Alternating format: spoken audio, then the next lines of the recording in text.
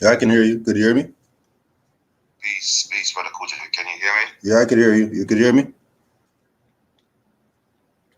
Peace. Rise up. Brother Kuja, you got your phone on mute. Peace. You could I hear think me? your phone is on mute. You hearing me? I'm not on mute Rise up. anymore. Brother Kuja, can you hear me? Yeah, Peace. I can hear you. Okay, wonderful, brother. Yeah, you're there. Yes, just getting all the technical setup. You hearing me now? Okay, peace. Yes, you can hear it clear now, brother. All right. Peace. Yes, brother. Give thanks. Give thanks for your vibration. Definitely looking forward for you to be on the station, brother. When just a good time anyway, just an half past 3, I was getting my intro in. So I definitely would want you to introduce yourself to the Galaxy family and the nation at large.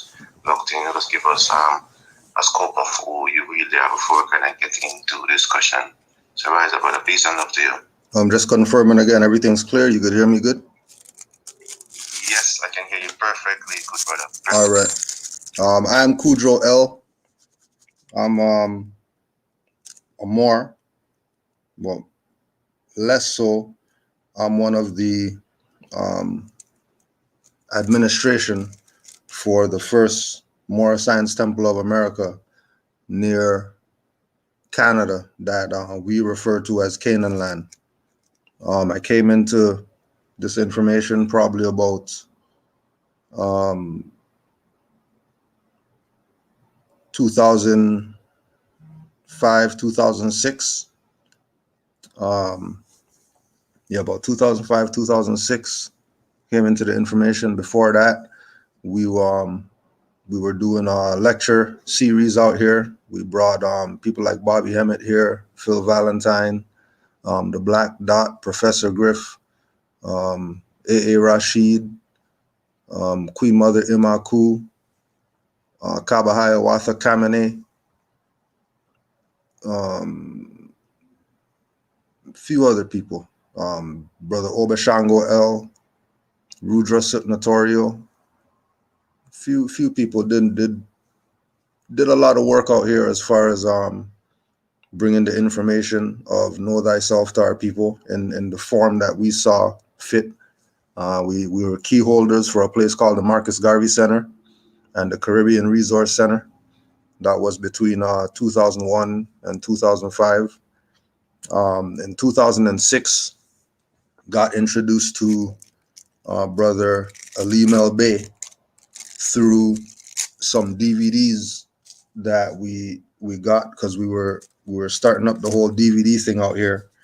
So we got connected with Sa Netter from House of Consciousness. We bought a few hundred DVDs off him because we had a storefront out here at the time. So we were gonna push the DVDs in the storefront. Going through the DVDs, got into contact with some of the lecturers, and that's how the whole lecture series thing started. But in 2006, we finally got over the fact of the Moors being something other than us. So we were sort of gravitating to it, but we weren't really there yet. And then there was a lecture out here by Brother Umar Shabazz Bey, who was the author of We Are the Washita. And that was one of the first connections that we made to this is something that is tied to us, even though not fully understanding it yet. So we did this lecture with Brother Alim and Mother Kadira, his consort, Kadira Bey. And it was a metaphysical lecture. So because we were gravitating from the Black African whatever into the metaphysical realm, and his presentation was one of those ones that really hit home. So we invited him here to do a lecture. He came, did the lecture, and then after the lecture, we were building after the lecture, and one of the brothers was asking him, "What's Washita? Like what is Washita?" The reason why that question came up was because he had his own tags, because they traveled up here. You know, they took the conveyance, the car up here. So he had his own tags. And, you know, we just figured that it's some state tags. And then he started going into the whole thing about, you know, the status and the Moors and us being Moors. This is part of, you know, why we're Moors, because we have certain inalienable rights and etc. So we had to bring him back again. And then when we brought him back again, I think that was the last lecture that we did at the Marcus Garvey Center before they kicked us out of there, because, you know, we were some head full of steam youngins, wanted to do our own thing. We weren't with the march and pray picket stuff. So so the last lecture we brought him here, he went in on the whole thing about the Moors and the connection to the Moors status and all that. And pretty much after that, the rest is history.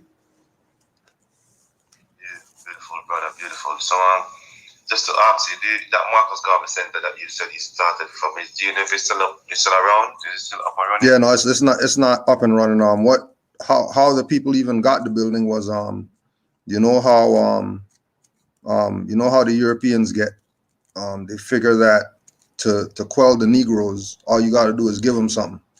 So they initially acquired the building through a arrangement with the city that black communities could get stuff. So what they did was they were able to get this building, and it was a pretty good sized building. They were able to get the building for $1 with no expenses. So hydro and all that stuff paid for. All they had to do was, I think, pay the insurance or something on it. It was 2 floors. There was a basement with like a full size like restaurant style kitchen in it. There was 2 lecture halls. The lecture halls probably held about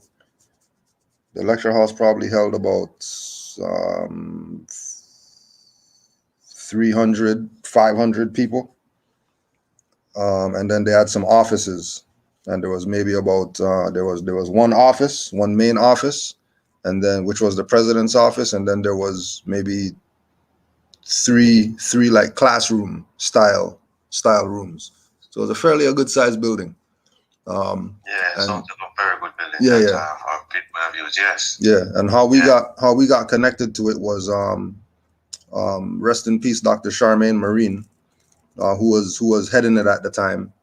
We did an event, because we used to go around and vend at different events. So she heard about us through something, and she invited us to come talk to her. And when we went to speak with her, she was just saying that, you know, this is the type of energy that we need here, because, you know, at that time, we're talking 2001, 2002. The whole idea of the Marcus Garvey Center was based in elders were running it. So they had that elder mindset of get together, meet, you know, sit down and talk and try to whatever. And we had the mindset of, well, we have a building right here. Like, what we sitting down to talk about? Like, why don't we just use this building as our everything? You know what I mean? So we started going in there and cleaning it out and, you know, making it more than just this place where these elders who were Garveyites and whatever were doing domino tournaments every weekend. And, you know, those are the type of things they were doing to bring in finance. We were saying, let's do lectures. Let's start a school.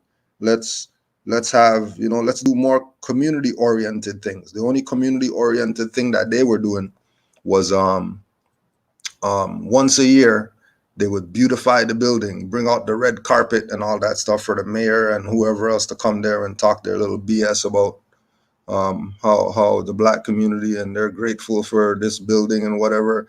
And then 364 days of the year, they're doing domino tournaments. Yeah.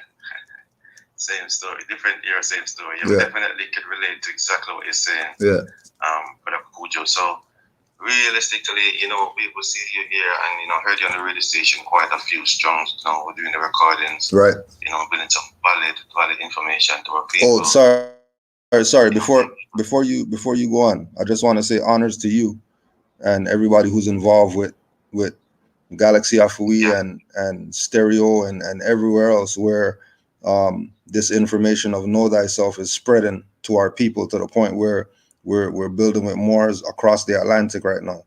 So honors to you for putting in the work necessary for, you know, the consciousness of our people to raise. So I just want to make sure before we do anything to give you and everybody who you're working with out there and everybody else out there who's doing anything for our liberation, kudos and honors. Peace and love, brother. Definitely want to give honors to yourself also, you know, for being that strong, you know, and sharing the information and knowledge that you've accumulated over the years. And it's beautiful to know a brother that's kind of coming from, but I would say, all the road of life that all of us have walked. You know, you said you've been Rasta, you've been Christian, you've been black, you've been nigger, you've been European, you've gone through all the stages. So, you know, sometimes some of our people here talking, some people take it with a pinch of salt, and some people, you know, take it differently. But the fact of the matter is, you have covered so much grounds of different type of lifestyle with ourselves, and you know, just the way how you present and affirm and the knowledge that you bring around the more, you know, within itself. And for me myself, I definitely realize that you reach the answer to most of the questions that you all ever wanted to be answered. And for me, it's myself, you know, searching for the truth for people, and so we can rise ourselves up in that part. And it's just when you find something that resonates with you and you can really relate to it, then it comes like anything, everything that he was doing doesn't really make sense. And it's not being disrespectful from a journey that we've been through, but you just know when you find the goal. You know, when you find the goal, you find the goal, and there's no words can express that. But Right. I definitely would, you know, I've highlighted the journey that you've gone through, you know, these changes and to where you are right now some more. And as I said, we've been on this platform, you know, platforms talking to our people, and we can see the different stages, the different mind frame, different thinking that all our people are at the moment. And for me, I really find it very, how would I say, very edifying, because it's making me understand where our people are, and the information that we're giving them is like we learn it more and more how to get this information out. But at the end of the day, one thing I've established, you know, we've been talking in Galaxy, that we're realizing that all this fight and this struggle that we've been doing all over this generation, that we really have not got a nationality, pardon me. And where nationality comes in now, it shows the system of the way the world is working with all the rest of nationals, the rest of people across the world, the rest of races. They all got a nationality, and you know, it kind of really snapped in my head, really putting it together to see that realistically that is the order of the day. Now, where we are now, our people have got their own names that they think they might want to use, or what they think might be right, or what they feel like might be right. And as you know, with ourselves as people, we have a lot of division, because, you know, between ourselves, all of us are really kings and an empress, I would say. Now we are really got that, we are the stars, you know, so we like to shine, and everybody want to be the right one, or the bigger one, or the boss one. But there comes a time when we have to fall behind nation and put away all that pettiness and all that eagerness, and realize that we need to fall behind a nation, because every race on the planet is falling behind a nation. I mean, we presented so much information here, and most of the listeners on the Galaxy have heard it. So I wouldn't really go into the statistics of it. I mean, trying to explain about the Moors, where the Moors from, you know, how long the Moors been here, all that. I would just kind of take the conversation of really hitting to home to our people how important it is for us to get on their nationality and coming together as a nation. You know what I mean? Whether we dividing the way we are and trying to decide who is right, who is wrong, and, you know, how we could go forward in that. And I just wanted you to bring your idea and your think tank, you know, what you think we could really get the message out to our people. You know, on the platform that we are doing it, I know we're doing a good job, because we can see people coming in, but I just see on the radio station right now, we are streaming in Africa, you know what I mean, Caribbean, America, you know what I mean, Europe, so we're kind of streaming, so people are listening to us. I don't know, as you're actually on the radio station today, if there's anything that you could really enforce to our people to understand how important nationality is. Peace and love to you, brother. I think part of it you said already. The idea that our people gravitate to all these other things as an identity, and I think that the problem arises from people having this information and not talking about it. So when we look at the shining examples that we call our scholars, our leaders, etc., and we go from 2021 and we trace back to the 1900s, because the 1900s is sort of the pivotal point that we use for, well, okay, slavery's over, so time for us to do something, right? When we trace it back, we realize that very few people speak how the people spoke back then. Very few people today, right? So when we go back then, for example, we have 1900s, we have Haile Selassie going to the League of Nations, and then him going to the League of Nations as an emperor, him going to the League of Nations as a representative of a nation, not a colored individual. And he looks just like us. Hair like wool, skin like burnt brass. So he looks just like us, right?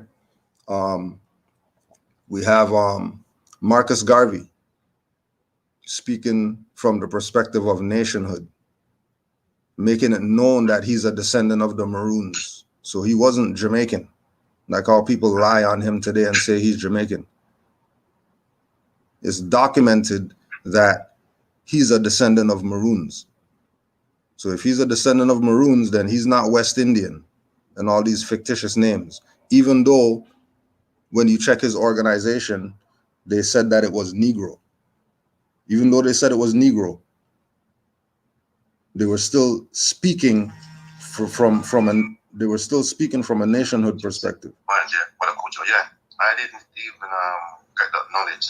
But Marcus Garvey said he declared himself as a Maroon. Yeah. No, not that he declared himself. That in people doing research on him, they find out that that's what it is. He's a Maroon. He's not a Negro.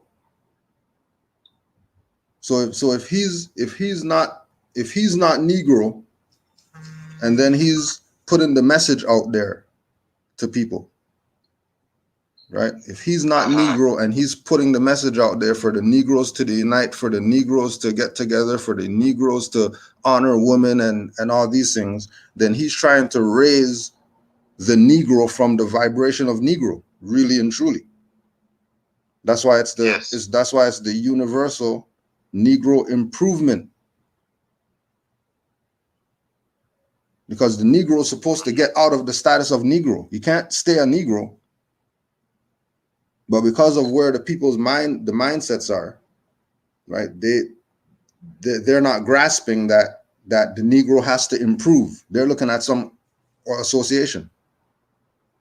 Yeah, they're looking at it like it's some money. Like you need to get some money to improve your life, but it's a mental state. Yeah. Put it into words. Yes. Yeah. You know what I mean? And of course we have to bring up Noble Drew Ali, who in the 1900s was telling us that we're not Negro black colored. And not only that we're not Negro black colored, but we actually have a nationality that we weren't told about. And our nationality was that we're Moors, descendants of Moroccans born in America. So when we look today at the conversation that our people are having, majority of the conversation is a civil right conversation, not a human right conversation. Our people only breeze over human rights, but they don't go to the root of human rights. And in the root of human rights is nationality. So if the people don't have a nationality, then human rights don't apply to them. Period. There's nothing to debate or bring out all the books and let's check. There's nothing to debate. Human rights belong to humans. Animal rights belong to animals. Plant life rights belong to plants. If you're not in any of those categories, then the rights of that doesn't apply to you. Black is not a nationality. I don't care what anybody says. I don't care how black the universe is. Black's not your identity. I don't care how black you are. You could look like tar. You're still not black. Definitely rise up. And do remember, I would say you are locked into the iconic connections, connecting all the dots to see the bigger picture. I definitely want to show the nation that the phone line is open. And I'm saying we have a real conversation, regarding this conversation. So definitely feel free to phone up and ask our brother Kujo any questions that you got lingering. That I said to you, we're think tanking as we can rise our vibration for our people. And you're establishing more and more that nationality is the order of the day. There's no question about it. You look at the word just civil rights is like you're asking someone to give you the right to just eat and just sleep, just be around them, just be civil with me. Don't hurt me. Just be civil. You see me? Don't hurt me. That's what. If you look at the energy of the word civil, it's such a low vibration, and to know that our people have been marching for millions of years on just that word, and that's all we need to understand how powerful word is. So definitely something we need to really deep into and tune into, brother. And one of the issues our people have is nationality. Okay, what nation? I know. You yourself know, but they themselves need to find a nation that really relates to them. As we're saying, people might choose not to be more. That's fine. If it's something that you don't want to do, that's fine. But at the end of the day, the conversation we're having here, have you got a sovereign nation that you can make yourself nationalize under? And these are the questions that people need to ask. So we give thanks to everyone locked into this space. I say to you, we'll be here till the hours of 4 p.m. GMT time right here. We got our brother Brother Kujo L, the Grand Chief of the Canaanland Moors, and definitely been going through some definitely valid and life-saving information for the field strongs. Be sure that all have been locked into the Moor regime on Tuesday from 10 to 12 p.m. And we have over the play and iconic connections on Wednesday, right? So this is the brother behind the voice that they've been hearing, giving all those vibrations. And definitely some people requested for you to be here because they got some questions to ask. So definitely, we don't usually open the phone line, but the phone line is open. So if you're locked in, feel free to call. All right, the number you need is 0207 193 0174. Let's have a conversation. We're not debating, let's have a conversation, think tanking, how we can rise our nation. So peace and love to everyone locked in the space for the Kujo. I don't know if you want to continue with what you were saying, or we could definitely have a little break with the track and then get back to the conversation. Peace and love to you. Yeah, you were talking about the nationality. I wanted to put something out with regard to that. As far as what is our nationality, majority of our people are classified as Negro, Black, Colored, African, whatever else that we call ourselves. In their mind, are connected to this idea that we're slaves, right? Whatever happened, and European end up enslaving us, right? So if you were a slave, then that means they stripped you of your nationality. If you're a slave, because the only way that you can be a slave is if you don't have a nationality. So once the people were stripped of their nationality and became slaves, how come when they became free, they didn't go back to their nationality? Why are they still calling themselves slave? Why are they still celebrating 400 years? Why are they still going to Gorey to go stand in the same place as their ancestors where they got enslaved, instead of going and standing in the castles that their people built? So the reference point for nationality used to be the League of Nations, which is now called the United Nations. Regardless of whether they're the devil, regardless of whether the blue helmet guys are raping children in other countries or whatever, we're not talking about that, right? The landscape is marked by different flags from all over the world.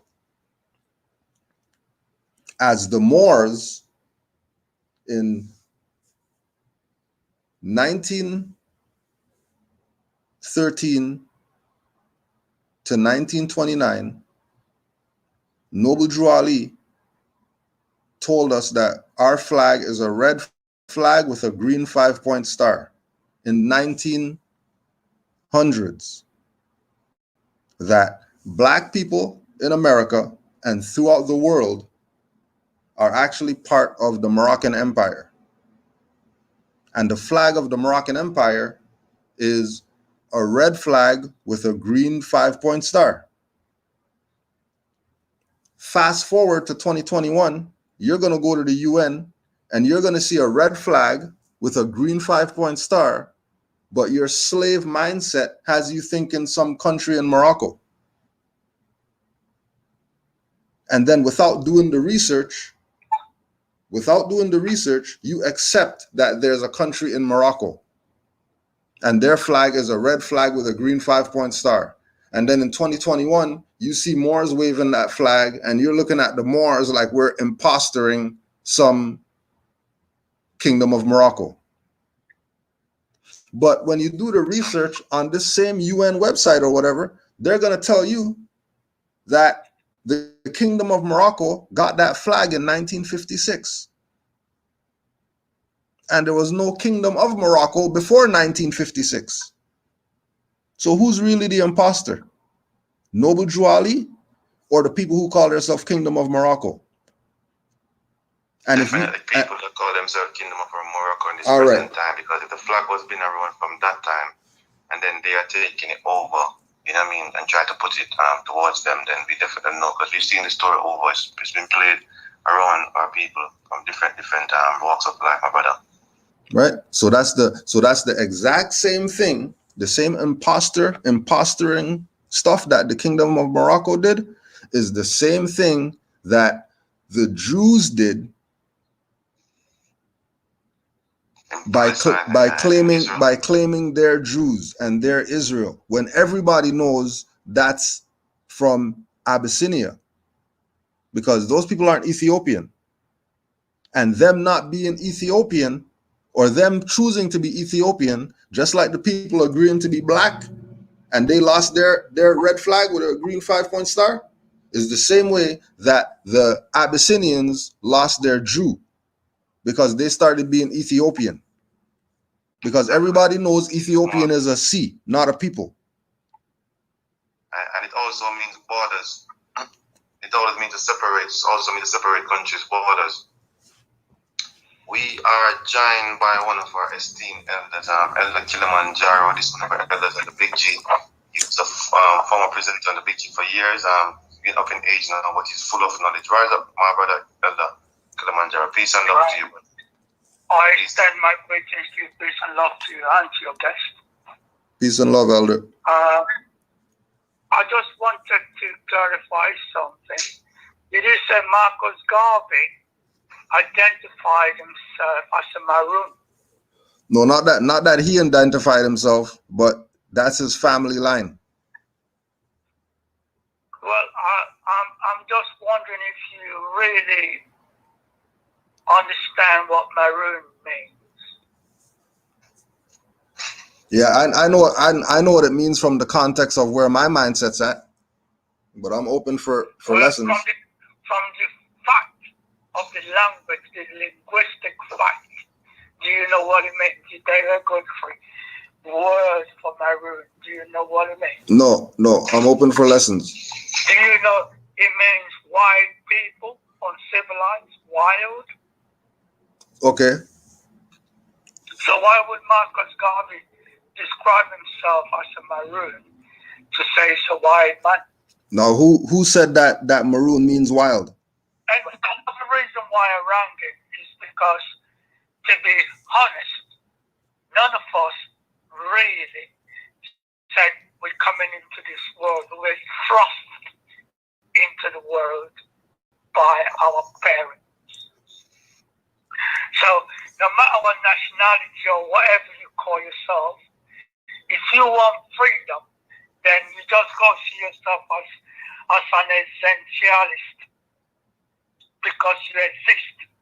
Essentialist meaning that you exist regardless nationality, regardless of what you might call yourself. If people want to know who you are, you just tell them I'm an existence. I'm an existentialist. I don't belong to no religion, no nationality, none. I've got my freedom to exist. What's wrong with that? Well, someone like me, I am an existentialist. I am not a nationality. I am not a Moor. I'm not a Jew, Christian, Muslim, nothing. Okay, so let me ask a question. Let me ask you a question. So as a being existing as you call yourself, right? Existentialist, yes. Right. Okay. So when you go to the bank, is that the name that you have on the bank account? When I go to the bank, I lose my freedom because no. That's not the question. The question was, when you go to you say that you don't have a nationality.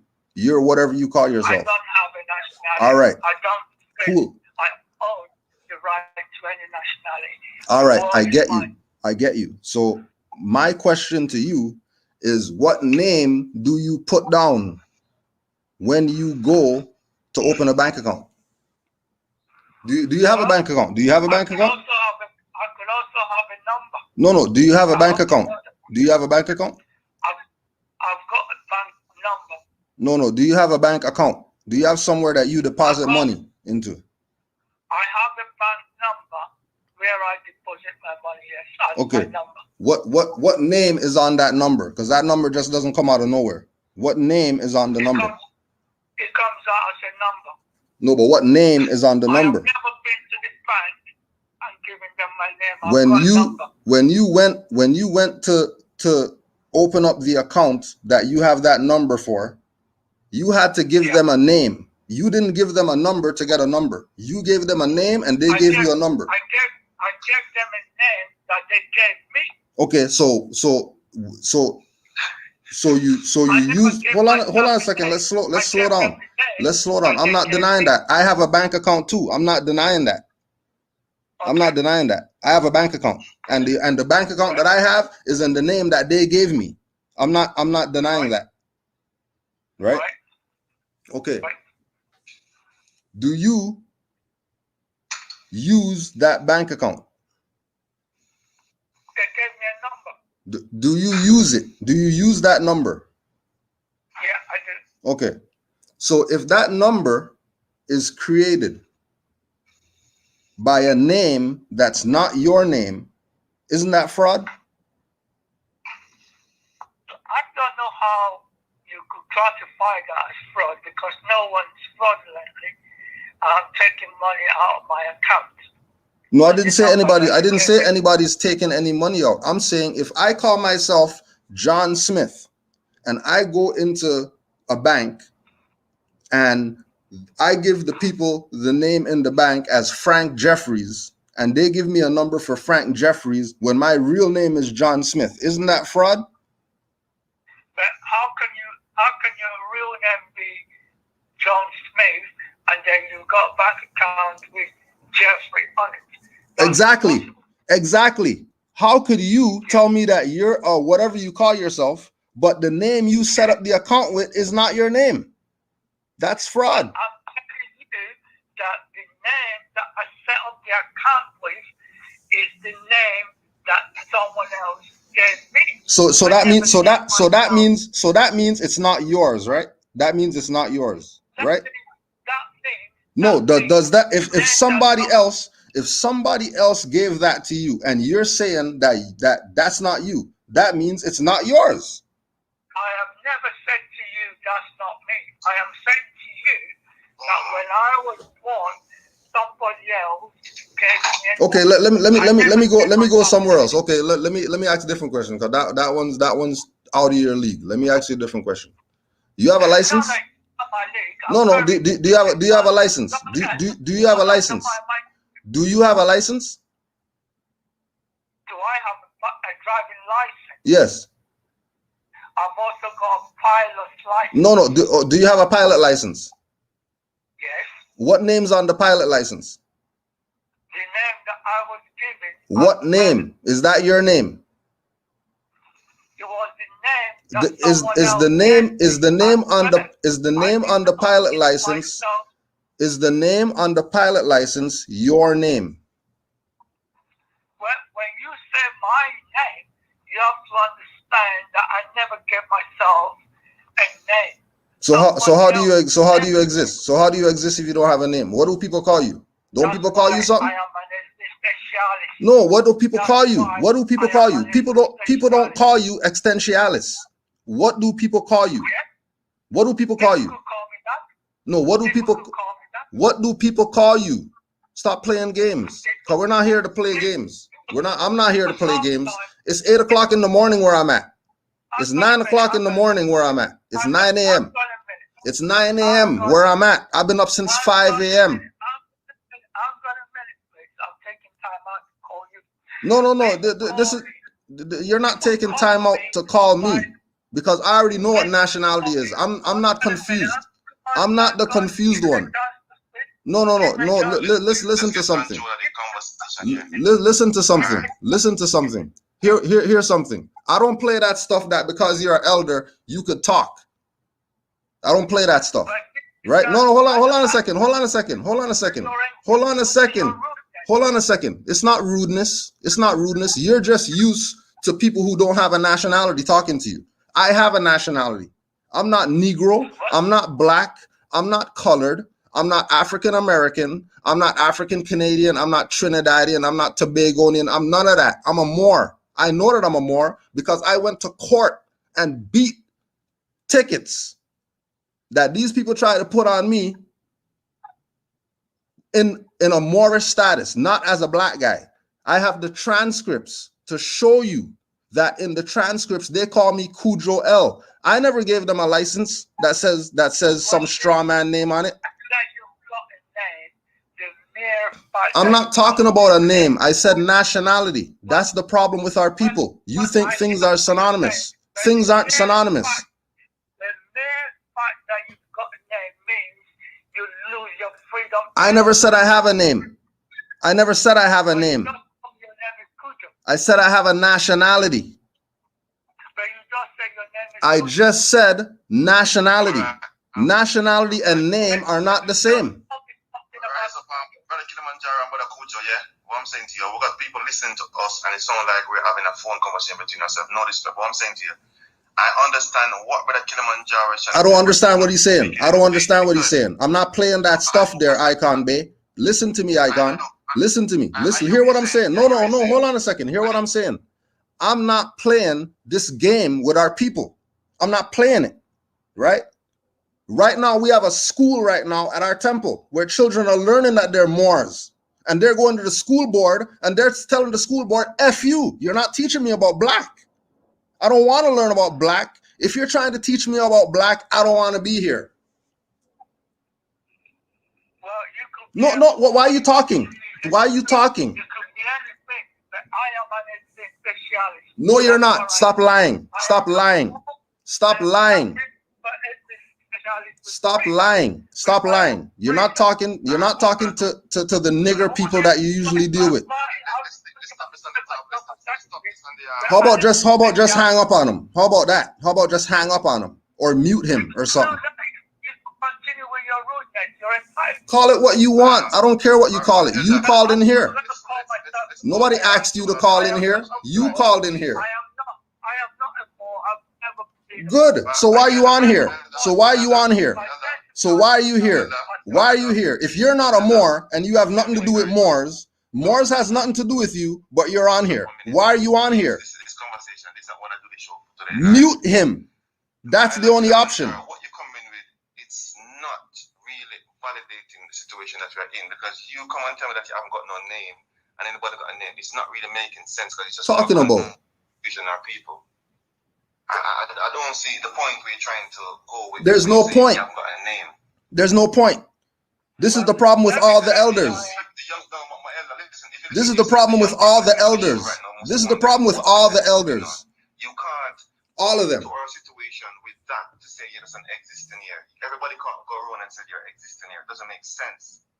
No, stop explaining it. There's nothing to explain.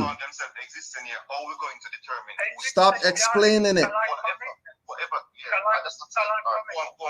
Mute him. What do you mean, go on? Because the name that I have was given to me by someone else.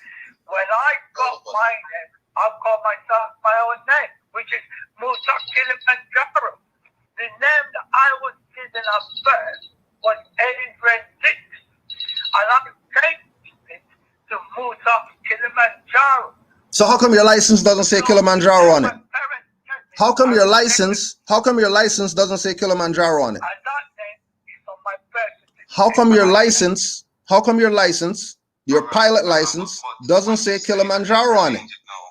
That's a different thing, because he's asking you about the name that's on your bank account and your plane license, and you're saying it's the one that people give, but it's a name that you're working with, because anywhere you go and they send any letters to your thing, that's the name is going to come up. So it's just kind of confusing the old show that I'm doing. I don't want to be the show about what you want. It's no substance in it. You know, we're not learning anything from what you're saying. It's just kind of confusing people. The one that you should call themselves the name, or they should call themselves the name that their parents give them. It's just confusing. It's not progressive. And I am sorry if I'm disrupting your program. I apologize, but I do not consider myself a Moor. All right, so then get off here then. Then get off here. This is not for you then. This is not for you. Just hang up. If you don't call yourself Moor, then just hang up, because this is not for you. This is for Moors. This is for Moors. Just mute him. This is for Moors. This is for Moors. You need to listen. No, you're not talking. You're not talking. You're not talking. You're not talking. Mute him, please. Mute him or something. Mute him. Mute him. He's not allowed to talk. Rise up. Stop playing this game. Joined by the Prophet, joined by 021. Brother Koja, I think your phone is on mute. Brother Koja. So if you could unmute your phone. Rise up, Prophet. Peace and love to you. Stop this. Greetings, Brother Icon. Greetings, Galaxy family. This is Gabriel, but greetings to the management. I would just like to steer the conversation. Hello, I'm at work, so I'll be brief. I'd just like to add another point of the page. You've mentioned about the nation, and I would like to talk about one, which is Portugal. And about Portugal, there's a particular detail. The first king of Portugal, so-called king of Portugal, the one that so-called built the nation, he was a Moor. And not only he was a Moor, he was the son of a Moor. And whilst in battle with the Castella kingdom, the Spanish so-called, they were losing. Therefore, they sent their queen to speak with the Moor. Then, that's how they solve wars back then. Then they have a child. His name is Alfonso. Yes, which they call it Afonso. And this first king had, they would describe him as being completely different from everybody else. He was big, strong, dark skin, big jaw, strong hair. No one else in that country or nation, or what they call it, patria in Portuguese, none of them will look like him. So I just wanted to add that detail. I'll be brief because I'm at work. I hope you can hear me, Brother Icon. I can hear you, brother. I can hear you. Definitely can hear you. So I want to add that in peace and love to you. Right. Yes, Brother Icon. Before I leave, I just want to say this. Rise up to Brother Omar. I've met him at the reparations march. We were just getting ready for the march to rev the engines and go forward. And we had a platoon of Babylon looking at us. And we were talking about it. Brother Omar. So rise up thyself, rise up to Galaxy family. Hold on. Rise up, and peace and love to you. Right. Yes, Brother Kujo, are you there? Yeah, I'm here. Brother Kujo, okay. Okay, rise up. A prophet on the line. Rise up, prophet. Can you there, prophet? Yes, both the great in the name of the creating force of the universe, which is bigger than ourselves, who has many names, Olodumare, Kulu, Kwame Plafa, Ashe, Mungu, Onyeme Mwawe, Amandamfo, Amen Ra, Ashe. Ashe. There, King. Yes, brother. Yes, yeah, Otep to Brother B there. Brother Kujo. Peace, brother. Yeah. Kujo L. Yeah, Kujo L Bay. Yeah. No, I've been listening to you, my brother. And you know, as a man who knows certain things and is a teacher, a seer, when you're addressing people, yeah, I feel that you're a bit condescending in the way that you talk down to people. But I'm not gonna go there with that. No, we have to go there because you went there. So we have to go there. Yeah. Because you went there. I don't have a problem going there because I already know what's up. The way he said, look, listen to you already. Yeah, I know. What's your nationality? What's your nationality? What's your nationality? You know, this has got nothing to do with my nationality. Yes, it does, because that's what this call is for. This call is about nationality. So I'm asking you, what's yours? No, because the fact of the matter is this. You calling yourself bait. If you want to call yourself that, if you want to call yourself more, no issue with that, brother. You can call yourself more all day long. Are you a more? Are you a more? Are you a more? No, I'm not playing, bro. I told you before we set this up. I told you Icon Bay. I told you that if no, listen to what I'm telling you. I told you this. This is what I want to put on the record. Me and you had a conversation about this with people calling in and stuff like that. We just had stuff on the last thing with people leaving 15 messages trying to say nothing. I'm not here for nothing. I've been up since 5 a.m. I already went for my walk and all that stuff. I got time, but I'm not playing this game with our people that they could just come and talk about whatever they want. No, you can't. This is about nationality. That's the problem. There's no other problem right now that our people have. If you're not trying to figure it out through nationality, there's nothing that I need to hear because I already know where it leads to. I've been Rasta. I've been Nuwapian. I've been Nation of Islam. I've been black, Negro, colored. All of those things led to a dead end when I went and walked the road myself. So I'm not walking down those roads with people. If they want to, they can go talk with black guys about that stuff. If you want to talk about Nuwapian stuff, go talk to Nuwapians. If you want to go talk about prophets and other prophets, go talk to those people about their prophet. Don't bring your stuff to the Moorish presentations because the Moorish presentations are strictly about nationality and birthrights and noble Juali and nothing else. If you want to find out about something else, it's not going to be from here because we're not talking about it. I'll hang up this stuff and just go on YouTube right now. Doesn't matter. And this is not condescending. This is truth. I'm truth. I'm not a liar. You think I'm a liar because I'm waking up at 5 a.m. to make sure that my mindset is right to be on a platform at 8 a.m. my time so that we can share some information. You think I'm nuts? I didn't tell these people 500. I didn't tell them 1,000 for a lecture. I didn't tell them 200 for a consultation.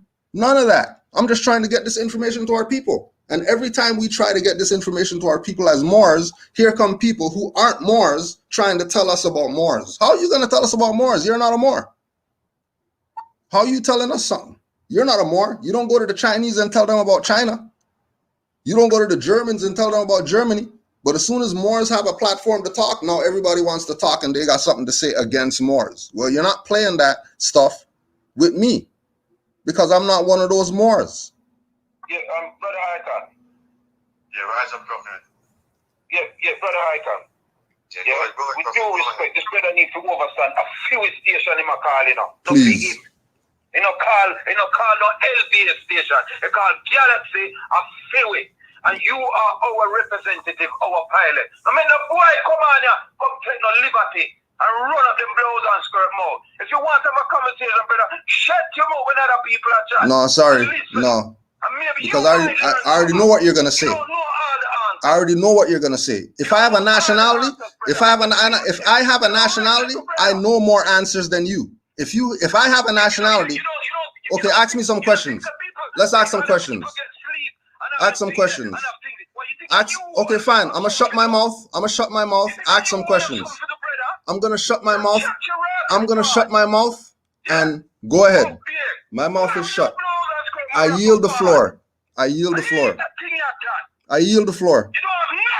to give black people and African people. Nothing. You just run up your mouth. When you're not gonna free all your more brother them will lock up a jail. How many? How many of them? When you're not free them with where you know. There's more blacks locked up than Moors. What are you talking about? There's more Africans locked up than Moors. There's more blacks locked up than Moors. There's more blacks locked up than Moors. I don't want you nothing from you. You don't have nothing to give it. Please. The Africans in Oh, that's why you're so emotional right now. Yep. I know. I know it's not. No, sorry. No, you're gonna tell me about blouse and skirt and all that and talk about respect? Please.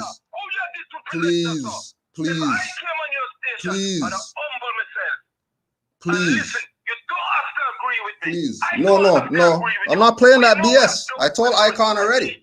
I told Icon before I got on here, I'm not playing the BS. Call it what you want. I don't care what you call it. Call it what you want. Call it disrespectful. Call it whatever. You're not tired fighting? You're not tired fighting? You're not tired fighting? You don't think it's time for us to get something now? We've been struggling for 400 years. You don't think it's time for us to get something? Me? What did I do? What did I do? Please. Oh, yeah, yep.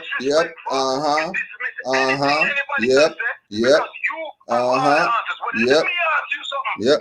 Please ask me something. Please ask me something. I've been waiting.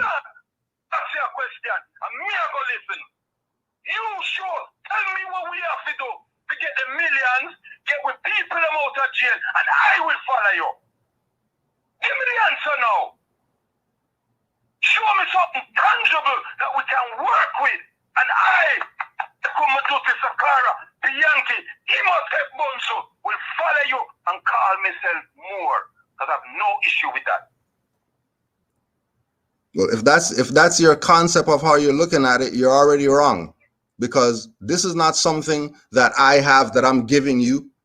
This is your stuff. If you don't want it, that's up to you. That has nothing to do with me. I could care less what you people call yourself. But I know for a fact, because I've done it myself, that if a Moor gets into an issue with some police and they get locked up and they're in prison, what does that have to do with Moors? How come you guys, when you want the Moors to prove something to you, how come you go to the most extreme stuff that you know Moors can't prove? Find me a black guy who's gonna get everybody out of prison right now. So stop playing games. I know for a fact that there's a document called Habeas corpus. There's a document, a piece of paper called Habeas corpus, that if somebody has a nationality and they get arrested by somebody, guess what they could do? They can make their first call to their national representative, who in this case would be Kudjo Adwo-El, who you're talking to on the phone right now, who this has happened with. And they're going to say, Kudjo El, these people kidnapped me. I'm at this station and the sergeant is this guy. And then I'm going to get their phone call because I'm their national representative. They're not black, Negro, colored, African, or nothing like that. They were Moors and they got stopped. They weren't a black guy who got stopped by these people. They were a Moor who got stopped by these people. And Cujo Adwell L calls the office, and they already know that the call is coming through because they sent me directly to the sergeant. And what did the sergeant do? The sergeant verified, is he who he says he is? He gave us some ID that says whatever's on the ID. We never seen this ID before. We just want to verify that he is who he says he is, because he gave us identification that does not look like Canada identification or Canada Indian identification. We never seen this before. So I just want to talk to you to know, so what was the situation? Oh, no, well, you know, he was walking and, you know, our officers felt he fit the description of something or whatever. And he didn't want to give his ID. And then, hold on a second. And then the sheriff said, "Okay, Mr. Adwell L, thank you very much." And then hung up the phone.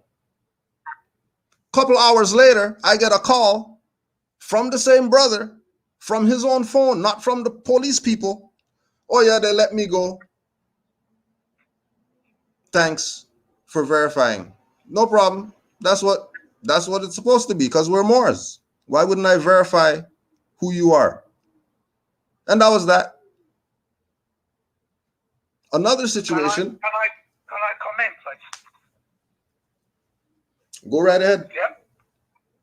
Right. If you're a Moor and you want also to identify ourselves as Moors, then I have to ask you, what language do the Moors speak? And also I have to ask you, what realm are the Moors to be found in? What are our realms?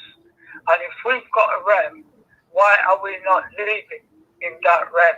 Why are we living in someone else's jurisdiction, politics, and realm? Well, that was kind of a long question, but okay, so I'm not trying to make you be anything. I'm letting you know. No, hold on a second, because you said that I want you to be something. I don't care personally.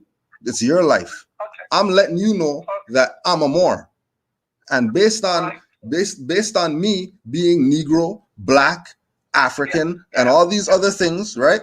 I realize that Moor is where it's at. All that other stuff that people are talking about, me personally, I think that it's a fiction and it's a waste of time. Me personally. But everybody's not going to think like that. And I know everybody's not going to think like that, nor do I care. Fantastic. But what language do you speak? What do you mean? What language am I speaking to you right now? You're speaking to me in a foreign language. Okay, and what language are you speaking? I am speaking a foreign language. Oh, and okay, but so we both understand each other, right? Do we both understand each other speaking this language? Do we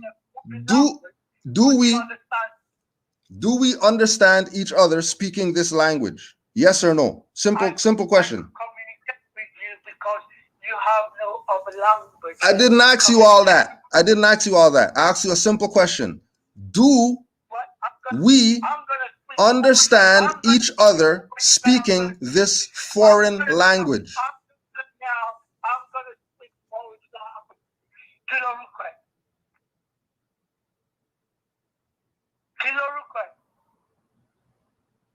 Mr. Moore, answer.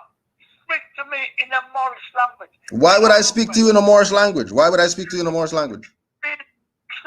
now, Kilo request. No, but why are you talking to me in a language that I don't speak? Are you dumb?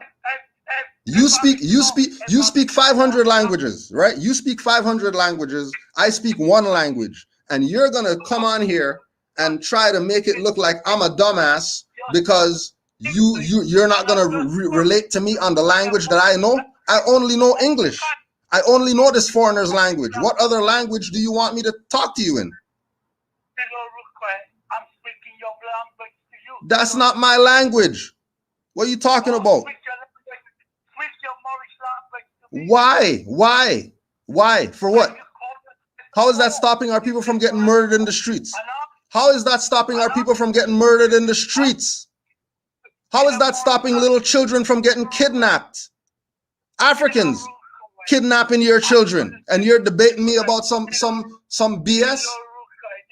Africans right now are kidnapping your children right now, and you're trying to be them. The hell out of here. Kill Orukwe. Like I give a shit about some different language. What are you talking about? Why do you think Moors don't speak English? Why do you think English comes from Europeans? Are you dumb? The English language doesn't come from Europeans. Europeans didn't make up English. Europeans didn't make up English. Europeans didn't make up French. French comes from Creole. Creole is our language. Listen, could you mute him? Could you mute him? Or could we get off this thing? Bro, what? I don't care what you think. You don't have a nationality. I don't care what you think.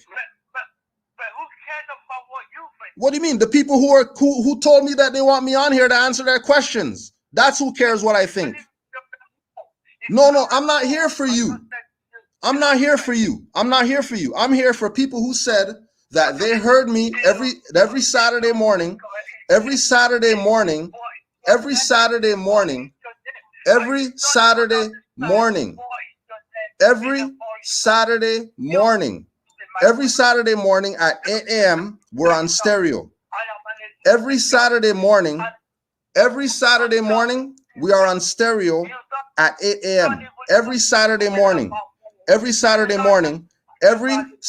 morning we are on stereo at 8 a.m. Every Saturday morning. Every Saturday morning we're on stereo at 8 a.m. Where have you been for the past month asking your questions right now? Where have you been for the past month asking your questions right now? Why have you not brought this up on stereo over the past month? Why have you not brought this up on stereo? Why have you not brought this up on stereo? Why have you not brought this up on stereo in the past month? Why have you not brought this up on stereo in the past month? Why have you not brought this up on stereo in the past month that we've been on stereo? Why have you not brought this up on stereo? Why haven't you brought this up on stereo? Why have you not brought this up on stereo? Right? And then because Icon Bay is trying to accommodate your incompetence, because Icon Bay is trying to accommodate your stupidity, because Icon Bay is trying to be a Moor, you people are trying to use your little mind games on him, have him thinking like he's disrespecting elders and all this when you're disrespectful, because this has nothing to do with you. This has to do with people who want to know about Moors. Of course they're going to hang up the phone. This is why we don't deal with our people. We deal with Moors. This is exactly why we deal with Moors and we don't deal with our people. This is exactly why. Because all they want to do is argue about dumb stuff. That's all they want to do. Argue about dumb stuff. Right? That's all they do. Yes. Yes. Go read Stanley Lane, Paul book and Ivan Van Sertima and all the man they will write about the Moors. And what did they say? Did they say something negative about the Moors? Where's up, man?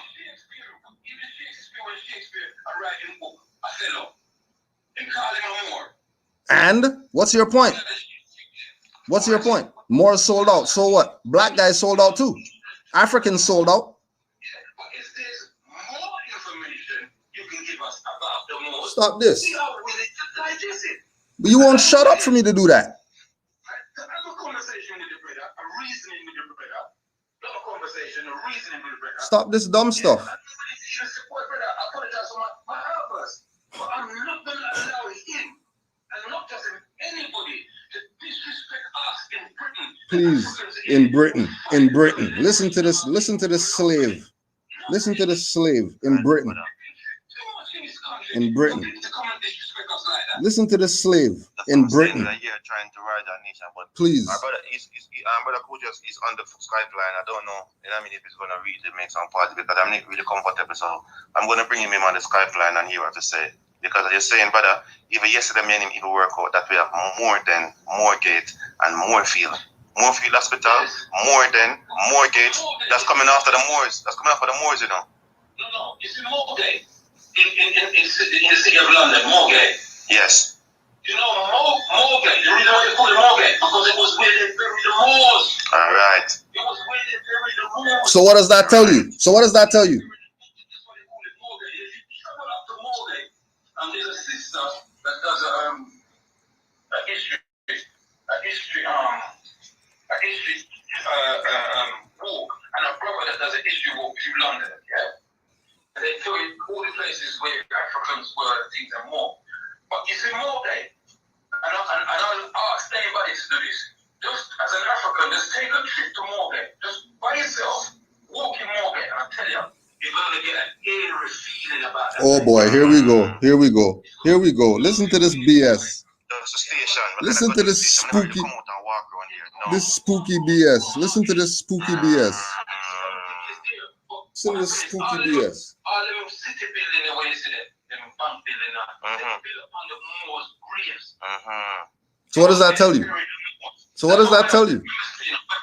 Moorgate, yeah. More than. We also have Black Prince Road.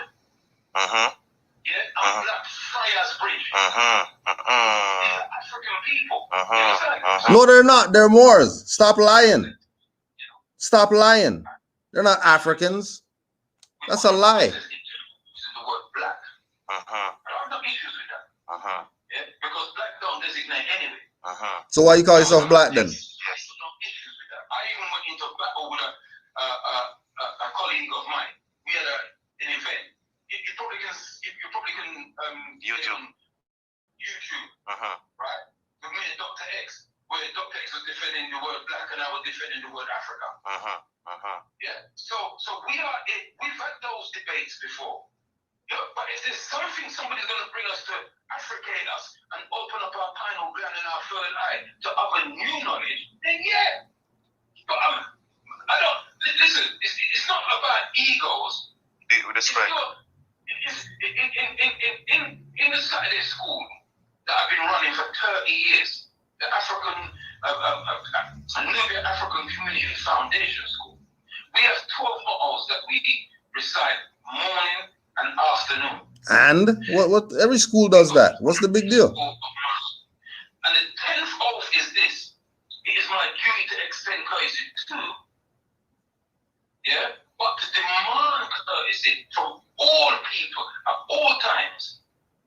Yeah, so I'm not one of them Africans who's just gonna bow my. I don't. You see, when we go, anybody who know me, even from my war slave name, when we used to knows I'm in a bow. Not a white man, Indian, Chinese, police, nobody. I'm in a bow. That's why every time police stop me when me as a youth, I end up in a jail. I don't. Me lucky, so me never dead. I'm in a bow. Warrior spirit. But if you're gonna come on and Africate me or Mooricate me, what is that? What is that? Find that in the dictionary. I don't know everything. Find that in the dictionary. Where's Mooricate in the dictionary? Somebody look that up. Mooricate him. There is a saying in it. Mooricate him? Making up stuff? Stick comes with the wise as well as the ignorant. That's right. For the limits to knowledge has never been set and no one's ever reached them. Wisdom is rarer than emeralds, yet you can find it with the women that gather at the grindstone. That is our ancestors that call themselves Hemetians. Which when you translate it means black. They come from Hemet, the land, the burnt face. The black land. Yeah, the the burn face, yes. KMT. You know what I'm saying to you? So what I'm saying to you, saying to my beloved brother, and he's my brother. Brothers have arguments. I have arguments with flesh and blood. We have arguments. But we've got to come to a situation where we say, all right then, brother. Yeah? I will listen to you, you listen to me, and we go from there. You understand me? You know, you are representing Galaxy right now, Icon. That's right. You're on the air representing Galaxy. So you're representing all of us Galaxy. Sounds like slavery. You're a slave. You're a slave, Icon. You're a slave. You're a Galaxy slave. Just like a CNN slave, or an ABC slave, or an NBA slave. That's right. They're a slave. They don't want you to be a Moor. They want you to be a slave. That's what they want. See what you're gonna do though. Because I told you this was gonna happen. Told you. Told you they're gonna get in their emotions. Told you nothing's gonna get done. That's right. You're not hearing what I'm saying. You're agreeing with these people. That's right. When they're talking shit. Please. You don't even know what Islam is. Look. That's right. Because when all said and done, right? You come to Britain and tell the police them say you're more and sit them and lick down your reggae. Oh my gosh. Really? You come tell them say you're more. You think them business about that? You think them business about that? Oh, they don't business about that, huh? Isn't this the same guy who said that he doesn't bow? Isn't this the same guy that said he doesn't bow? Sounds like he's scared to me. It's with us. With us unite together, because you're saying if the brother come over here. Yes. I told you. Who are you talking to, man? He's a big man you're talking to. You're talking to a child. I'm talking to a child, because you people call yourself minority. What are you talking about? But he's still humble enough to know that somebody else knows more than him and is willing to humble himself to you. Please, humble myself to who? Humble myself to who? Which black guy am I humbling myself to? Rise up, prophet, rise up. Give thanks for your vibration, brother, all time. I apologize for Apology, over-accepted, brother, over-accepted. Definitely, brother, I see that. I just don't love how he presents himself. Simple as that. Give thanks. Yes, Country Elbe, old time, yeah? Okay. Protect prophet, peace and love to the prophet, peace and love every time. Give thanks to the prophet. You know, we said here, we are here to rise each other up, not to break each other down. We have enough of that going around in our community. So the amount of black that he called you, you're already down already. So, Brother Kujo? Yeah, I'm here. Okay, you're back on the ear now, brother. Okay. The only thing I can say to you, I didn't even want to go back over this conversation. This conversation should have never went the way it was. You know what I mean? I said to you, we can't be here as a people and say we're doing nation building, trying to get ourselves together, and we don't respect each other enough. But what did I tell you though? What did I tell you though? Don't talk about just what you told me. What did I tell you though? No, Brother Kujo, it's not about what you would tell me. Because again, if you can listen to the radio show, everybody's calling and saying to you, and they no respect you, but it's my show, I'm on the radio station. So if I'm going to brief you about the radio station, you should respect what I told you and kind of, not to say do everything I'm saying to you, but accordingly, because I'm listening to the conversation, it didn't need to get there. Bro, it went there because people called in against what we're supposed to be doing. It's not because of me. You can't say against what we're supposed to be doing. What do you mean? You said, right, this is what you told me. People who listen to the thing on stereo have questions. And they've been asking for me to be on here. They've been asking for me to be on here because they have questions from stereo. Right? Right. Okay. So all right. So the people the two people who just called in, none of them brought up anything with regard to what this is for. They just had an emotional rant because they don't like the Moors. Because the Moors are buried somewhere in England and the Moors are this and that and all this negative stuff that they keep bringing up about Moors.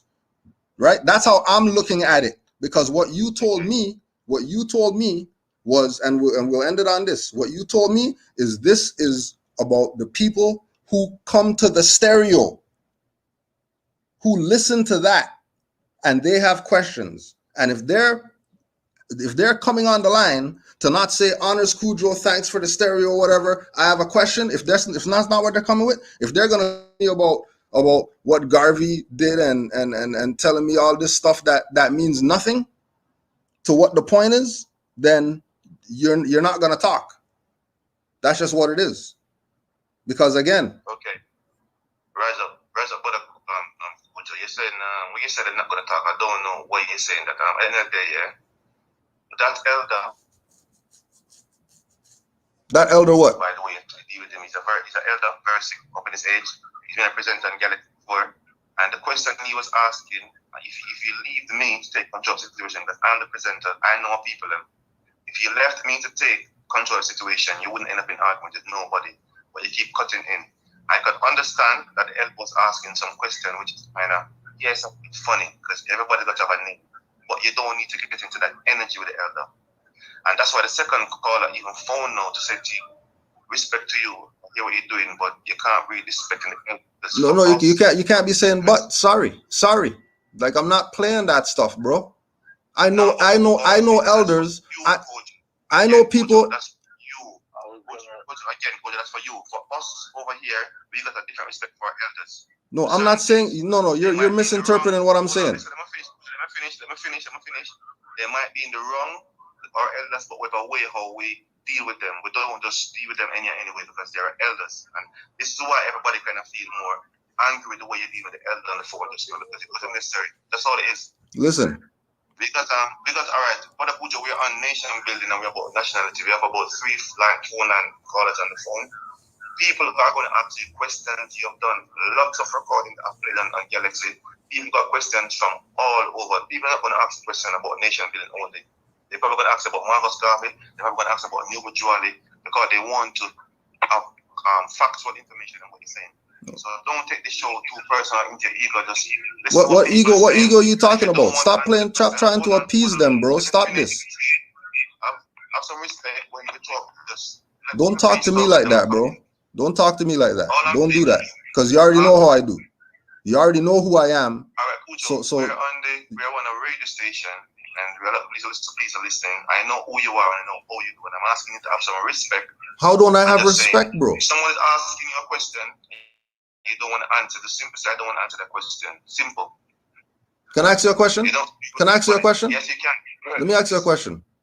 How come over the past 2 months when we're on stereo, what just happened never happened? Not once. Not once did it happen. Not once did somebody leave a thing, call in or whatever, and they went off talking about their own thing, and then you just let them talk about whatever. I get it. No, hold on a second. I get it that this is your thing, Galaxyafiwe. I get that. I get it. Right? We got Trinidad radio station out here. It's not, I get it. I get it. But if you're talking about me not being respectful and all of that stuff, I bow to the elders. We have elders in our temple who I would die for them. So don't tell me anything about respect elders. But this was for a specific thing. And where it went was because of other people, not me. And they're trying to make it seem like it's me. It has nothing to do with me. Like I said, we don't have to be doing this. I'm live on YouTube right now. Why am I live on YouTube right now? You think I have something to hide? That we need to edit something or whatever like that? I know what I said. And I mean what I said. Because this is for a specific thing. And if you wanted to do that specific thing, what you should have did as the host or whatever is tell them, no, this is not what this is about, and mute them. And that wasn't done. So I took that personal. But we could leave it. We set it out right here. You said that there's callers or whatever. So let's carry on with what we were supposed to do instead of beating this dead horse that was dead already, that didn't even have to be, because this never happened on stereo. So I'm just saying, I'm done with it. Whatever was done in the past. If people are in their feelings, I'm sorry that you're in your feelings, but truth's supposed to hurt. And I yield the floor. Give thanks for the coach. I'm not going to go over it. And I said to you, this show that I brought in, the first show on Galaxy, you've covered a lot of topic. So no one is going to come on the show and ask you a specific question to do with nationality. I know that. Not going to happen. I know. So I'm just, for me, any question people want to put out there to you, I'm not going to tell them a specific question. It's up to you if you want to answer it. No, we answer all questions. Okay? We don't turn down questions. Everyone on the phone line. Right up to everyone on the phone line. Welcome forward. We give thanks to everyone here. So we're going to take the calls one by one. So who do you have on the phone? Let's take. Greetings. Oh, that's all that my brother Delane. Peace and love to your brother. Yes, Right, brother. I don't know, is the brother still on the line? Yes, he's on the line right now. He can hear you. Yes, he's here, brother Pujo. Because he have a tendency, I want to diss Marcus Garvey every time he talk. You know, want nobody come tell him about some Garvey nonsense. He should stop that, man. He should stop that. He come and tell us, we love Garvey, and we love the sister of Garvey, and we now stop the Papa Garvey. You know what I'm saying? He needs to stop it. That's divisive, that's insulting, and disrespectful. I don't like it. How did I disrespect Garvey? We don't like them things, my brother. How did I disrespect Garvey? Disrespect Garvey all the time. All the time. The statement he just made when he came in a while, like, you don't want nobody to tell him about Garvey and no nonsense. But who can you mix Garvey with nonsense? Who can you mix Garvey with anything that's derogatory? You see, you need to stop it, man. Because I guarantee you what he's saying, he's going to be saying it for the next 5,000 years, and he's not getting nowhere with it. I guarantee you my life on the line. All that he's saying to you, my brother, there's hundreds of people in America right now saying the same thing that they will never get told. I guarantee you, man. It is something I can't even talk on here. Like in 10 minutes, I see you, my brother, some personal story about people claiming a more identity, and they're not getting nowhere. Because the court are not recognizing, nobody's recognizing that rhetoric. It's just evil rhetoric. You know what I'm saying? And more science started in 1923.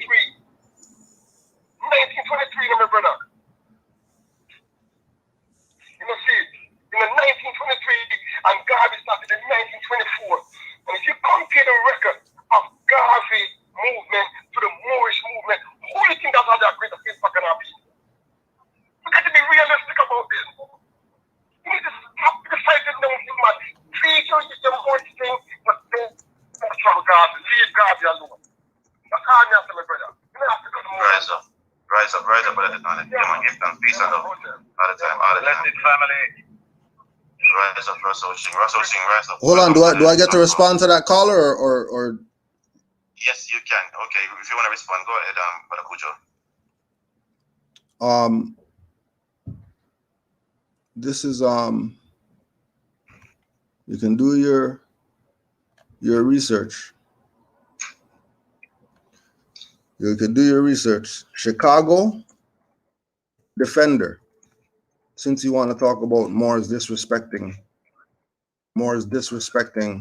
Marcus Garvey, because I really don't think our people are where they are in their mind. The Chicago Defender, November 19th, 1927. Noble Drew Ali returns after long visit south.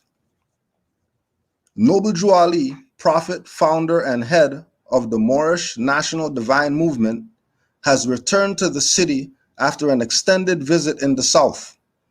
Prophet Ali motored from Chicago to Atlanta, Georgia, where he spent a few hours visiting Marcus Garvey in the federal prison. Mr. Garvey was very much pleased with the splendid, uplifting work being done by the Moorish Divine Movement. The organization has launched a drive for more members. Persons desirous of learning of the great work that is being done are asked to write the Prophet Ali, 3608 Indiana Avenue, Chicago, Illinois. So for him to come on here and tell me as a Moor that I disrespect or I don't honor Marcus Garvey is preposterous. It's absolutely asinine for him to think that Moors don't honor Marcus Garvey. One, because Noble Drew Ali went to visit Marcus Garvey in federal prison in Atlanta. So don't disrespect me and try to make it sound like we don't honor Marcus Garvey, because we have a prophet, because we have a nationality. And our prophet told us to honor Marcus Garvey.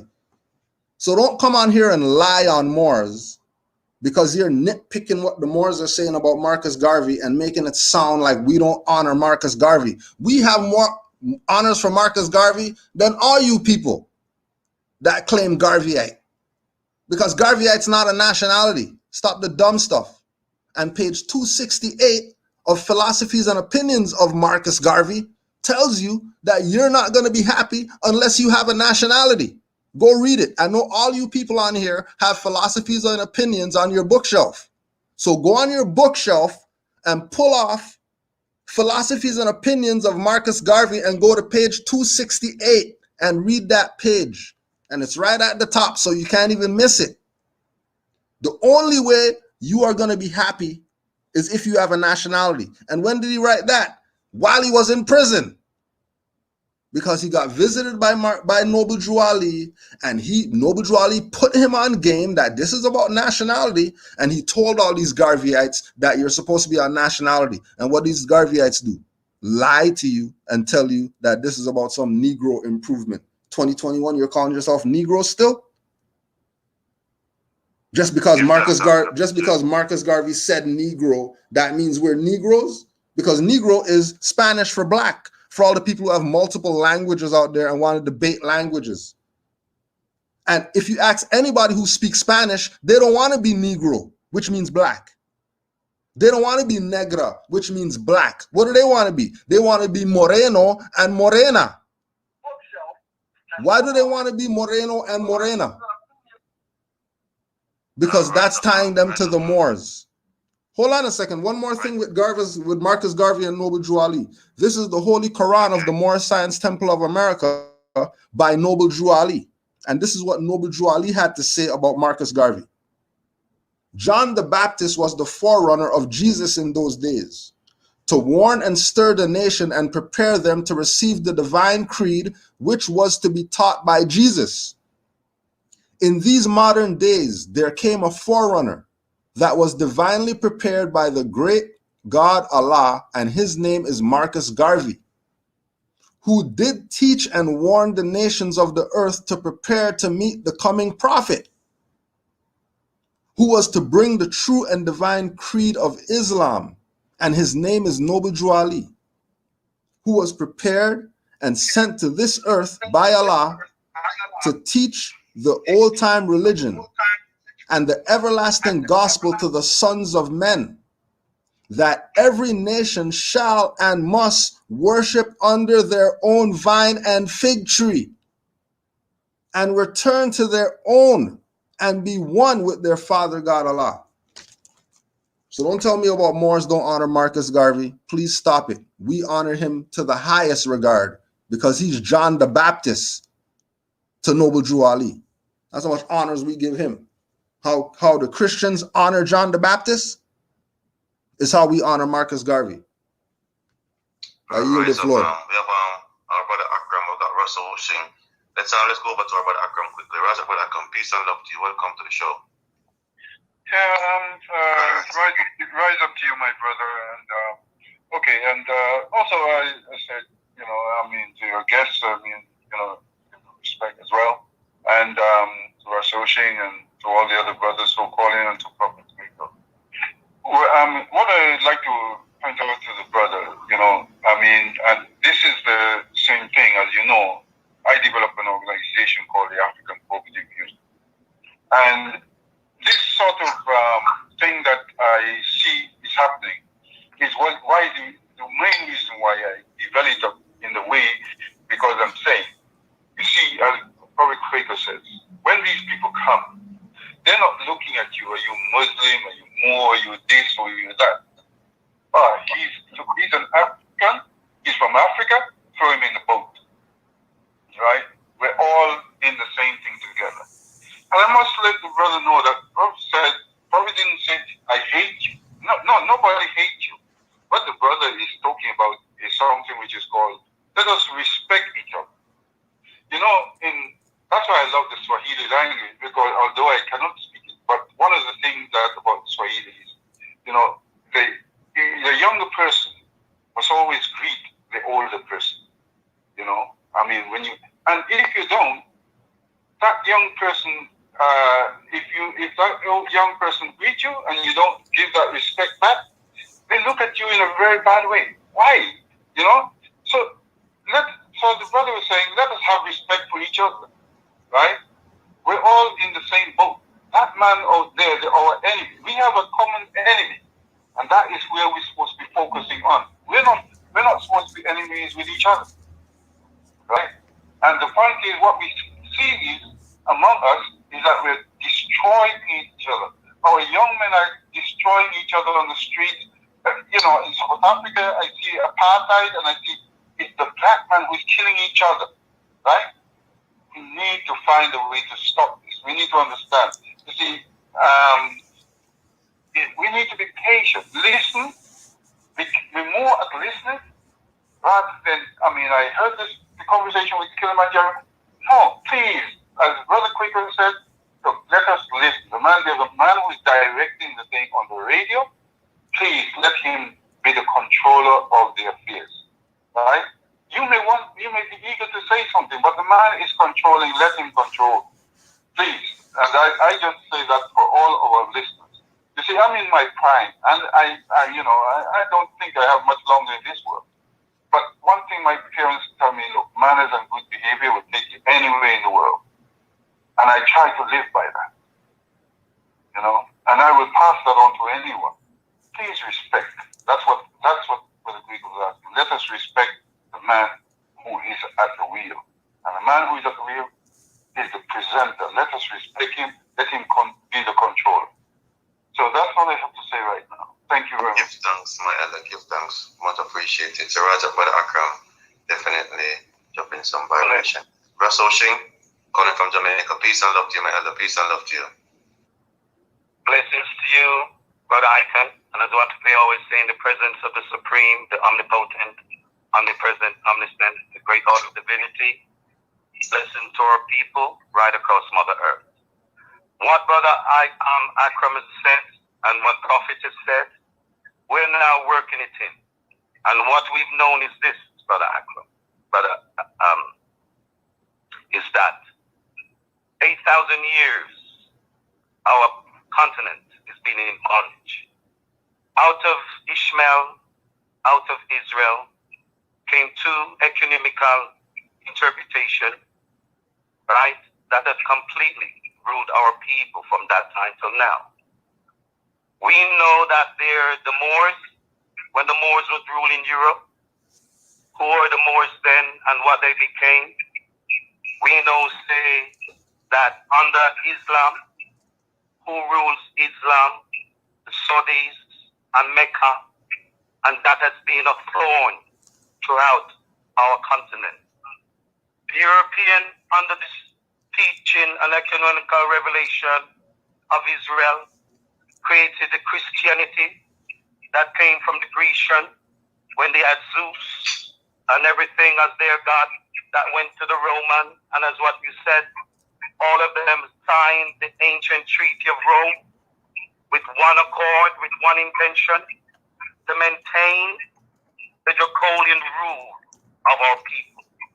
That is why Marcus Messiah Garvey, in the time of the dawn of the 20th century, in 1927 at the gathering of the Harlem, the Renaissance, not only was Leonard Howell, William Grant, and many great Africans all gathered.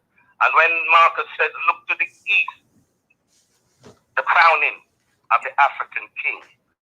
And in 1930, 72 nations came to witness, because this was not just any simple king, to show you how much nation was there to adorn it. So we saw the fulfillment of our prophecies and the rising, because Africa now had a king, a sovereign ruler that has never been conquered, neither through the time of Persia, neither to the time of Greek or the Roman, and certainly the European under Mussolini and the G85s who's now come together and created what they did in 1974.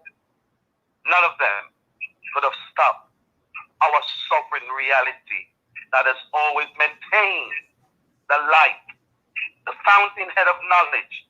So we know, my beloved brothers, where we are. So from 1930, many of our people that was caught up mentally was fully emancipated. And by 1963, the OAU that was formed by the great fathers, founding fathers of African unity, the only thing that was missing was the sixth region, which has now been declared under the African Union. So where we are today, my friend, is what the great elders said to we. What separates us? Let us not look at those things. Let us look at the things that are common to us. The things which are common.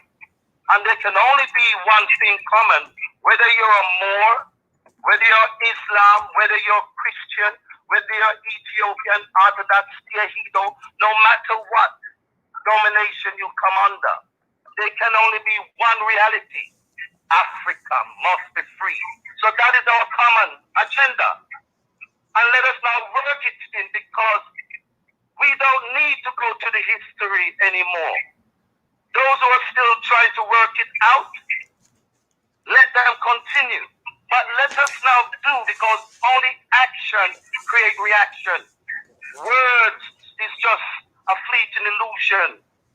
And we must now take action. And the only action the Rastaman said in 1960, repatriation, separation, repatriation back to the land of your forefathers, the land of your true ancestors, the land of your true spirituality that defined you from your ancestral beginning, as you was physically in the great kingdom that we had across the empire of Mother Upper Cable Land and the different names that has been called Upper. Rise up, rise up. That is where we are, and brother Icon. Yes. What you've been doing is to let them know that under the Treaty of Rome, that is right, the law is in Latin.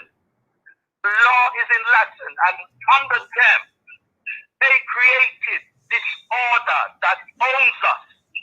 Under that. So what you're doing is just showing us, just connecting the dots. That's what it is. Because every nation, my beloved brothers, that came and conquered, they never relinquished their claws upon Mother Africa. The Persian only became modern-day Iraq, modern-day Sudan, modern-day Saudi Arabia, and modern-day Israel. Is the time limit up yet? Any time limit? All right, rise up. All right? Rise up. That is where we are, my brother. So let us focus on those things. Give thanks. All right, we're talking about the prophet. Did you want to comment, Brother Kojo? What's there to comment on? There was no question. I'm not even putting my mouth in these people's stuff. Just go on to the next one till there's a question. Okay, rise up. Prophet Kweku, are you on the line? Please stand up, brother. Everybody wants to give a sermon, Okay. let them do their Rise up, thing. prophet. You can hear me, King? Yeah, man, we can't hear it clear. Go on, prophet. We can't hear it clear. Yeah. Yes. Just to say that Brother Delani wasn't saying that the Moorish people, and we have never, especially in the Pan-Africanist movement, we have never, ever said that the Moorish people disrespect our elder, our great prophet, His Excellency Marcus Garvey. No. We know the relationship between him and our most eminent elder, Ali. We respect our elders.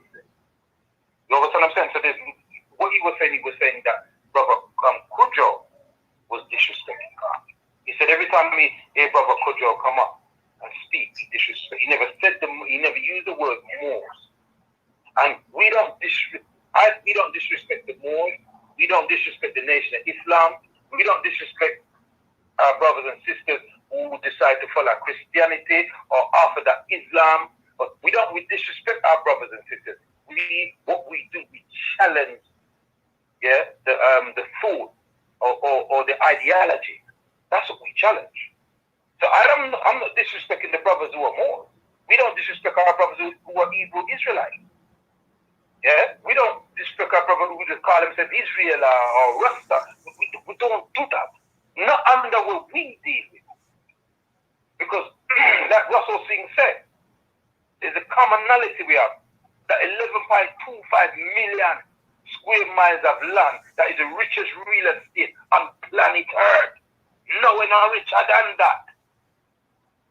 I have a question for my brother. Yeah? Brother Kojo El Bey, could you give us a brief, I know you can't do it right now because I've heard some of your lessons, but could you give us a brief synopsis of something within the Moorish law that we could use as Africans here in Britain to alleviate us from our financial depravity, of our overrepresenting in the penal system, which is in the mental institutions and in the prison systems, and the fact that we are being locked up 3 times, 4 times, in some cases 10 times more than other people. Is there something within the Moorish law or the agreement that we could use for that? Give thanks. Okay, well, first of all, there's no such thing as Moorish law, how you're looking at it. And second thing, if it's about Moorish law, something called Moorish law, then that would only apply to Moorish people. It's not going to apply to Africans. So what I can tell you as Moors, just on Sunday, some Moors near California who they live their life as Moors, they live their lives as we're a government. We're not black people. We're not colored people. We're a government. We're our own Aboriginal indigenous government. So as an Aboriginal indigenous government, they would issue to their people the ability to exercise certain rights. So one of these individuals exercised their right to go buy a car in their free national name, and instead of going to the DMV office, they go to their indigenous office, and their indigenous office gave them plates or whatever. And they were traveling with those plates, and their car got towed. And there was no marching and picketing or anything like that. The Moors just went to the tow place, which was the police, told them that the property that they have is not in their jurisdiction, and the police department who towed the car waived the fees and gave them the car back, and they got to drive off with their indigenous plates that have nothing to do with California. So financially, anybody who drives, anybody who's behind of the wheel of anything, truck, car, plane, boat, whatever they're behind the wheel of, knows that transport brings in finance. Transportation brings in finance. That's just what it is. There's nothing to debate. So if transportation brings in finance, how much finance would we have if we keep all these yearly fees and insurance or whatever that we're giving to these people in our own pocket? Instead of going and paying $600 a month insurance to them, how about you pay that to your own thing so you can build up your own insurance company? Why we keep going and paying them? Oh yeah, because we don't have a nationality. So we don't think like the Chinese and have their own insurance company. We don't think like the Brazilians and have their own insurance company. We don't think like the Indians and have their own insurance company. We are slaves to the European, so we'll just go to them. And this is what we're here trying to fix. Because with nationality, you'll support your own instead of supporting your enslaver, which is Stockholm Syndrome. And if you have Stockholm Syndrome, trust me, they're not calling you to go do any lectures to teach classes about some history of something.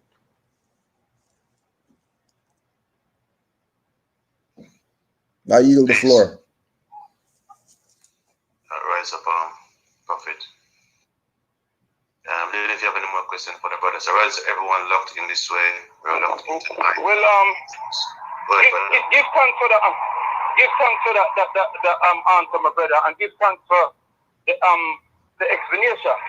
So are you saying then that if we adopt that philosophy here, that we can go and purchase a car and we don't have to give them no insurance money, long as we say that we are from the nation of the Moors, and we can put the documentation that we can present to them that can stop them. We won't stop them from taking it, but we will get our stuff back. Is that what you said, brother? That's exactly what I'm saying. And we're not talking about 10 people doing it. We're talking about everybody who calls themselves black, African, Hebrew, whatever. Let's all just say that we're Moors tomorrow and see what happens. Because we tried everything else and nothing else worked. So why not? Let's just try the Moors. Why not? What we got to lose? We're losing already. We're struggling already. We're fighting uphill battles already, crabbing the bucket and all this stuff already. Why don't we just say that we're Moors and maybe everybody would not be a crab, they'll be a human being and start acting like human beings instead of acting like crabs in a bucket. Since you're not a crab, why would you act like a crab in a bucket if you're not a crab? Crabs aren't human species. Why would you call your children kids if a kid is a baby goat? And then you're gonna bypass it like it ain't nothing. It ain't no big deal that we do that. We could just do that. No, you can't. A kid is a baby goat. Ain't nobody else calling their children kids. They're gonna talk about heirs. They're gonna talk about offspring. They might even say children. Kids. Kids are baby goats. Period. That's just what it is. So we're saying black means death. African means a continent. That's not a people. Well, if you want to be African, cool. I mean, I get what you're saying, but Africa's a continent, and people aren't continents. People come from countries. People don't come from continents. And you're not going to hear any African, Congolese, Nigerian, Ghanaian, or whatever go anywhere and be an African whatever. They're going to be their nationality. Someone of their phone off mute.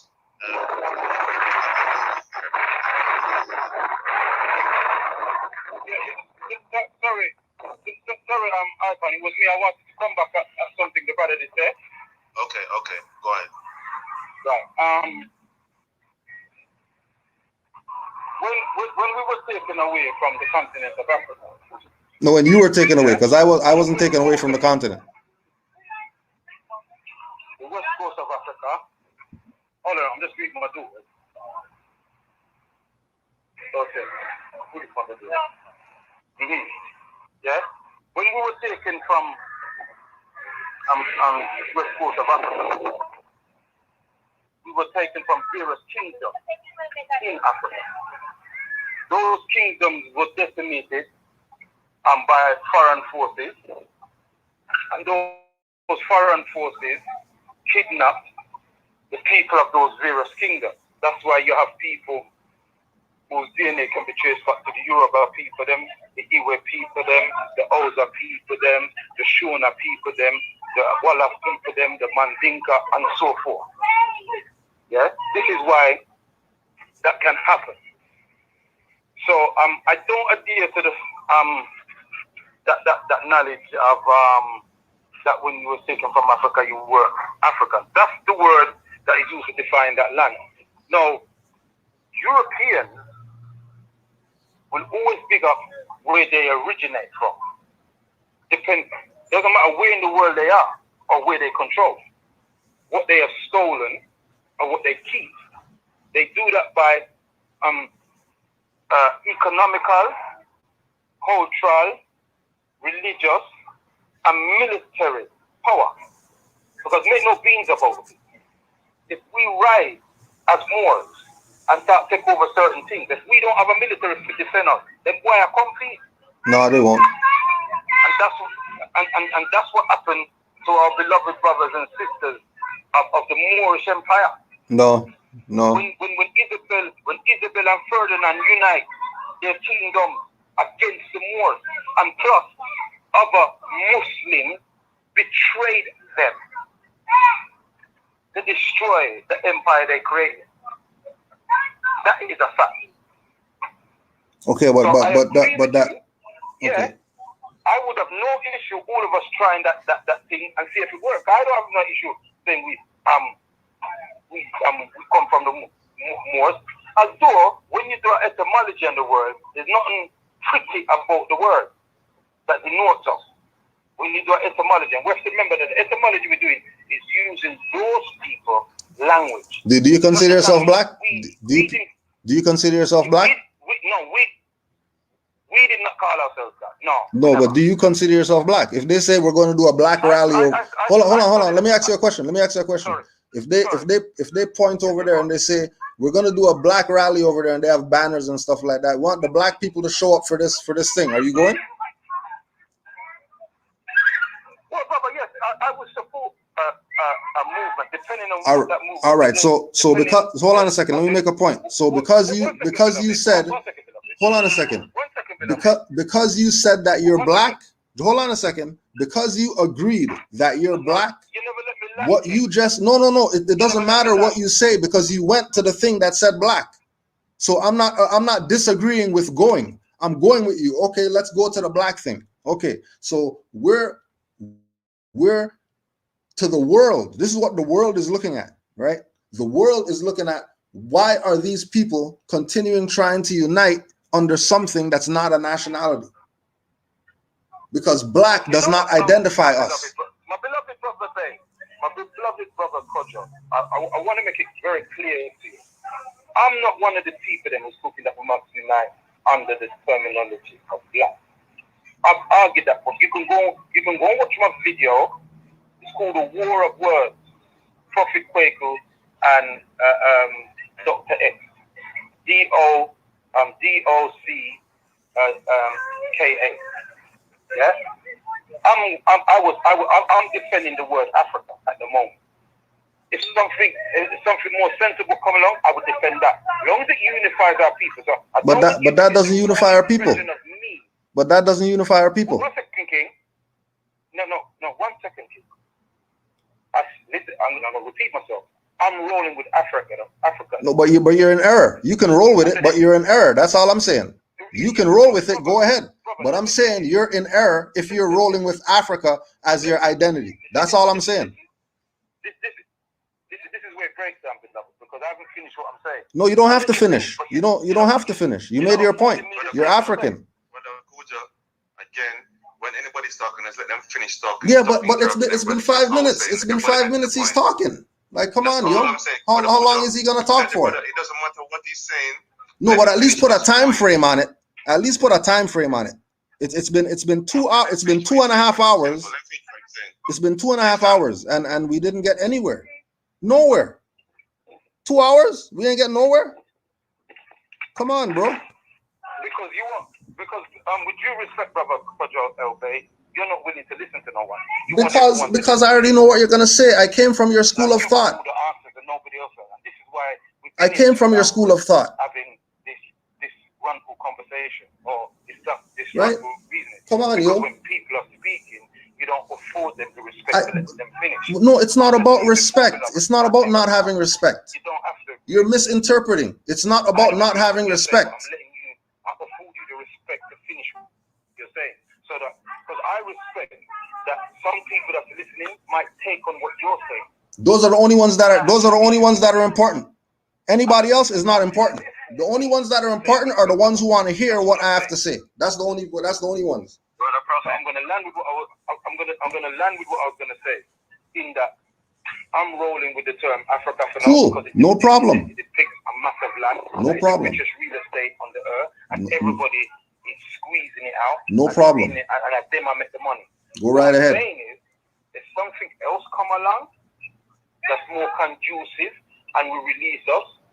Yes. No, but there is, but you don't want it. So you're African. So be African. If you have a Moorish rally, I will come to it. No, go. Just go be African. Just be African. It's okay. It's okay. Just be African. You already said that's what you are. You already said that's what you are. You're African. Cool. You're African. I'm not going to support you just because I will support you if you're a man from the nation. You're African, bro. Go like do your thing. You don't get it. You don't get it. You don't get it. You're a prophet, so you don't get it. Anybody who's African, in my eyes, me support them. So you have the right to say what you've got to say, and I have the right to listen, but I also have the right to disagree. Okay. No, but you can't disagree if you're wrong. You can't disagree if you're wrong. If you're wrong, how could you disagree? Kojo, you can take your phone off me now. Yes, brother Rasoshin, go ahead. True words, prophet. As we said, we're not here to have wars of words. Look. To be more specific, Look. the Moorish kingdom Oh boy, here we was go. now taken over by the so-called Zionist crusading Christians. Are you a Moor? The rest of East Africa was under Islam, the Saudi Arabia. Are you a Moor? So the only free, Quickly, the Rasoshin. only free. Yes, my brother. Are you a Moor? What I'm saying, and I know Brother Kojo's going to go into this. What we need to do, Right. Can I just finish? See, that's the problem. Only free. Yeah, the You only want to free finish? kingdom. I'm talking to you now, Brother Kojo, please. Right? The only free kingdom that remained throughout all the conquerors that came in was what we now refer to as modern day Ethiopia. That is why the Ethiopian World Federation was sent to give our people, all black people of the world, no matter what you have been subjugated to, your sovereign identity, because only Ethiopia was never conquered, neither by Persia or neither by the So why you live in the Greeks, UK? Romans, So why you live in the and UK? neither by the Europeans. So why you live in the UK? How come all you people don't go live in Ethiopia then? What are you still doing in the UK and America if you're so African? When we speak No. of If you're so Ethiopia, African, we're speaking of if the you're so entire African, continent, my if you're so brother. African, why did you? If you're so African, why are you still living in America and the UK? If you're so African, So, brother, My friend, if you're so there's a time African, for everything. if you're And so because we Ethiopian, know- if you're so Yes, my Ethiopian, brother. why are you living under subjugation still? No, never do that. Yeah, what I'm saying to you, we're doing think tanking here. One of the things that we do, Please. if I come and talk to you and say Selassie and start cussing the Rasta, you're gonna get defensive. And What the hell you guys talking Because about? I'm saying to you, we're talking about what does the Moor have, what does the Rasta have, what does the Christian have, what does the Nation of Islam have that can help our people on a global scale. So you see, when you're gonna get in personal with our own prophets and our leaders, it's gonna cause a reaction. That's what I'm saying to you. I don't No, want but I have not done that, brother Icon. Listen to what I said. you just said the Moors, the situation of the Moors, you know what I mean? That's what I'm saying to you, that's history. That's what the Moors got to talk about now, is nationality. How can the Moors give us some You're talking about 500 years ago. How about right now? Kingdom anymore. They've been taken over. The only Stop lying. We just told you that they released the car. That is why we're in, and when we're not speaking of Ethiopia, we're talking about the entire continent.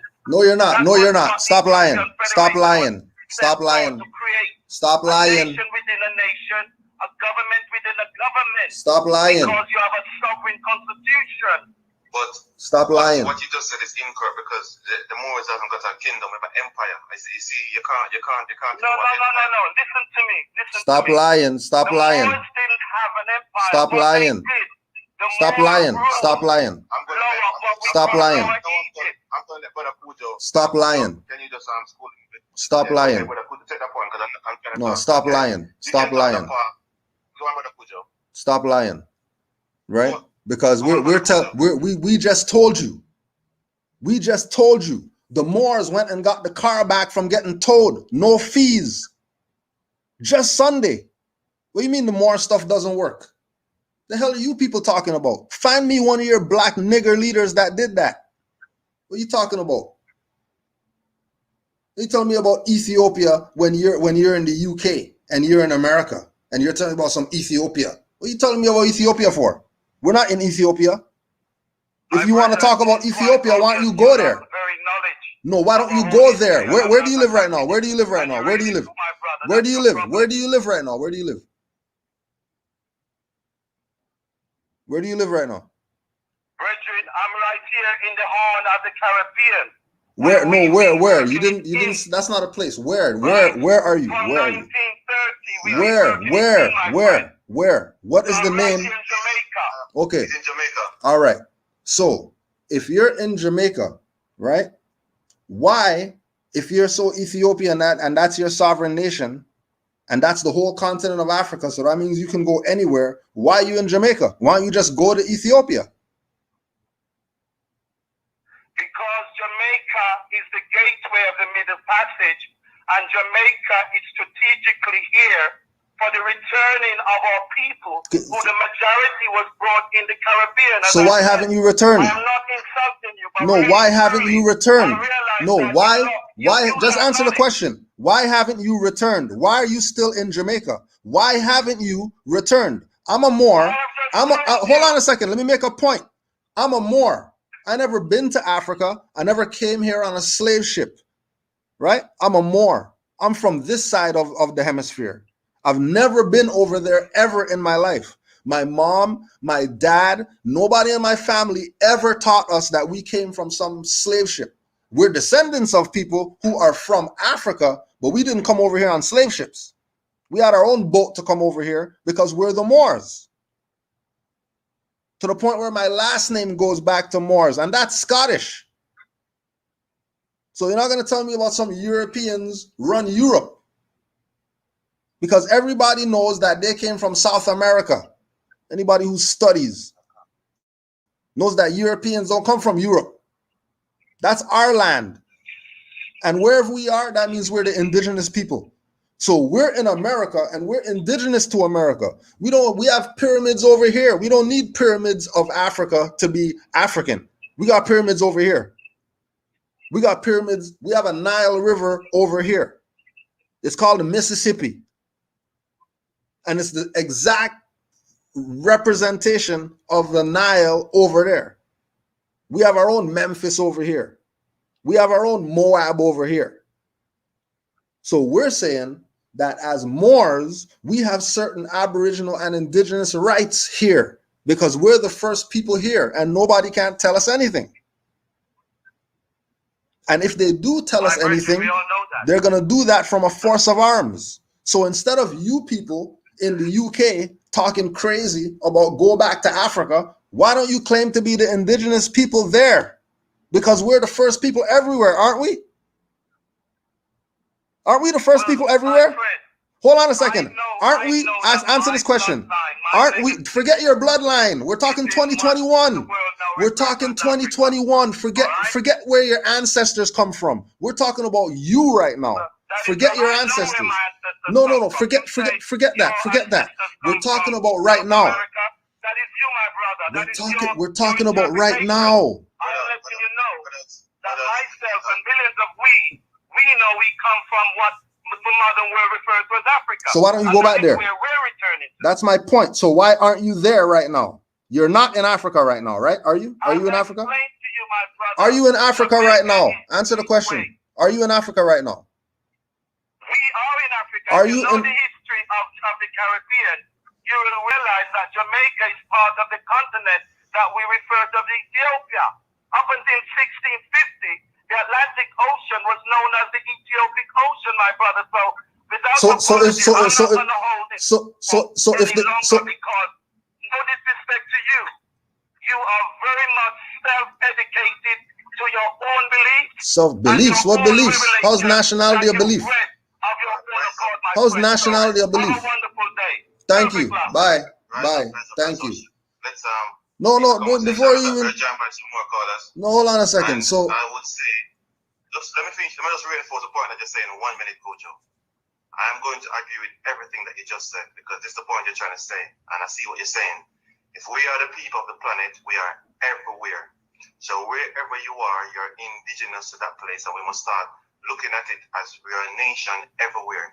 So wherever we are, we need to enforce our sovereignty, and that's what you're saying. I know it's coming across very difficult to people to pick it up, but that's exactly what you're saying. We're joined by Brother Kilimanjaro, and we're joined by, I think, Sister Shanice. Who do we have on the phone line? Is Brother Kilimanjaro, Sister Shanice here? Yeah, and I This is brother Errol and Sister Smith Ford, our partner. Rise up, brother Errol. Rise up, brother. Peace and love to you, brother. Welcome to the show. How are you Peace and doing? love. How is Gambia? Gambia is beautiful. The sun is shining. It's very hot at the moment because waiting for the annual rain to come. But as I'm by the beach, I'm getting all the sea breeze, I blow up on me. So I'm feeling wonderful. For the last 7 months, I'm feeling very Africated. Now, I've been listening to your show all morning, and I'm getting vexed. Yeah, and I don't want to get vexed, and I don't want to just talk vexed. But you know what? Please tell your guests not to talk about, say, black nigger leaders. In America and Canada, you might like to call each other niggers. We don't use that in the UK. I fight growing up because a white boy called me nigger when I was going to school. Anybody called me that when I'm growing up is war. Yeah, so do we. Yeah? So do we, yeah. So, and let me finish, please. You're late. People probably listen to the show. I don't get upset because you're all what? I don't care what you want to call yourself. Listen, I want to ask you some questions. Have you ever been to Morocco? Why don't you go back and live in Morocco? Yeah? What do you mean? Morocco's America. Morocco is America. You're not in Morocco. Morocco is in America. Morocco's America. Let me finish it. Morocco's America. America's not America. Yes, it is. Yes, it is. Your ignorance. Yes, it is. Morocco is America. Morocco's America.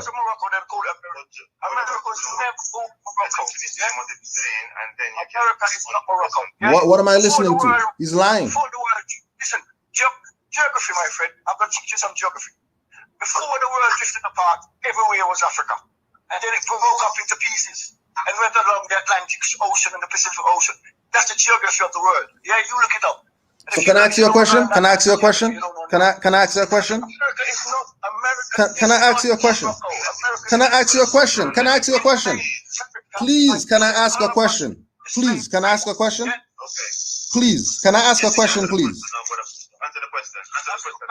Hold on a second. Let me get this right. Let me get this straight, right? Let me get this straight.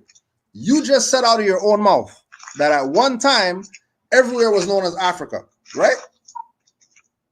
Right? That's what you just said, right?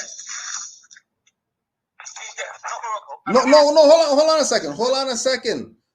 Just now, what you said was the whole world was once known as Africa. That's what you just said. I'm just confirming if that's what you said. Yeah, I just said that. Yeah. All right. Yes. Hold on a second. Okay. All right. So, and then now it's separated, right? Yes, it broke apart. All right. Okay, it broke apart. Now, so okay. All right. So it drifted apart. Okay. So, wouldn't that mean that America is Africa? No, it wouldn't mean. America's a name. No. Wouldn't it mean that the place? Wouldn't that mean if? Hold on a second. Let me go again. Let me go again. Slow down. I don't care what you're calling it. I don't care what you're calling it. Listen to what I'm telling you. Come on, stop, man. Stop. What do you mean you're not going into names? Don't be disrespectful. Don't be disrespectful. And don't listen to other people's point because you want to make your point and tell me you're a Moorish. I am not a bloody Moor, and I'm a black man living in Africa. So what? And my skin is black. Whereas shade doesn't matter. Your skin is black. Your skin's black. Your skin's black. Your skin's black. They don't see a Moor. Don't lie. You're a liar. Your skin's dark brown. You're a liar. Your skin's dark brown. Your skin's dark brown. You're a liar. You're a liar. Your skin's dark brown. Your skin's not black.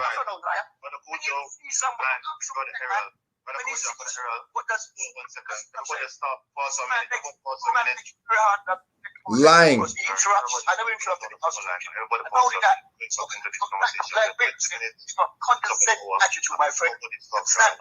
You're condescending. Oh, you're so condescending. Stop this. Men have nationalities. Men have nationalities. Stop the BS. Men have nationalities. I'm trying to interject in the conversation to just break some light to what each and everyone is saying, and everybody stop.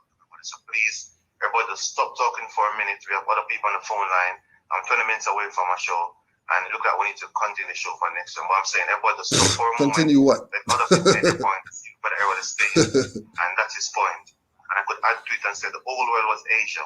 We could say the whole world was Asia, and the world is broken apart. So everywhere, every land that's broken away from everywhere is still Asia, whatever name you want to call it.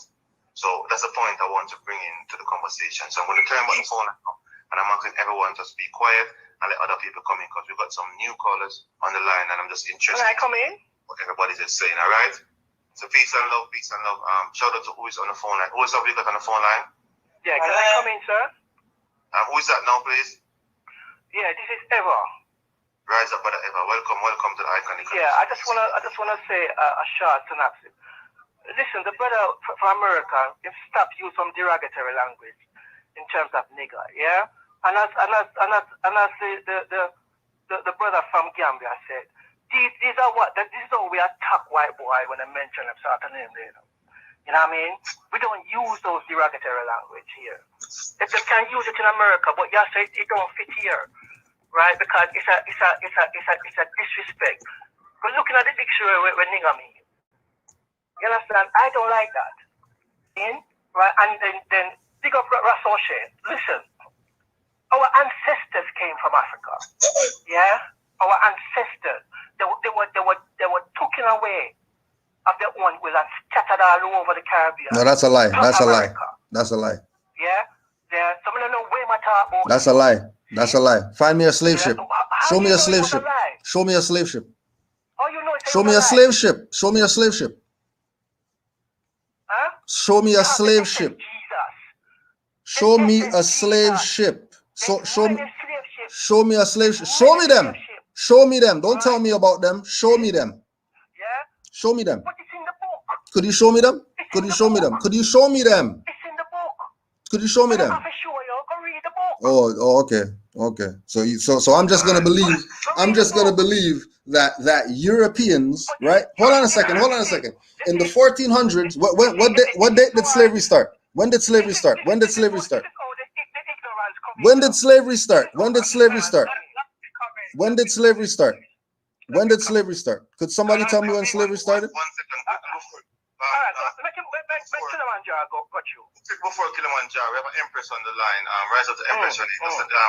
Empress on it. Peace and love to you. Welcome to the show. Rise up. Peace and love. Can everyone hear me? Yes, we can hear you loud and clear, Ma. Go ahead. Thank you. I just want to break up this energy that's going on right now and bring some feminine energy into the conversation, because I've been listening since 1 o'clock, and in all honesty, Brother Icon's show has never gone like this. And I'm not liking how everyone is talking over each other, right? I think what needs to happen is everyone has 3 minutes. They say what they want to say. And everyone gives them the respect to say what they're going to say. You write it down, what the person has said, if you disagree with it, and then we address it. Because this does not sound professional, it doesn't sound loving, it doesn't sound like we're even on the same page right now. And I know we are, because we're all speaking the same thing in different ways.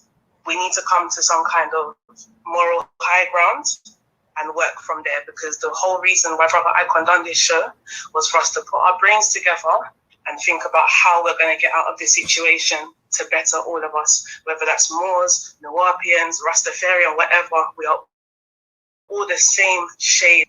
They see us the same. It doesn't matter what tone skin you have. They see us the same. So if we're arguing, remember, it's not just us listening to this radio, you know, there's people around the world of different nationalities listening to how we're talking to each other, and it doesn't sound good. So I'm begging you, please, my emperors, my kings, please, let's just, for the next 20 minutes or 15 minutes that we got left, give each other the respect to speak and listen, and then respectfully answer each other, even if we're disagreeing. We need to be able to respect each other, please, because right now I feel disrespected. As a woman, as a mom, as a matriarch listening to everyone on the line talking, it doesn't sound good. It's breaking my heart right now that we are in such a critical stage right now. All of us are facing, and we all need to come out of this. I want all of us to come, but we all need to sit down, take a minute, breathe, and listen to one another, please. I'll land there. Peace and love. We just got our brother Adam Bay on the stereo seat. For message, let's get this message from my brother and get back to the phone quickly. Rise up to I thought it was next. Sorry. Yeah. Yeah, you just messed up everything. Sorry, who was that? I think you have the same rights as any. Rise up to brother Adam Bay. I know you're up on the platform, but you want to talk to the family quickly, brother, the nation. You're live on the radio. Go ahead, brother. I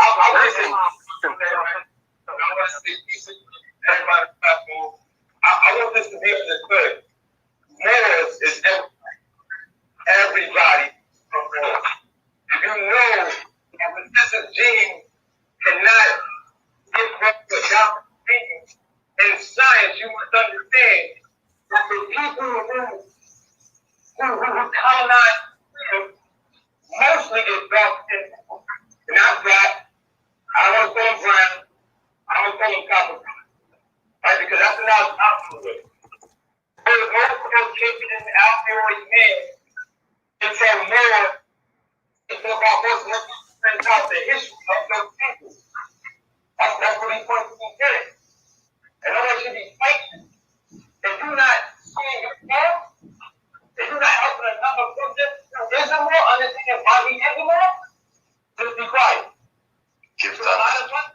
You hit the wall from all these bad conversations. Don't like to do it with emotion. And I don't think you're finished. You're not talking about black and colored. It's not just about this world. Please stop this. Because everybody else is a warrior. I'm just that you have a religion. You can think the truth is a person that's all, but not that you have a human being or person. So I'm a kid, man. And I'm going to just say that's why. Rise up, brother Adam. Give thanks. Let me just take this message from our mother Oracle. Rise up, and then we get back to the phone line. We've got a few minutes. Peace and love to you, man. Rise up, rise up, rise up. Islam, rise up to. What's up? One second phone line. Let me just get this message in from the phone line. To rise up, in.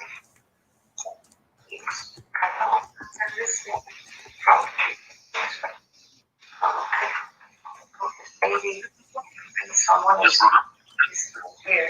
If you put your mute, you come out of feedback. Hearing. See how those that are trying to affirm progress, so to speak, of governing ourselves and becoming a stronger nation, a whole nation. This is the way they're even acting to try to get those things across the globe. Are willing to learn and listen. Why would we waste energy? I'm sorry to say it that way, but only. Rise up tomorrow. Rise up tomorrow. A beautiful point. Yes, brother. Kilimanjaro. Go ahead. You have the floor line. Right. My point is this. The promise says is indigenous to the land that he resides. And where he resides, they've got Mississippi River, they've got all kinds of things and everything. So I put him.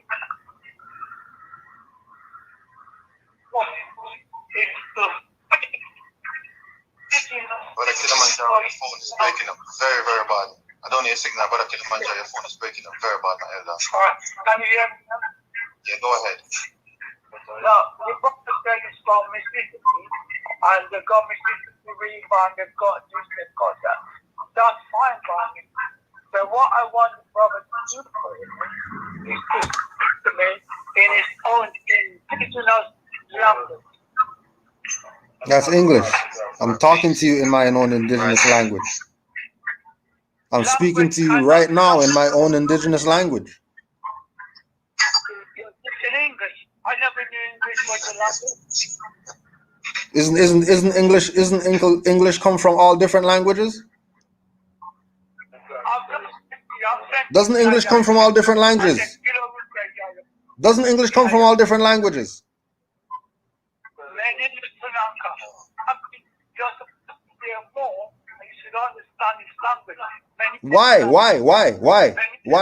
Why? Our people build pyramids. I'm supposed to build a pyramid? Stop talking stupid. Stop talking stupid.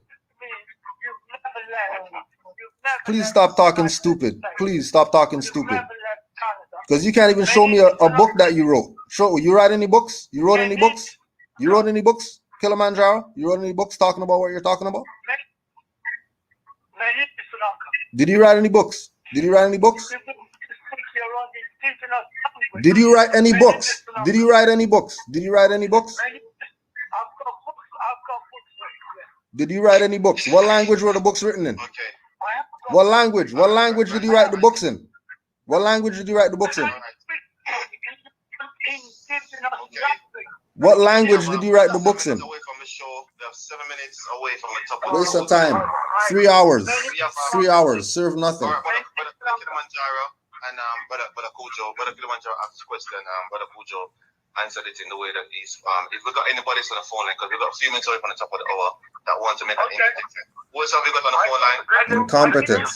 Brother Kilimanjaro, could you use your phone and Brother Kujo and the other caller make his point? Give thanks. Kilimanjaro, my elder Kilimanjaro, can you mute your phone now? Look at all this elder BS. It's not no goddamn elder. Elder. Yes. What I want to clarify is this thing. The brother made a statement about, can we show a slave ship? And what planet is the brother living on?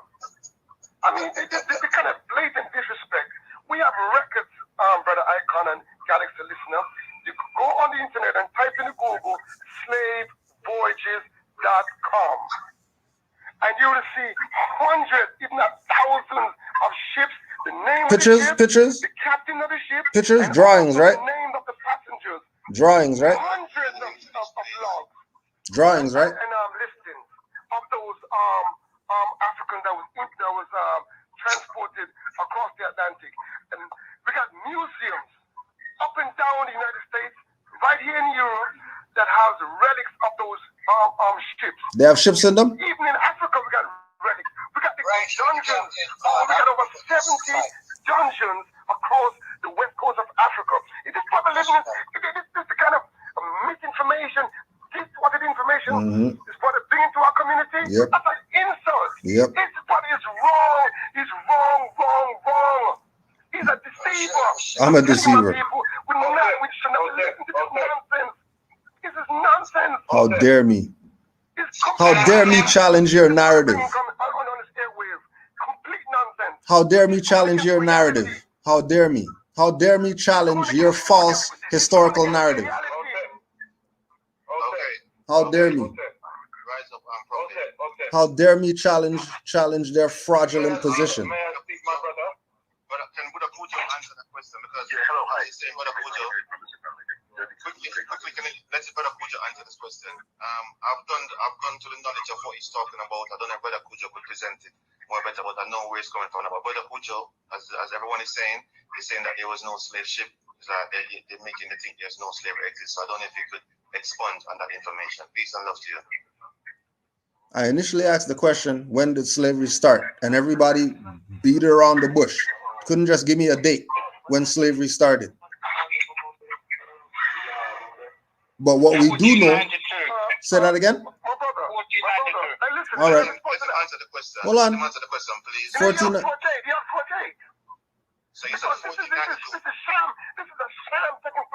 This is a sham. Listen to this guy. Listen to this. Listen to this. Listen to this. Listen to this madness. Stockholm syndrome. Stockholm syndrome. It's called Stockholm syndrome. Look up Stockholm syndrome, y'all. Look up Stockholm syndrome. Yeah, but everybody talking. Prophet, you want to make a point? Go ahead, Prophet. Peace and love. Yeah, the brother asked for a day. There's several days. If it we who live here in Britain were the Africans who were kidnapped from on the west coast of Africa, shipped out at the west coast of Africa to the carriers beyond. I'm a descendant of the African, then he was taken to the island of Jamaica. The country that we reside in entered into the slave, what they call the slave trade, but slavery didn't start there. Slavery comes from, the word slavery comes from the word Slav, the Slovakia. Yeah? The Slavic people there, who the Romans enslaved. That's where the word slavery. Who were the Romans? It comes from the word Slav. Who were the Romans? You know, this probably is. No, who were the Romans? Who were the Romans? You brought up Romans. Who were the Romans? Can I finish, please? You just brought up more. You just brought up that. Brother Kojo, let him finish what he said, and then he can answer the question. Because I was trying to make it answer before you didn't answer it. Yeah, but why you even let him talk? Because you asked me to answer, and then you're letting him talk before me as if he has some type of prophet status or something. My brother. You got no prophet status over me. No, you see what happened is the sister came on. This is why you guys don't get on over in America and What are you talking about? We just got the car released from the damn thing. What are you talking about? Don't get along. What are you talking about? I can show you receipts right now where I go buy something and I don't pay taxes. How much taxes do you pay? How much taxes do you pay? I bet you pay taxes to these Europeans. I bet you pay taxes to these Europeans. I bet you. We got a message on stereo here. I'm gonna take this message on stereo and then Do it, because you can't even hear the stereo messages. Don't even play it because you can't even hear it clear. You can't even hear it clear. People not muting their phone and all that stuff, and they're talking about disrespect me. I'm disrespectful. People can't even mute their damn phone. Talking about morals.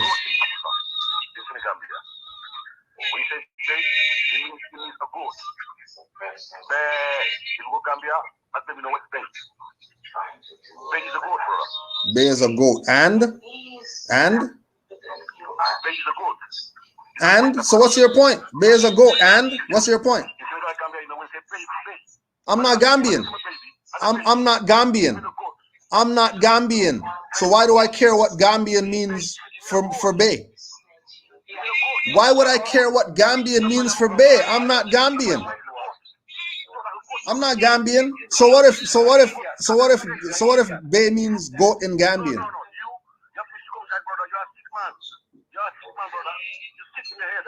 I'm sick in the head? What the hell?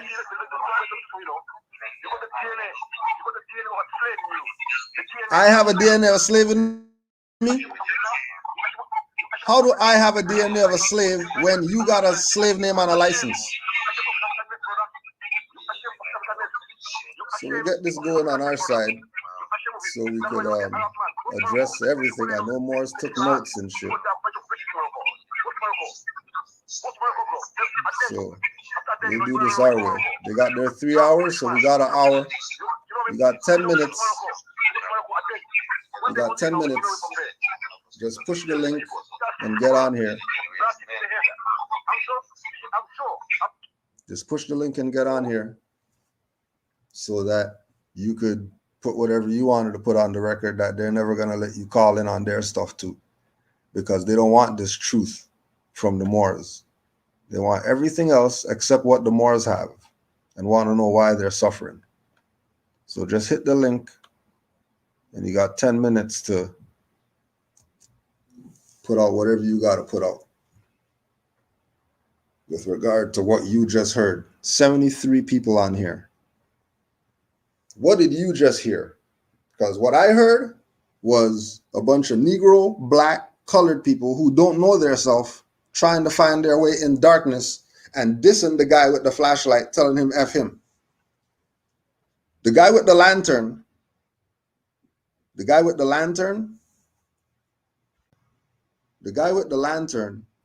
they're trying to come on here, diss the guy with the lantern in order for them to make their idiotic, asinine, incompetent, lack of knowledge points that the world doesn't respect. And then we're trying to tell them, because we're their brother, we're trying to tell them, you sound like a goddamn jackass right now. Which is why I was talking how I was talking to those people. Because they think they know something when They don't know jack. But I did enough talking. Honors to the Moors. Islam, mother. Islam, Cujo. Islam, how you doing, brother? I'm good. I'm good. How long were you on there? From the beginning? No. I just got there like right before I started posting in, probably about 30 minutes or so. Oh, all right. So in your 30 minutes, what did you witness in your 30 minutes? Retarded ass people. I'm sorry. I said that out loud? My No, bad. this is our platform. This is our platform. You can cuss them out. Okay. The only thing that I wanted to.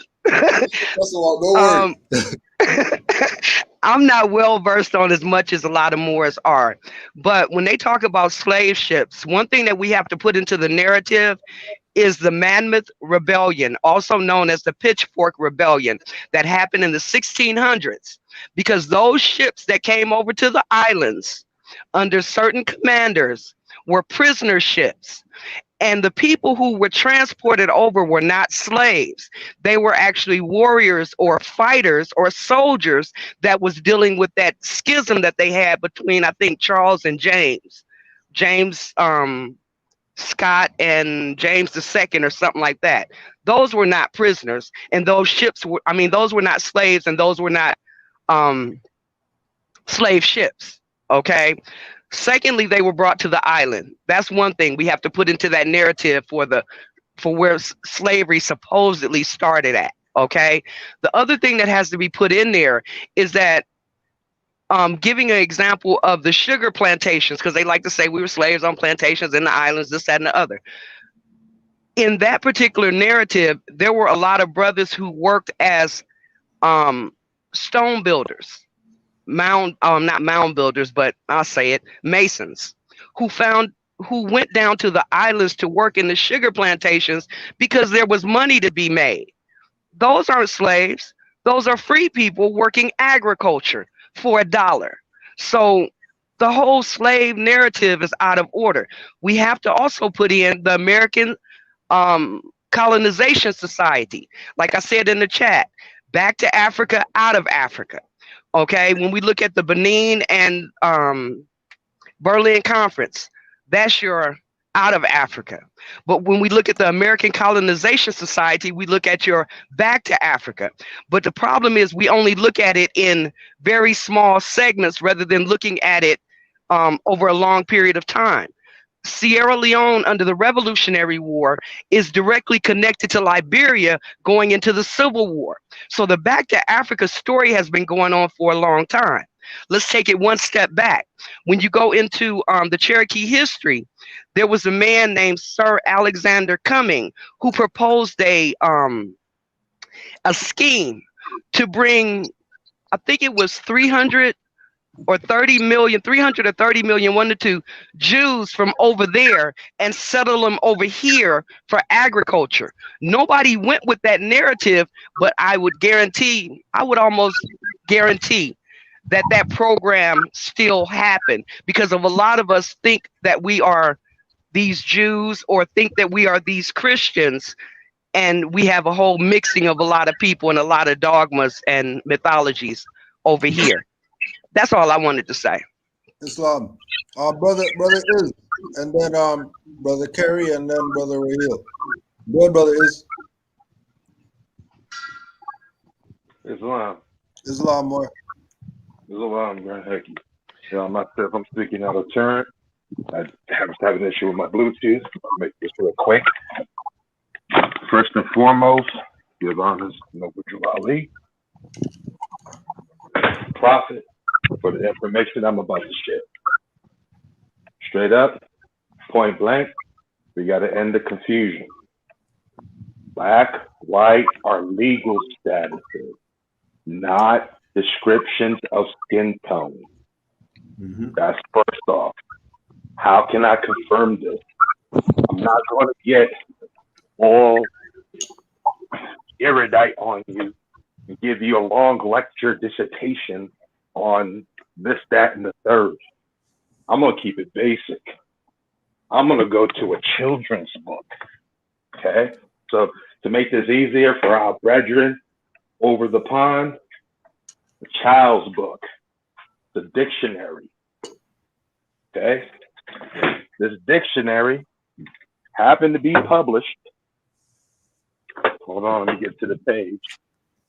This dictionary was published back in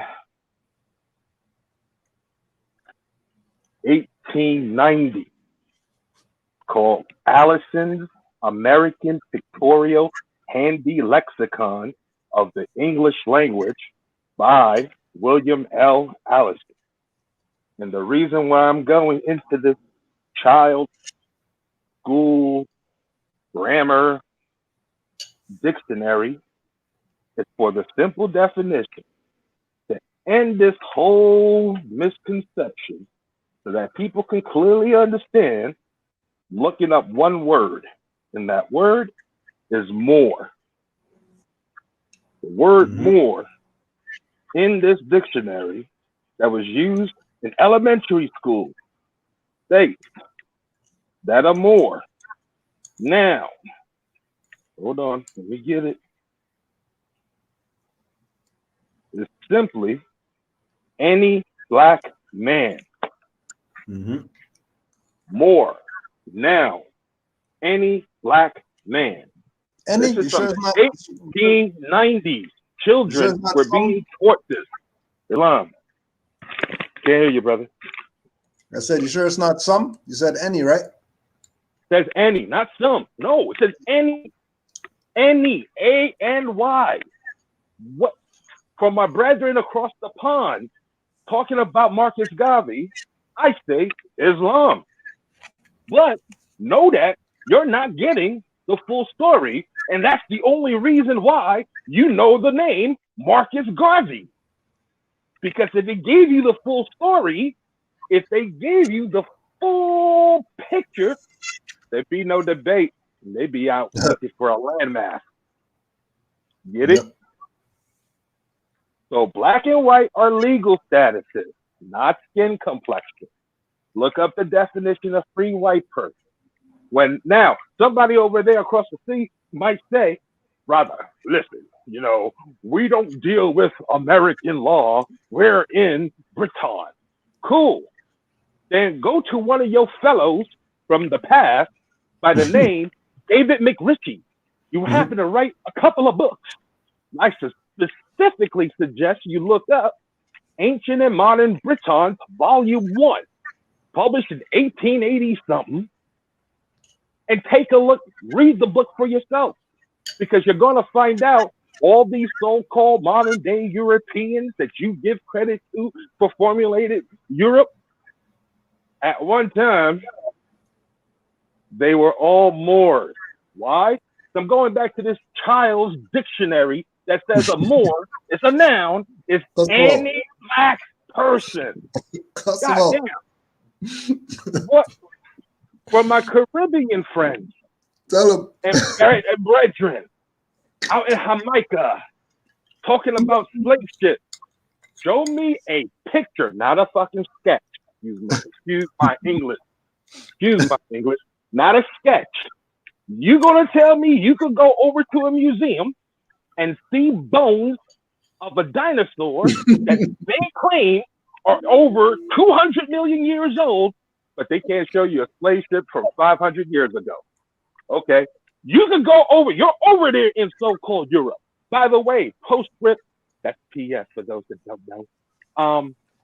You might want to go check a couple of those museums out there, because in the 1970s, a modern day European, and I believe of the corporate country known as either Sweden or the Netherlands, went to Biblios, got a boat made the same way it was made during the time of Kemet, since you want to go there, and sailed. Not by motor, not by some type of oar, but got on the freaking current. That's the ocean that has no landmass, called the Saragossa. And the Saragossa is the actual current that flows from Akabelan, damn it, Morocco Kingdom over there, to the Maghreb, Alaska.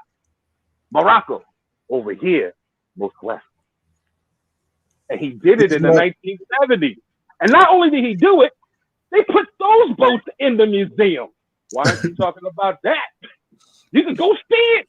You're over there. Matter of fact, you're in London, okay, my brethren, okay, my kindred.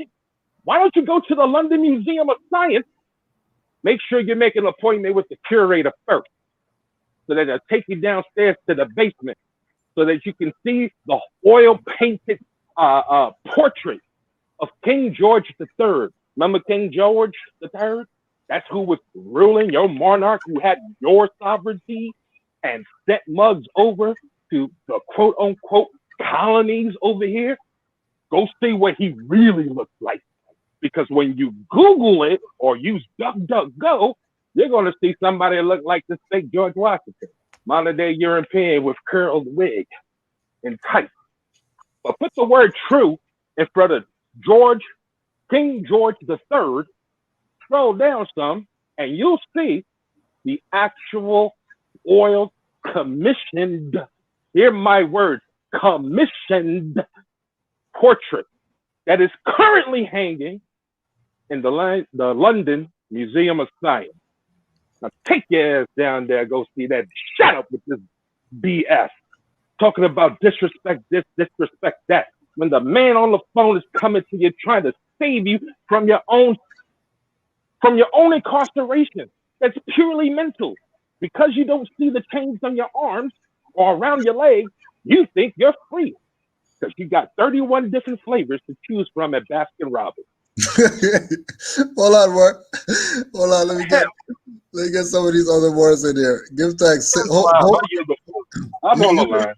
Yeah, you can stay on and just hold some more for later. I know you got some more. Islam. I don't know, mother or brother. Kere. Islam or it's Kasir. Oh shit, that's you. yeah. That's just it's the abbreviations. So yeah, well, you got 10 minutes. Go ahead. We already see that these people were they're the old Moors that's supposed to be put in the back, so we put them in the back. I'm gonna go from Carolina Genesis real quick because I want to talk about how these brothers sound like they from the so-called island areas. Mainly. Yeah, and some people got transported over to the England areas in the ACS, the American Colonization Society. Mm-hmm. So, like, all of them that are speaking with the accent, but they're coming from UK. That's why, because of the American Colonization Society. So they come from America, but to pull in what spirituality they're missing, they're supposed to be the so-called rabbis. To speak it plainly, the Sephardic rabbinical order. Now it's funny when you think of these rabbis and Sephardic, you think of Spain, over there somewhere in Andalusia. When we go into Carolina Genesis, we get a name of family called the Amoraim, and the Amoraim were an ancient Sephardic rabbinical order tasked with preserving and interpreting the oral law from around 200 to 500 AD. Some suggest that the name originally referred to the family's dark skin. So already we got the Amoraim based on the fact that their skin was dark. Another name that the Spanish called them was the Ladino Chichimeca. So you got Mecca, the Ladino, mixed Ladino with Taino, you get Latino. But when they got the picture of them, they're all dark skinned people. So this is the confusion that we got of, because patois would be like a French abbreviation, right? Mm-hmm. Yeah. So this is the subjugation. This is the subjugation we got from people that don't understand that French and all that stuff come from over here with the Louisiana all the way down into so-called Jamaica. Jamaica, but it's actually pronounced Eximica. But when there's a land over there in Ethiopia called Axum. So when you put the Axumica to Axum, that's saying mini Axum or mini Ethiopia or Abyssinia. So we're dealing with a group of these people that are the American rabbinical order of Ethiopians or Abyssinians from South America. and they don't understand that you know, that subjugation or how that happened. But document here, I'll read with the remember the what do you call it, the annexation of Texas in 1845. I mean 1845. This in this document it refers to the Mauritanian races as the Moorish people and their Indian associates. Mhm. And at this time, Texas was like, you have to look up a map called the Mapa de los Estados Unidos de Mexico.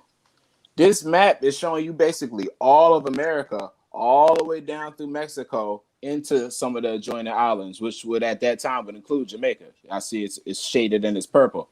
So all of these lands would be considered as Mexico. And in the 45 annexation of Texas, it says that the Mexico is properly belongs to the Moors and the Moorish people and their Indian associates.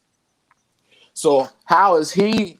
How are they? You know, distracting themselves from that? I heard a lot of Bible references, but they didn't even, you know, they didn't even tie in the rightful things of the Bible to make that make sense. And the last thing I got is if you look up right now, there's a El Granada in California that it still exists. It's a big section of California called El Granada. That's been there all the way since before when this was Granada. Well, somebody in the chat was asking you to spell the map out. If you have Oh, it my there. fault. The map, MAPA de los DELOS Estados ESTADOS Estados Unidos UNIDOS de Mexico MEJICO. Islam. Estados Unidos de Mexico. Mm-hmm. Islam. And that will show you a whole. When you see how big America is, when it's Mexico, the only part it doesn't include is the 13 colonies. And oh yeah, and just to interject, I just wanted to say honors to the Moors for being, you know, morally correct and all that stuff, not talking old people and butting in and all that type of stuff because you think you got something to say more than somebody. No, it's Honor cool. to the It's Moors. it's a pleasure to be here talking, actually saying everybody. It's crazy. Like Honors to the Moors. it's like they was reacting to what you were saying because they didn't have the answers. It's like getting punched and not having the right punch to hit back. So you gotta you just start screaming. Oh yeah, that was the exorcism. That was the exorcism going on right there. The demons like you brought the demons right out. They was looking for all types of hell. Tell the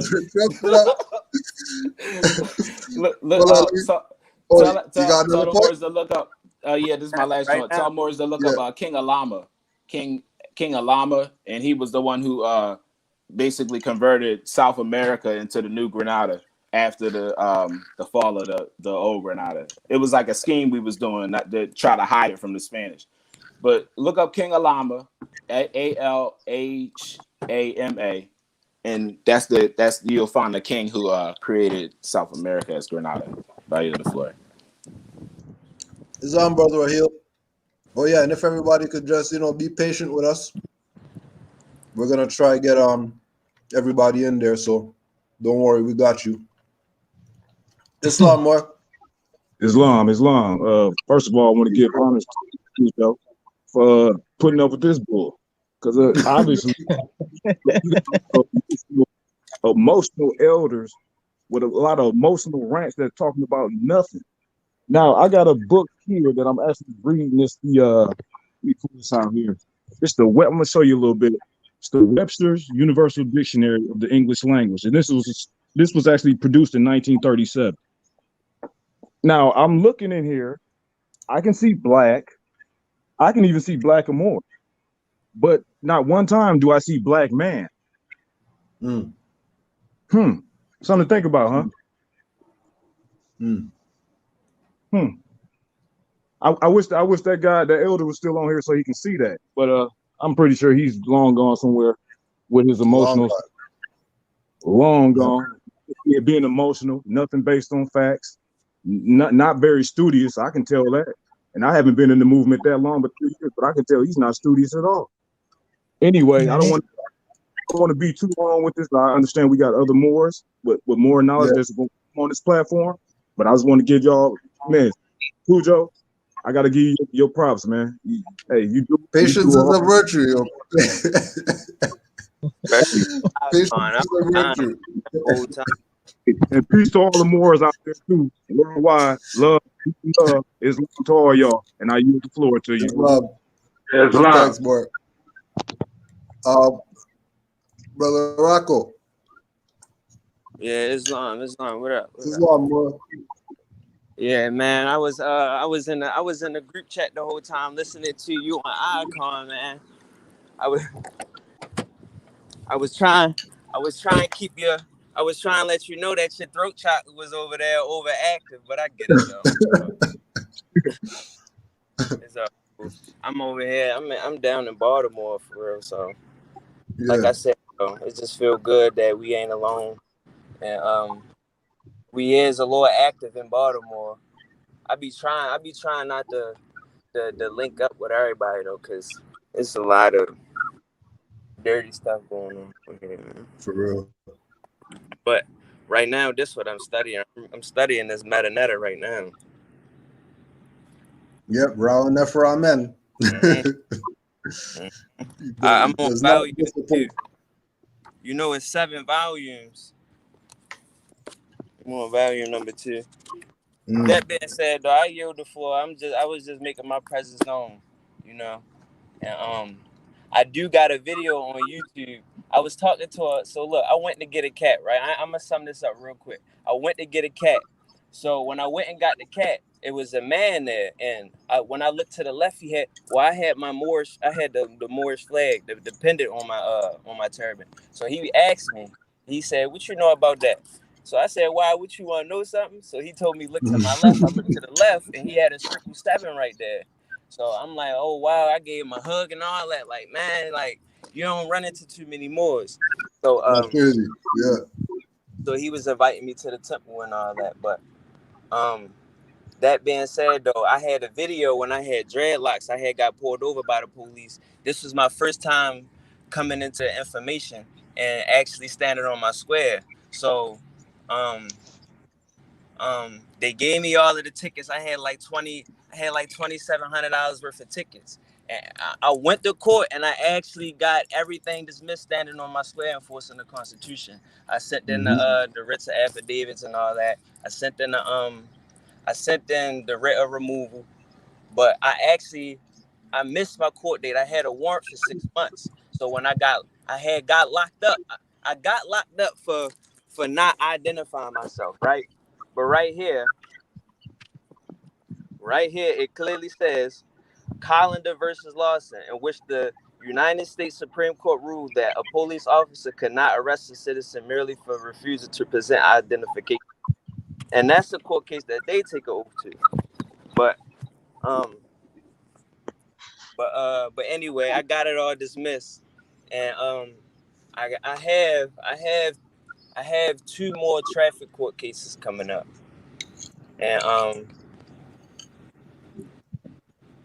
yeah, so it's like I went to court, right, and I got it dismissed, but it's still kind of like a new journey, because it's like I went to court, but it's like still though, like I gotta go again. And yeah, that's something you could talk with brother Jamal's over at Rise of the Moors, where they took him back to court 60 times.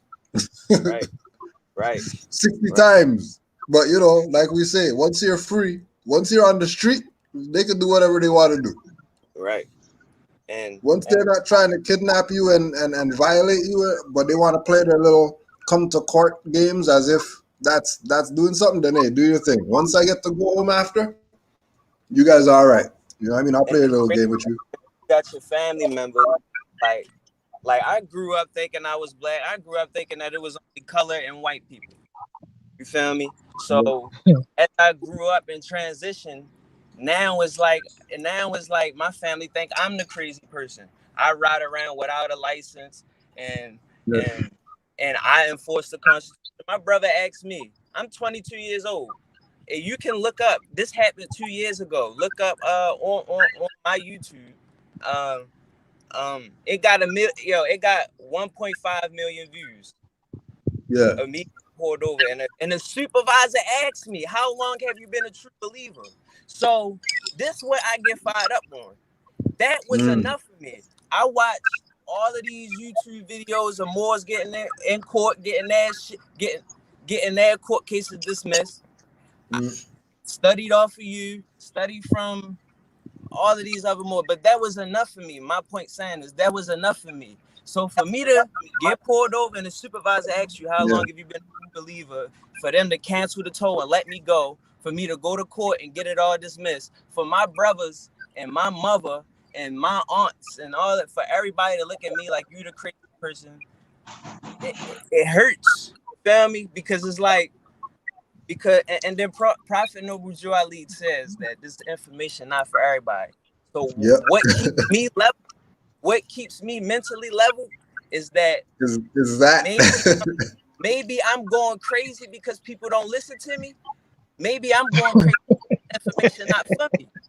But I'm like, chill, because you got court cases dismissed, and it's crazy. It's crazy. It's crazy. Home. I've been all on your videos, Kush Day, Jam Hard, all that. This is my first time. I've been in the chat before, but this is my first time actually talking, so I'm rambling right now. But I know I'm home. You feel me? You're home. That's why. It's not the rambling those Negroes were doing on the thing just now. Got my crystals on right here. Got my crystals. Hold up. Let me show you my crowns, because I don't got my crown on right now. You feel me? Got the crown. Got the serpent eyes, got the feathers. Got the feathers. Shocking them. Yeah, yo. Anything but being Negro. They play anything Negro. but being Negro.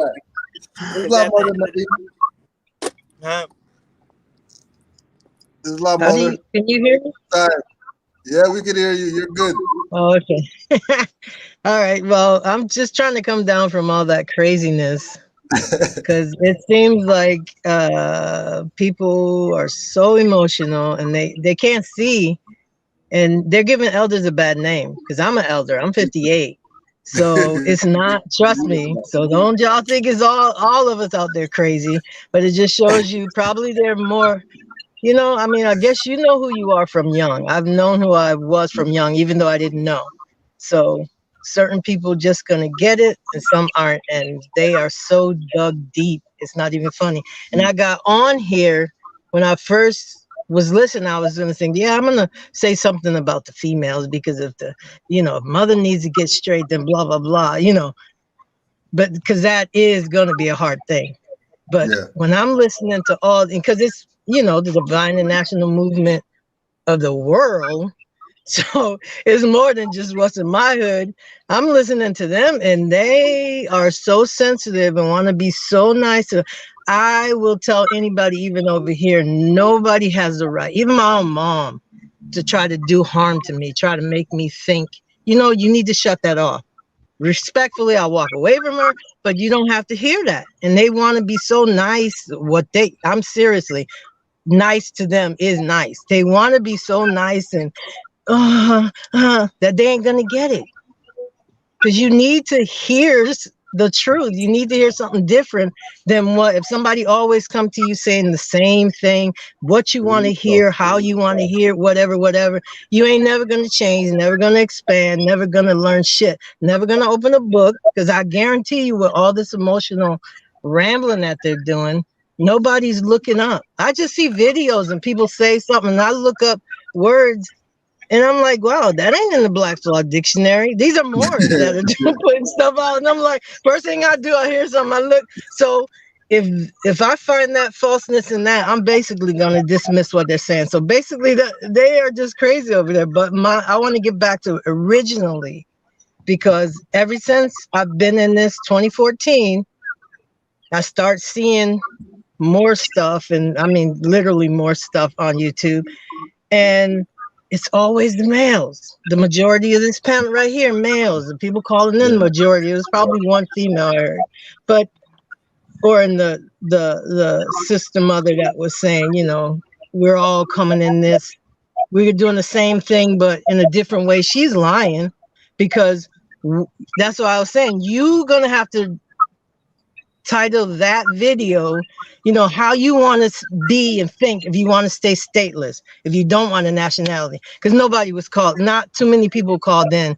You just got bamboozled pretty much, because nobody called in about nationality. But anyways, I'm going back to, this is the rambling that happens. Rocco, yeah, that's what happens. But the female, until if it's about mother getting her shit together,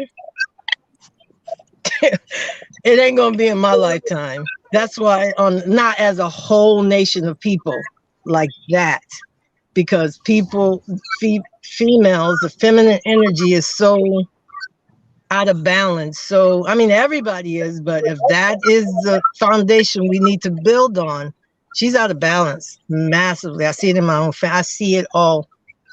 It's just ridiculous. They don't want to change. But anyways, I'm gonna yield the floor. Islam.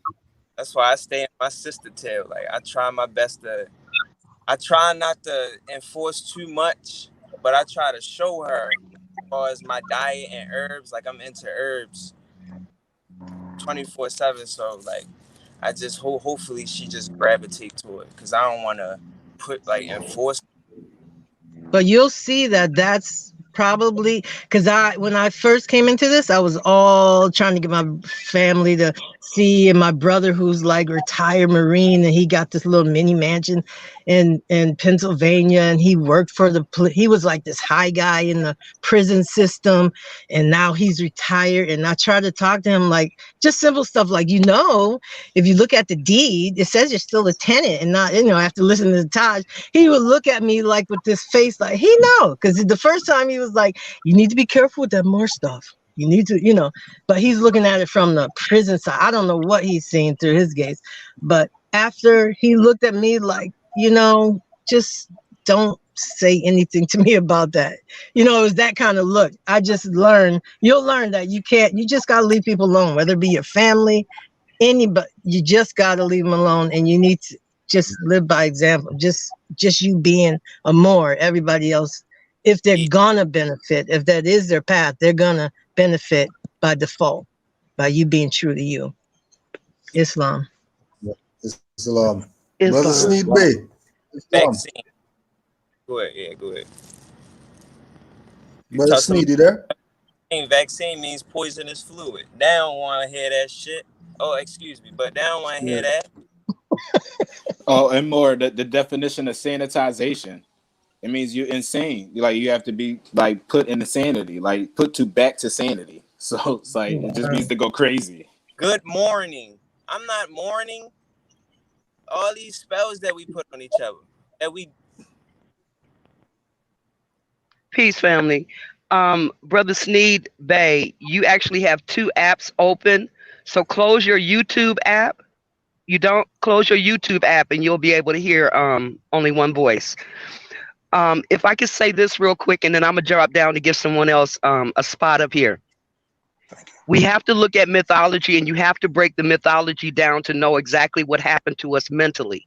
There is a concept called Magna Mater, and as it progresses out in terms of talking about what Mother Naeem was talking about, what they saw of the woman, and this is for the mothers out there, what they saw of the mothers was that our domestic life was something that they couldn't really work with.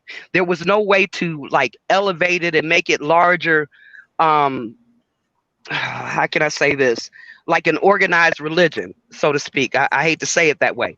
But at one point we did things all the same way. And because of the confusion, we don't do that anymore. Everybody's doing their own thing in their own way. You can have 2 people in the kitchen and one of them can't cook. Okay, for example, coming from the older way is that You know, we provided our food.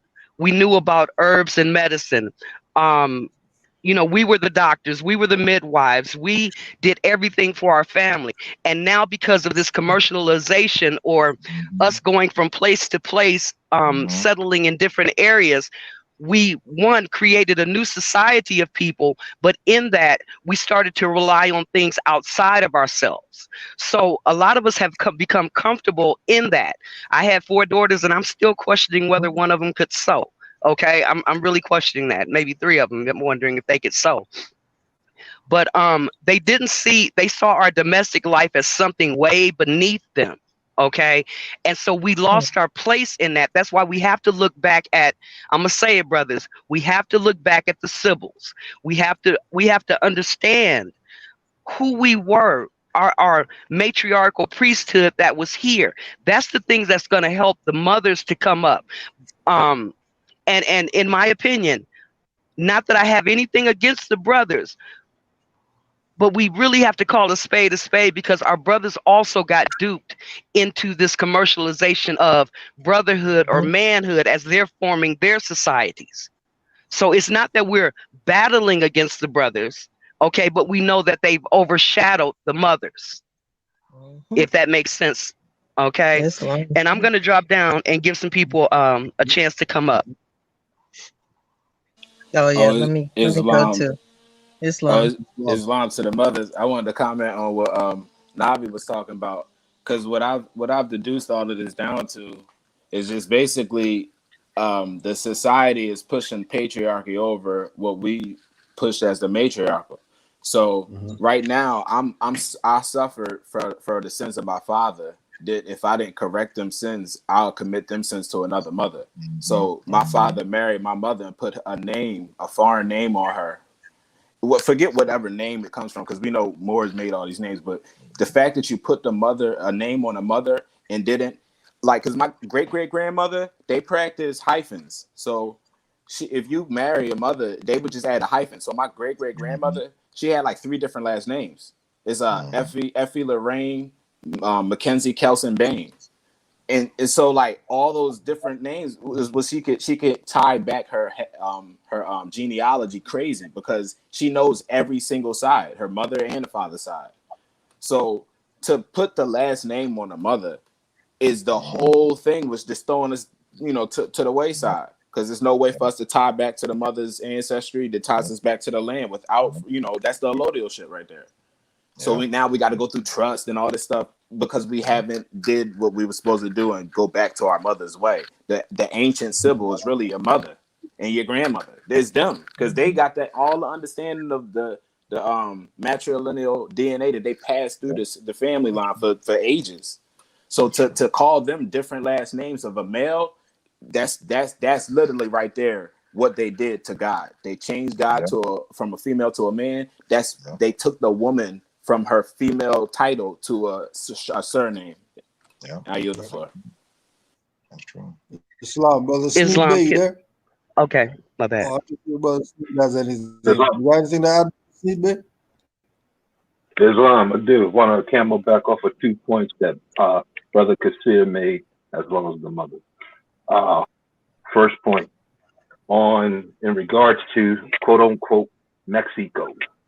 Okay. Everyone who can hear this, either now or later, go on to Google, specifically Google. I know you got Chrome, so don't lie to me. I want you to search for Mr. C. J. Ingersoll. That's INGERSOLL, as well as, continuing on the same line, write 3rd, 3RD of February 1845. The first search result that you get on Google Chrome will be from the archives.lib.state.ma.us. That's the State Library of Massachusetts. Islam. When you do, and you click that link, a PDF will open. Go to page 8. On page 8, that starts with Mexican War is the name of the document. It says April in a bracket. I want you to go down to the 4th paragraph. It'll state, in the House of Representatives, the chairman of the Committee of Foreign Affairs, in parentheses, Mr. C. J. Ingersoll, on the 3rd of February, 1845, made his remarkable declaration to the same effect. He said, "These stupendous deserts between Nueces and the Bravo River are the natural boundaries between the Anglo-Saxon and the Mauritanian races. There ends the Valley of the West.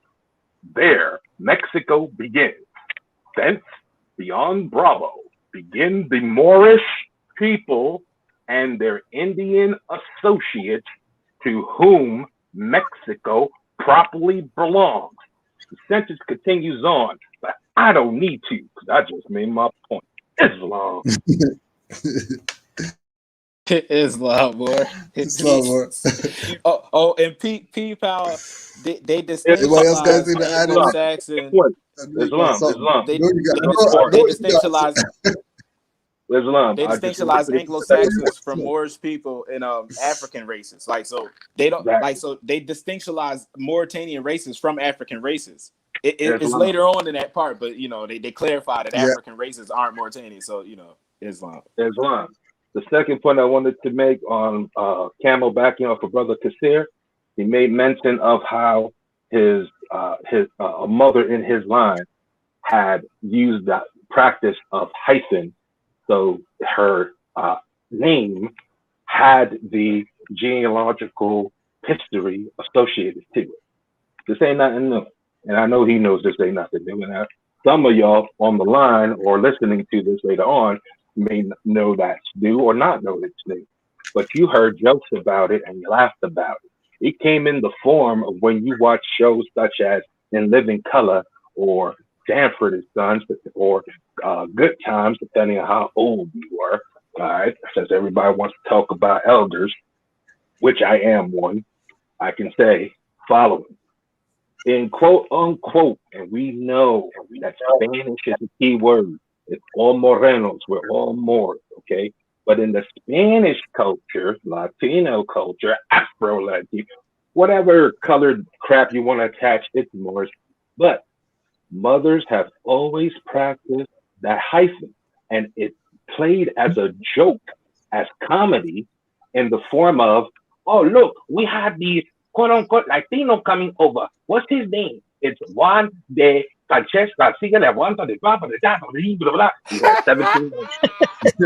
Y'all laugh now because y'all know what I'm talking about. Y'all heard this joke, right? Y'all all heard this joke.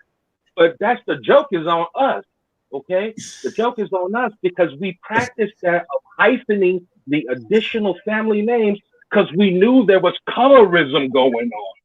So to actually track the genealogy before there was Ancestry.com, before there was 23andMe, before there was DNA testing, what we did, our mothers, when they got with their mate, took their mate's name, but kept their family name so that you still had the heritage going down the line. And the proof of that is my brother that's there on the line right now. Islam. I released the floor. Islam, more Islam. Islam. Oh, brother I wanted to ask you something too. From the if you could talk on the whole thing with the mindset of the elders versus your mindset as an elder, and how they have to look at this stuff as elders, not being of your mindset. Islam. I'm going to say it this way. I'm going to tell you a quick story because my battery's down to 10%. I'm sure it's going to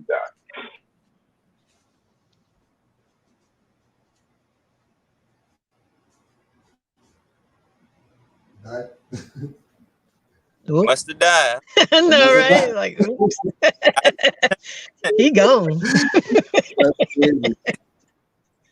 It got quiet. I thought the stream was cut. It was like, I had to come look at it. I stepped away for a sec. That's what Yeah, man. Okay, Crazy. well, we can go to the next elder up. We'll go to the next elder up. Mother, what are you looking at as far as this Cujo mindset Agua. that these elders have What's that? versus your mindset as an elder with Moorish knowledge in you? Islam, can you still hear me? Oh, there Oh yeah, he we is. can hear you now. Oh, all right, yeah, we can Islam. hear you. Yeah, that messing with my phone. Yeah, you weren't right How'd that go? when you said the matter, you cut. So I don't know. You can go again though. Oh, what I was saying is, when I first heard about, it wasn't the first time I heard this information. The first time I heard Brother Cujo, right? My grand Hacky said, "Oh, you think you Puerto Rican? You think you're Dominican? You a nigga." That shit pissed me off, Wow. and I'm not going to pardon my language. It pissed me the F off, the same as the elders over there across the pond did. So I took a personal interest in disproving what I thought at the time was an egotistical, super about himself, don't care about nobody, rude MFer. You know what happened? What? Found myself. I found out that I can say a lot of things about Brother Cujo. One thing I can't tell him he lied. Because everything he said was effing true. It was my own self-ego, not having one college degree, not having 2 undergraduate degrees, having 2.5 or 2 1/3 because it's specialized undergraduate degrees, plus a master's degree. I never heard no shit about this. Okay? And this man, I said the day that I heard it, I was like, this brother's crazy. What the hell? And he started going in on quote unquote Indian and did this 2-hour presentation on a name I never heard. The name was Tecumseh. And I'm like, what the hell is this going on? That day it snowed.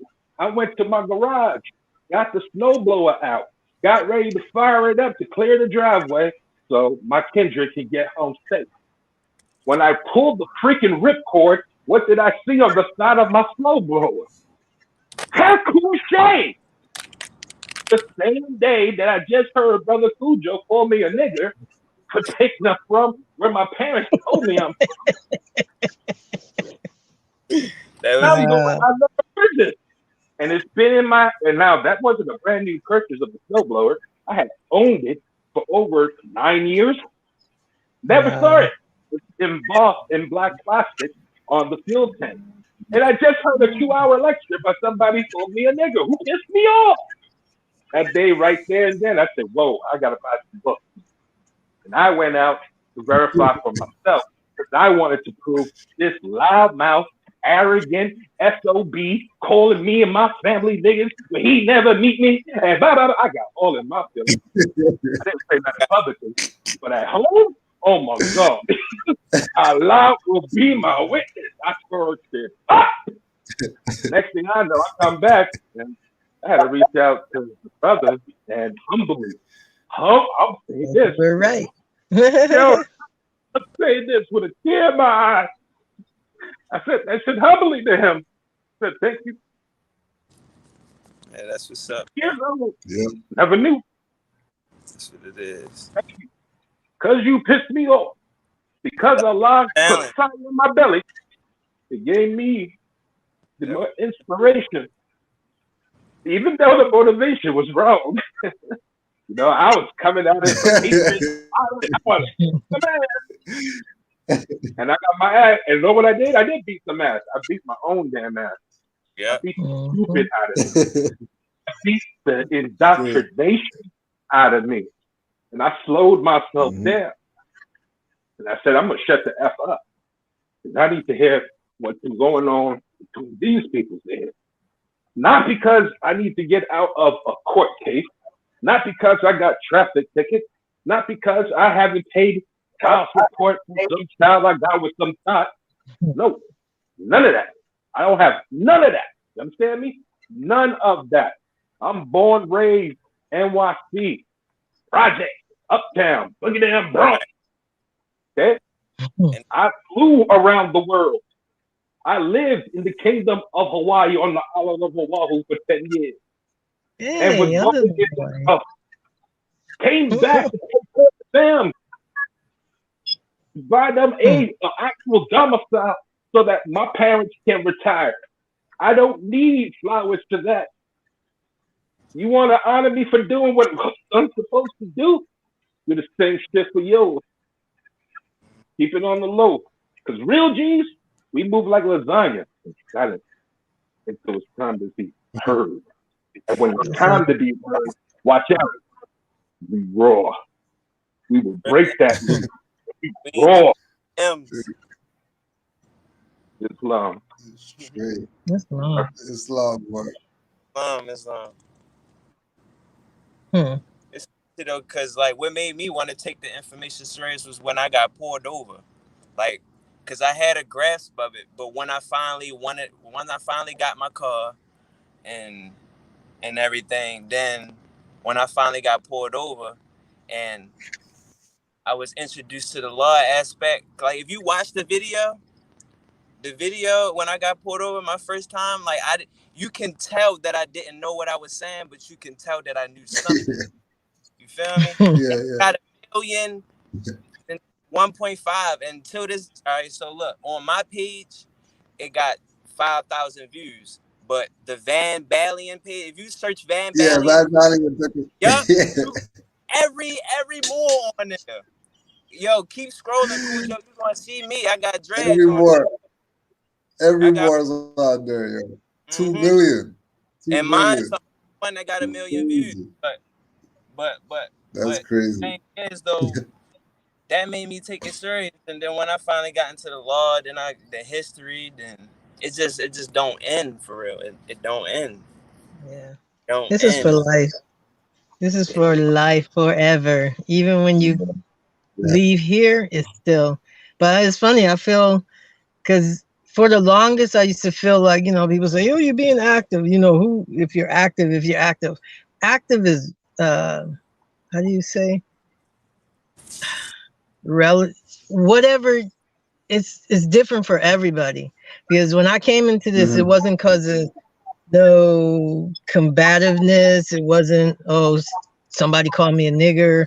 It wasn't all this court stuff. It wasn't all this. I was not a super religious person, but at some point in my life, I was like, well, maybe if I'm a better Christian, because that's what your family grew up, whatever. I never really followed that, go to church, but maybe my life would be different if I go to church and figure out that church is like going to a freaking concert. You don't have to pass the damn, they don't, what do you call, say, pass the basket, that thing. Now you can play credit card, cash app, whatever. I went one time and I was like, I'm done with this. You gotta be kidding me. Then when I start watching YouTube, I don't know, but I never did before, but I start seeing, this is how you can get bad information or good information from people that are not so good, because Ray Hagan, not a good guy, but he was the first person I saw that was, universe gives you what you need. He starts showing me the contradictions in Christianity and blah, blah, blah, blah, blah. And then what do YouTube do? They start throwing me more feeds, Canaanland more to be exact, feeds and blah, blah, blah. Because I was sort of listening to what Ali Muhammad and all these other people were saying, but in your gut, if you listen, something tell you like, And I remember Cujo, I reached out to him. He was like, don't call them, because I was going to call Ali Muhammad for like the longest, but something was not letting me call him. And when I talked to Cujo, he was like, no, fam, do not call him. I'll call you. And that was it. Because then years later, now this is about how people just try to bash Taj and Cujo and Anna, Ida, and Roz and all of them, because they're true. All these years later, that was 2014. Now we're 7 years later, and they're still saying the same stuff. And I guarantee you, if you go back to those list of names, that those people have built up nations and dropped them and cheated people and this, that, and the other, and they're all over the place. Or either they just left this paradigm altogether and just going rogue. And that's ridiculous. Yeah. So, that's why, to me, what I know I have to navigate in the world. I woke up And why? Because I was supposed to, I guess. But I know my divine is more important than all this worldly stuff. So I navigate, long as I stand on, I am a Moor. I'm a Moor American. Everything else is going to work out. And it does. That's just how I move. But I came in here without not all the courtness or whatever. And for people that are listening that might not think it's so easy, it is so easy. Because I had like this third party, you know how they sell off debts? Like maybe you owed Sears and Sears write the shit off. But once they write it off, it's dead. But they're going to sell it to a collection agency. Then that collection agency, if they don't get nothing from you, then they're going to sell it to somebody else. Well, I got papers, writs from Brother Basil, and I had to make them my own because some stuff didn't make sense, blah, blah, blah. But it took me like 2 weeks to work up those writs. And I sent them off to the 6 people, including the firm that was representing and they got to leave you alone because I don't have a contract with you. I don't even know who you are. And now you're saying, and I know that Sears, when they write it off, they done with you. So what are you gonna? When you tell people it's that simple, just use. They don't believe it because they read the front of those papers and say you know blah blah blah, but flip it over. A lot of times under their own shit, the statutes of limitations are over. But once you acknowledge it, whether you call them on the phone, whether you send them $5 a month, you have started that ticker again. So if it was a 7-year, it's 7 years again. So you got to be smart. Just use your shit. Use our stuff. Stick with more science and you're good. But anyways, I yield the floor because I can go on forever. Yeah, I just want to say I got into this to prove it wrong because I came through the occult gate. You know what I mean? I was like most of us in this room right now, going to church, doing what my mama did, to no effect. No effect. And you know, it just was disheartening, man. I mean, I paid my tithes. I was selling dope, paying tithes. Wow. Trying to be righteous. You know what I'm saying? The best way I knew. And the more I looked around, man, I got children now. I got to have answers for them. I can't just tell them, pray about it. Because I was experiencing stuff that the pastor couldn't answer. My mama couldn't answer. Couldn't nobody tell me why I go through sleep paralysis and I'm looking at this creature just staring at me. And could nobody tell me nothing. And, you know, me and fear don't get along. You know what I mean? I got people behind me. I can't be scared of nothing, you know?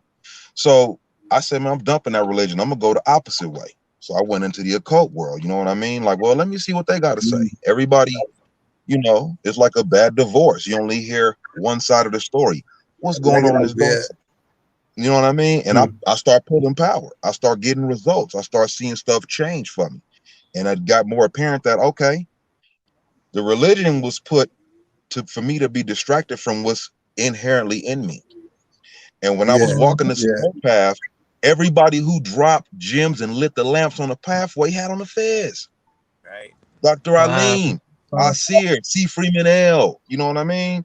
And I'm like, yo, these dudes cutting it straight and raw. It ain't all, you know, well, the interpretation. No, ain't no interpretation. It's this way right here. So I'm in the occult, you know what I'm saying? I'm doing stuff because, you know, I'm married and my wife, she neutral. She just supported me. She was like, I don't get it. I'm not with it, but I don't knock it. You know what I mean? So I'm doing rituals. I'm putting honey on a plate with the candle. I'm putting the 4 pennies on the corner as a scientist. You know what I'm saying? As a scientist, you know what I mean? And when she got convinced, when we moved, she said, you need to do your rituals here. The energy ain't here. And when she said that, I said, oh, it's something to this. But long story short, I got into this to prove it wrong. I said, there is no way these niggas walking around here talking about it's that simple. It's that simple. All you gotta do is study, you know? The hardest part of this whole thing is dumping the crap I learned. That was the hardest part about it. Because religion ain't the brainwash. It's how they teach you how to learn. That's the real brainwash. They teach you it's this or that. You know what I mean? They don't teach, they don't understand, or they're hiding the fact that all this stuff is relative and connected, you know? So when I got rid of that mind frame of how to take information in, I was like, oh man, all this stuff is mine. I'm domiciling right now in Washoe County in Nevada. It's all and ours. I drive past pyramids all day. I'm talking about bright daylight. You know what I mean? I got a brother in Arizona. He went to Patagonia Lake right now. It's 3 pyramids and 2 sphinxes right now, chilling. You know what I mean? When the river get low, Where's this at? this is Patagonia, Arizona. Okay. Yeah, Patagonia Lake, Arizona. And he took these pictures about 3-4 years ago when we first started delving off into this, because I studied the Moorish thing for about 6 months because my spirituality cool, but I'm a human. I'm affected by police brutality. I'm affected by redlining. You know what I'm saying? And I didn't pry on people. I'm sorry. You know, and say that again. Yeah, I'm affected by it. I'm a human. Yeah, the metaphysic people don't really get that point, because they always go into the metaphysical side of as if the physical body has something to do with the metaphysics or whatever. Say that again. You know, it's connected. You know, and I look at humanity as give that baby its bottle. You know what I mean? Because like the sister Azrael said, my divinity is over all this, because one thing we all know, we just visiting. We just visiting. You know what I'm saying? You know you're gonna leave this body. So why would I invest all my time into trying to correct a flaw? The ancestors already did it. We already had paradise before, you know? And like I said, my humanity needed an answer. My spirituality was cool. I done ran enough experiments to know that, okay, the mind, it is all mind. And once you start to know and you turn that pendulum inward and start internalizing this stuff, you know what I mean? And but my humanity's still dying. I'm still, the cops just killed this guy. This guy just got railroaded for jail. You know what I'm saying? Dude's truck got towed. It's like I gotta do something. And my spirit said, look, go back to them red hat dudes and see what they was talking about, because that could be an answer for your earthly existence. Because remember, you got to think this world been around a long time, and we the first ones on it. We wasn't always like this. We wasn't always in this condition. So what was they doing before all the colonialism and the corruption? And when I got into this Moorish thing, I was trying to prove it wrong. And I'm wearing a fez now. You know what I'm saying? It's about what you can prove. It's about what you can prove, man. I mean, just like the what got me on here, because I'm new to this. You know what I'm saying? I'm nervous, y'all. So just bear with me. I'm a little stuttery. You're good, bro. You're good. I hear you. You're good. I hear you. When you was on the phone with them other cats and they brought up that Morocco thing, I don't know why that hit a nerve with me so much, but it do. Because I tell people, if Morocco was over there, how come George Washington had on their money over there when he wrote the letter to the Sultan of Morocco to come kick it? Right. They over here. Period. Right. You know what I mean? Yeah. And I also tell them, look at the dates. That Morocco, my mom is older than that Morocco over there. You know what I mean? Look at the 1787 letter. You know what I mean? In the treaty, it tells you. Just to know if there's a kingdom, there's got to be an empire, right? Right. So if that's the Morocco over there, and the founding fathers, misnomer founding fathers of the United States, why they ain't had their ass over there? Why they ass over here? This Morocco. Yep. And I go through that a lot, because every Friday I wear my fez as a practicing Moor.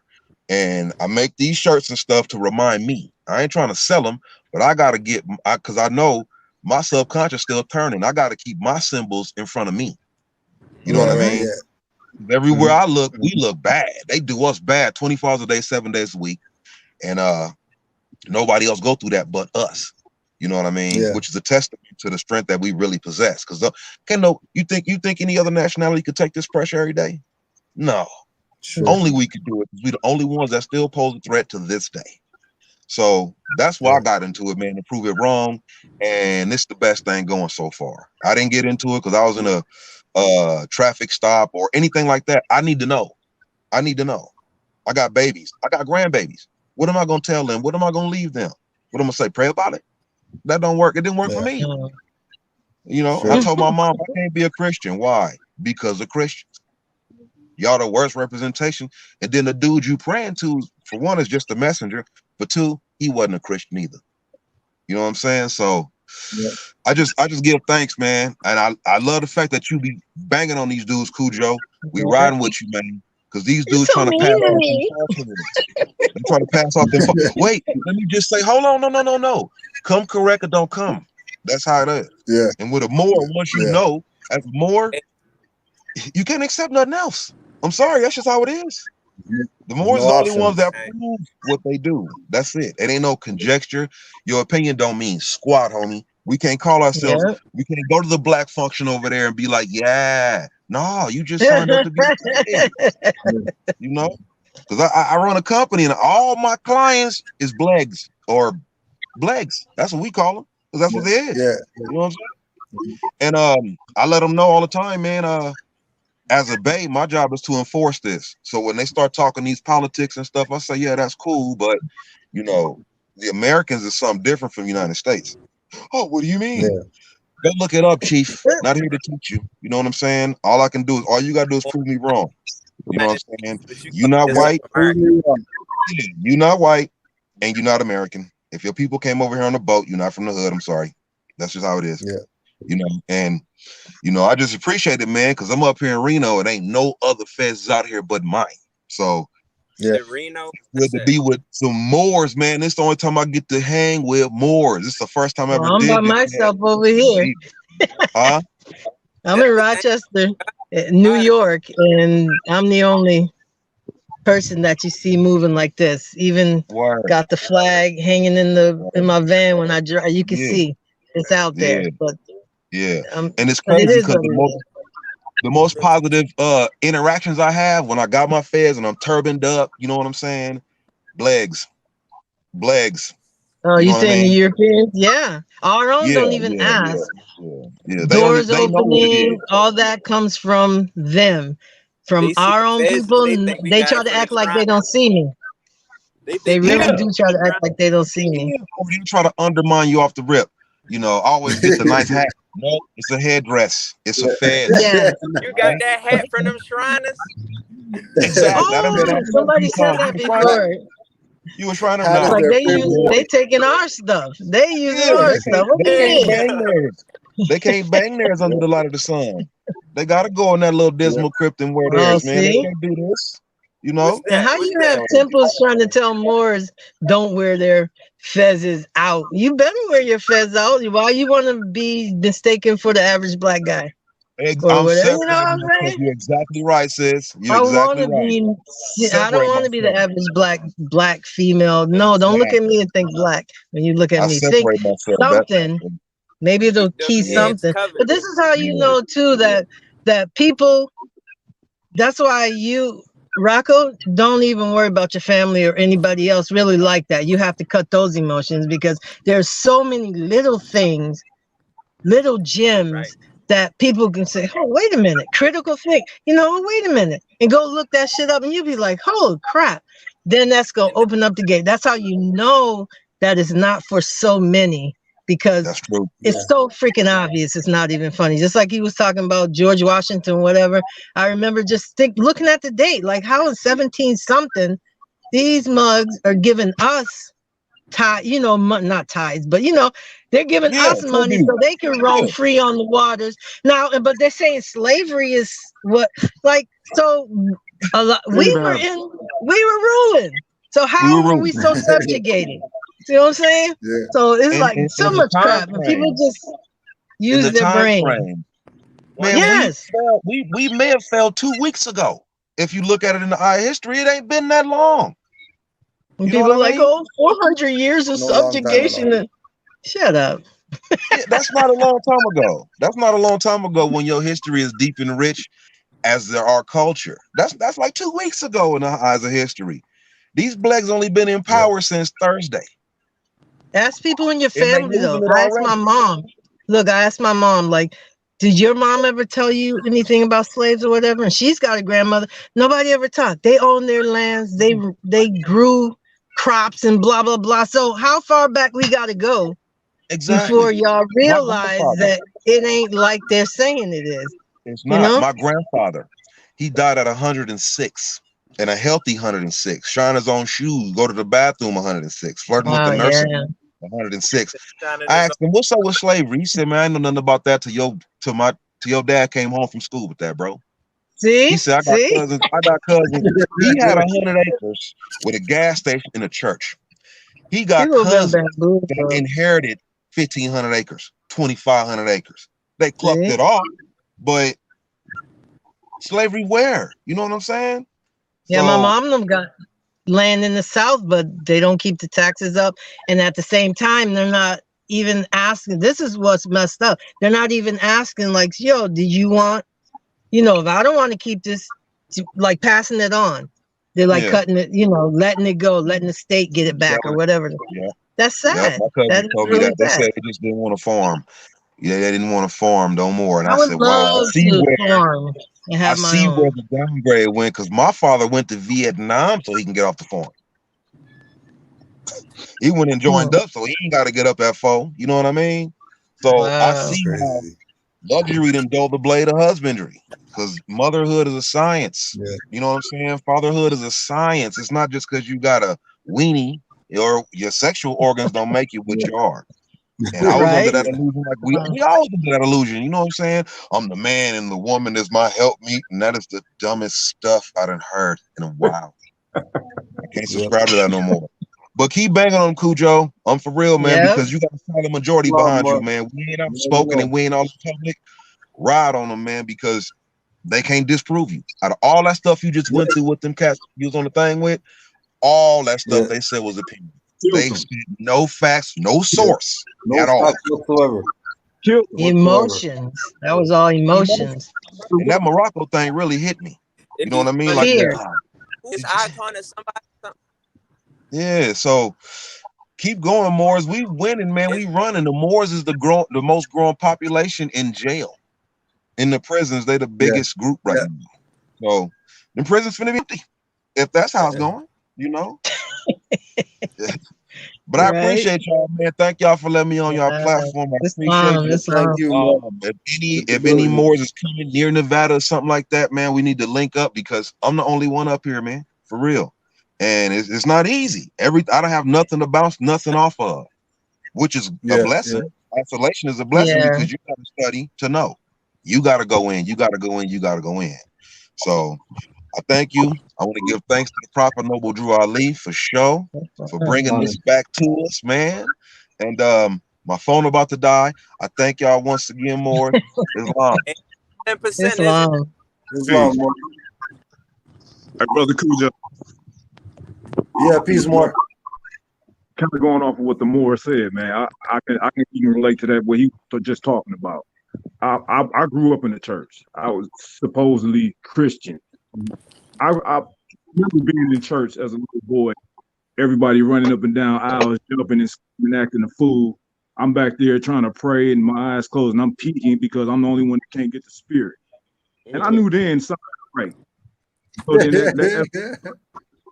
then so older.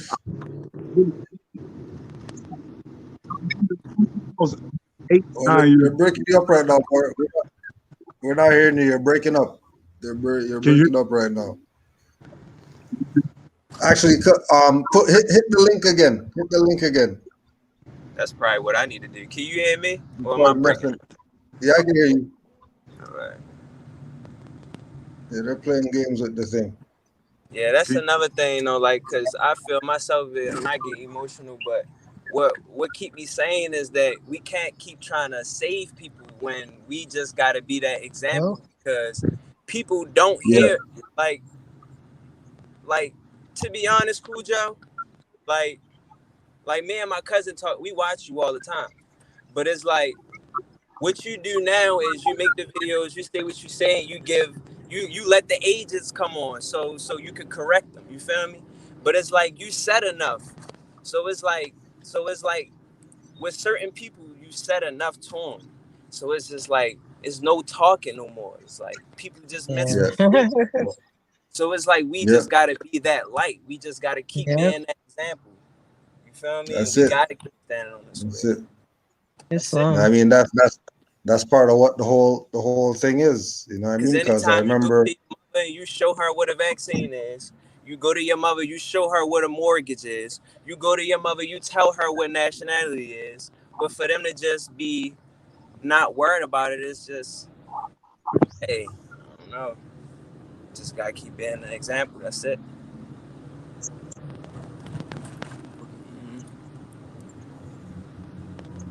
Islam brother Raheel, we're not hearing me. don't know what's going on your side. They're playing with your thing crazy. I got Cujo. Yeah, I got you. Hearing you now.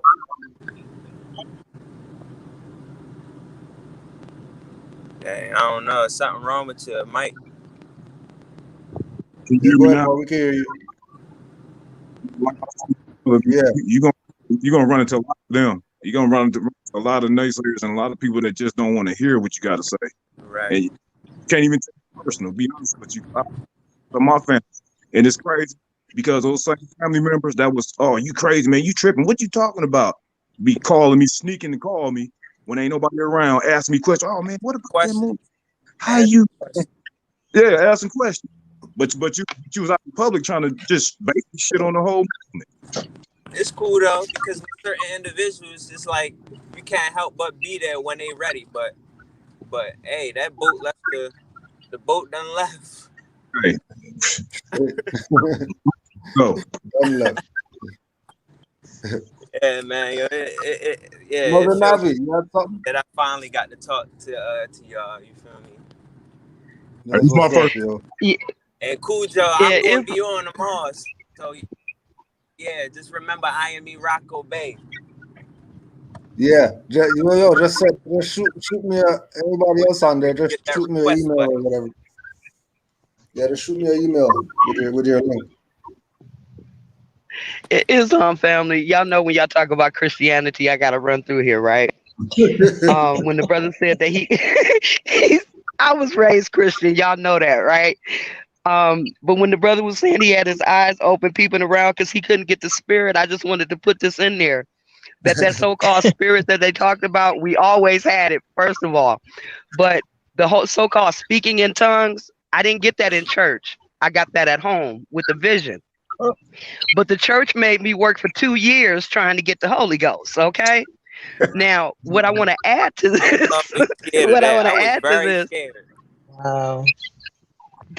don't be scared, because when I was reading this book on masonry, it's just the spirit that's in you.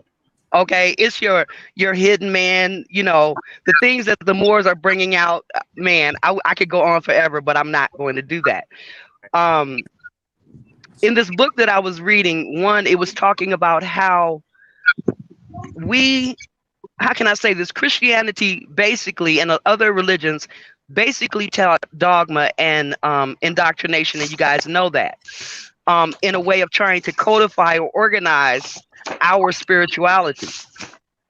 Well, in that, it has to do with cantations or spells or whatever. It's like if we feel something deep in our soul and we move by that thing, it becomes like an incantation to us that we use, similar to the way that a farmer uses fertilizer, certain techniques, this, that, and the other. So basically, I know I'm doing this I'm doing this too short, but basically, we have the first language inside of us, and it makes no sense to anyone else. So it's about you speaking a language that's only you and your divine being. It's not about the religion, okay? Oh my God, I'm saying this the wrong way.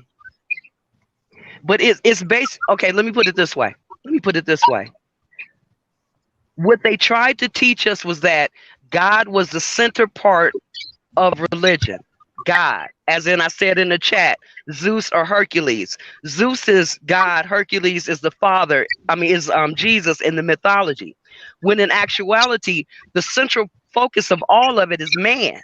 We're the central part of it, okay? Mm-hmm. And it's not man, woman, it's man as a species. We're the central part of it.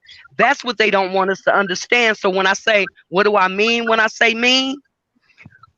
When they speak to you, it's like, what do you mean by saying that? Or you're just mean. They want you to tell them their disposition, because they don't know what's inside of you unless you tell them. So they have to indoctrinate you to regurgitate what they've been telling you all along through the school systems. What do I mean when I say mean? But when you find a good unabridged dictionary, you'll find 3 different definitions for the word mean. One of them deals with mathematics, which is judging between 2 points. Okay, kind of like the Middle Passage, we're judging between 2 points. Kind of like slavery, we're judging between 2 points. Kind of like the Atlantic Ocean being a mirror. between 2 points, that kind of stuff. Okay. But the other definition deals with your will and your volition. And that's what you hold inside. And we have so much inside of us. And I'm going to tell you, as a Christian, the Moors are the only ones that were able to bring out the truth of it. Because the last time I was in church, my pastor prayed over me and sent me to the nations. I didn't know where the hell he was sending me to. And then I ran across Moorish science. Now, let me talk. I was kind of on the phone when you guys were talking. But when it comes to Cujo, when I first heard Cujo, I was like, I can't understand what the hell he's saying, because the people in, my vicinity speak like I do, not with an accent. But coming into more science, rocking with Cujo through them 28 videos that he was talking about back to basics, I got used to his tone. First time I talked to Cujo, I said, I want to go to the Addup chamber. Can't find that shit, but study, like the prophet said, right? And in that, I would have never looked at the islands if it wasn't for that connection. I wouldn't have found out that part of my family comes from Barbados and another part comes from Jamaica. I wouldn't have found out about these ships and prisoner ships that actually had one of my family names on it. Okay? It's a lot of things that I wouldn't have found out. Even like Daniel Boone. They tell us that Daniel Boone is white, but he got another, or European, modern European, that he has a niece or a sister or something like that named Jemima. But I was raised with Aunt Jemima on the pancake box. Okay? And she was a melanated person. You know what I'm saying? Wow. And in these studies, just for an example, to push back, I went into the 1790 census, which a lot of people talk about free white persons from 1790. But I went back into that census and found a Daniel Boone on there where it said that he was a Negro. Just recently, I went into that Cherokee history, the book Cherokee History and their legends and folklore. And in the names where they put like 4 or 5 chapters of names of different people, I found another Daniel P. Boone in there, which says that he was Cherokee. Now, on top of that, in that book as well, there's another name. One is Bushy Head. I want to know what happened to those people. But one is called, his last name is W-A-T-I-E. Now, if y'all don't recognize it, that's Mama Wati or the Wati family. I don't know what y'all looking at, okay? We're more instrumental in this than we ever knew, because when you look at what they did with the Cherokee right around the Civil War between 1861 and 1866, that goes in direct relationship with the 14th Amendment, because it's actually in that book stated as they're doing negotiations coming from, Abraham Lincoln and him being assassinated and the Reconstruction and all of that. We're very instrumental in that area. So we're Moors. I'm of Cherokee descent. I'm Cherokee on both sides of my family. However, the Moors were the only one that told me about a nationality. Okay? And so studying is important, but like Prophet says, study yourself, and nobody else really wanted you to study yourself. They wanted you to study some indoctrinated source, but it's inside of you. You got the first language. The first language comes from you, each and every one of us, because you came from your mother. And I'm off the mic. I yield the floor. I would just like to support your point about because I just found out that my grandma was full-blooded Chickasaw. We pronounce it Chickasaw, but my grandfather, her husband, was a full-blown Blackfoot. Now I'm not sure. I don't know the termination. I don't know if that's the Salagi or whichever one that is. But he was Blackfoot. His mother was Geechee. So yeah, and like you said, sis, everybody want us to study outside of us and not realize that we really generated all this. And even in our ignorance, we still run the world. Everybody doing hip hop. Everybody doing breakdancing is in the Olympics. That's wow. a testament of our power. You know what I'm saying? And it's weird walking around now knowing that this is my land for real. Look at that pyramid right there. Look at that pyramid shaved off. For real. Yeah, and it's powerful. It's powerful. I went to a car show at a casino the other day, and I didn't have affairs on at the time, but the inner knowing, when I internalize it, because before I come outwardly with all this, I got to back it up internally. Everybody that I've come across that's get down with these groups, they ready to show it outwardly. And it's like, well, you gotta internalize it first and make sure it lines up with you, because I feel this is more of a calling than anything, than choice. Right. More people got called to this than to sat down and said, all right, look, I'm just gonna check this out. No, it was something in your life that drew you into this organically, magnetically. Exactly. Now that I put this 144,000. I'm sorry, say that again, sir. 144,000. We're it. So I just want to support your point, sis, because I think we was all raised Christian or Baptist, you know, and there was some always inside of me, like in all of us, when we were sitting in church, something in here was laughing. Something in here was like, this not the way. Yeah. We just couldn't know. We didn't know what it was. You know what I mean? But I remember feeling so stupid coming out, especially when I got grown. I took my family to church. Felt like a weenie, man. I'm serious. It just felt like that. And I couldn't escape it. I'm like, no matter how much I read, how much I give, how many Bible studies, how much I feel stupid. You know what I'm saying? Like, this ain't mine. You know? Off more, but you know, there's no power in it. None at all. None at all. None. But all yelling, all the shouting, and all of this, and I felt no power at all in there. Right back to the same problem. Hit me with the jacket. Right back. That's why everything that's gonna take you to you when it's talking about Christianity, everything that's gonna help you get quiet, get in yourself, meditation, yoga, whatever. They be like, oh, that's evil. Like you're gonna conjure up demons. No, you're the demon. Yeah, what I like about I just want to say right here. Can I just say one thing to sister mother Navi? I'm not trying to give you a project, but when y'all talking about, you know, what part of the Indian, because my mom always talks about, oh, like her great grandmother had the long hair. I know all that, but I'm just thinking when we were growing up, we used to do hand songs, right? Boom, boom, boom.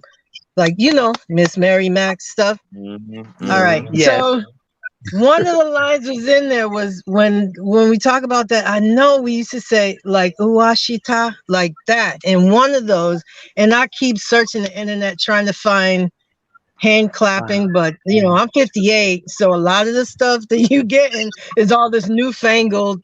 They just make it, you know, they dumbing down the internet. Like they ain't gonna shut it down. They just dumbing it down. So you go look for something you could have found 10 years ago. You ain't finding it no more. Or it's a whole different thing, like the Black's Law Dictionary. But I don't know if you've ever looked into that, Navi, like hand, because those, I mean, I know we used to do those a lot. We used to have a lot of those just in the neighborhood. But the fact that it just stuck with me because of that washita, that's gotta be like us talking. Some stuff. But anyways, I'm gonna keep looking. I don't know if you could ever, you know, you're way above me when it's talking about research and stuff like that. So I just wanted to put that out there. No, sis, I don't feel like I'm way above you. Okay, I see you as my elder. I saw you in the chat a long time ago, and I've always seen you as my elder. Actually, I'm behind you. I'm trying to catch up with some of these brothers on here who got all this knowledge. Okay. As far as the hand signs, the hand clappings, I never remember it saying Washita in there, but I didn't know all the signs. But it makes sense because we deal with symbols and signs. I do remember that thing about blood brothers, you know, cutting your finger and sharing the blood, and y'all become blood brothers and sisters and all of that from, you know, from back in the day. Let me see. Maybe it depends on where we're from, because most of my family is from Alabama. Yeah, it was something else I wanted to say. They came up from Alabama to, you know, migrated up to New York. So. Oh, Islam, mother. If you look at it's like ancient. Well, I'll put in there that one side. Oh no, go ahead, mother. Go ahead, brother. I was going to say. I was just going to say that one side of my family, which is the Reynolds family, comes out of Alabama as well. Oh wow! All through the South. We're all through the South. Okay. When it comes to looking at us, and I don't mean to, you know, go on no rant, but when it comes to looking at us, one thing you got to remember is it's not about the individuality of each one of us, because we're drawing energy off of each one of us. We're getting a lot of help for what we're doing right now. A lot of help. When I realized that it was bigger than what I thought it was, I was talking to my sister on the phone and I was like, this is this, and I think that is that. And, I'm just running it down and she's listening.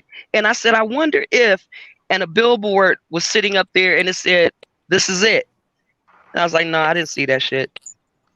And I'm steady talking. And the next billboard that showed up was, here's your sign.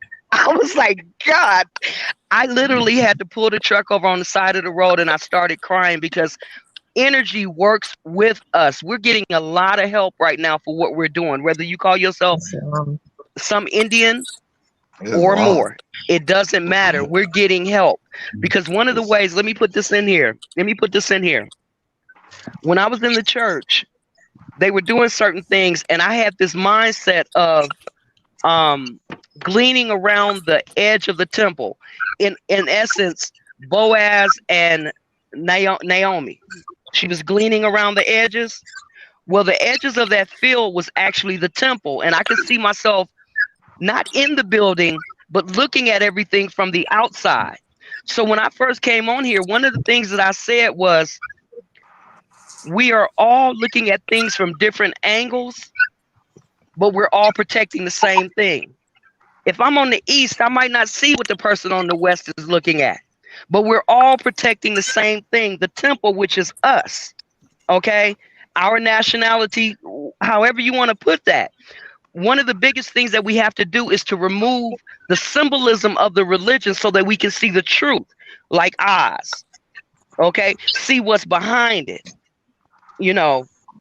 So all I'm gonna say is I got a lot of love for y'all because y'all gave me purpose, because years ago I threw my Bible and I didn't know where I was going from there.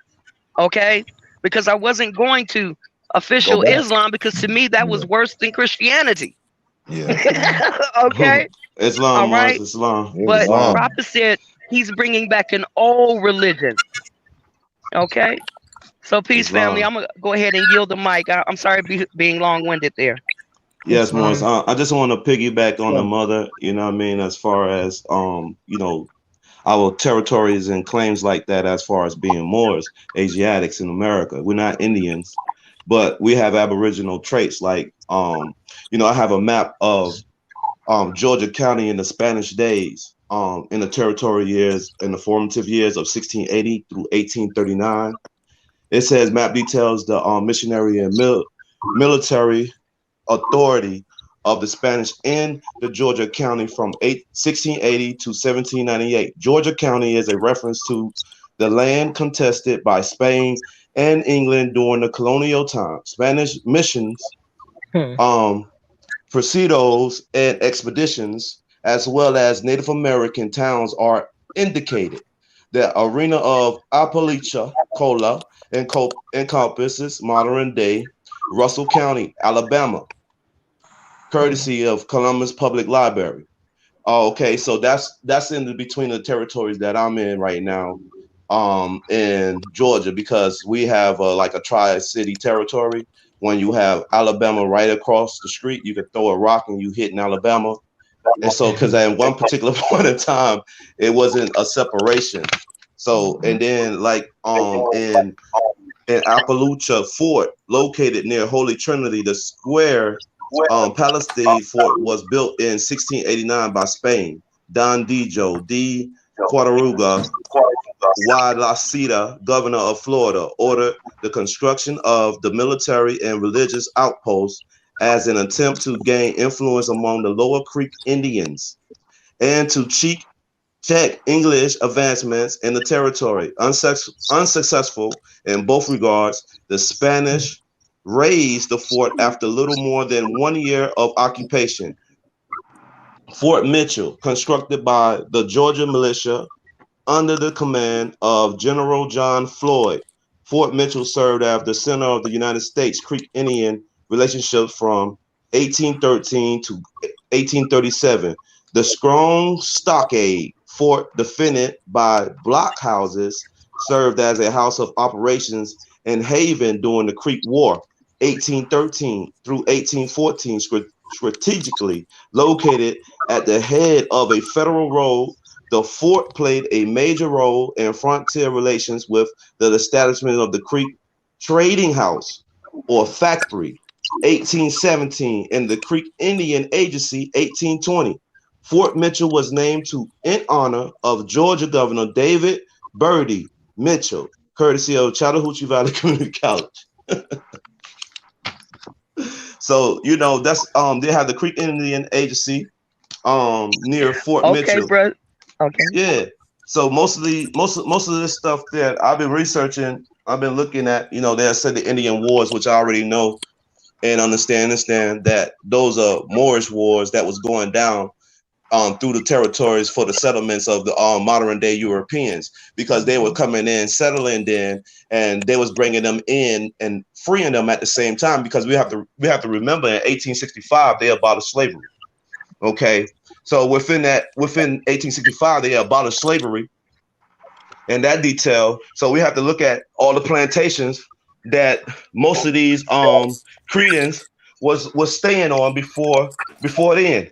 Okay, so when I go through my studies, I compare, I take more science, and that's going to be my way. That's going to be my way up. You see what I'm saying? And when I go through the research and go through looking at certain things at a particular point in time, then I try to weigh the scale.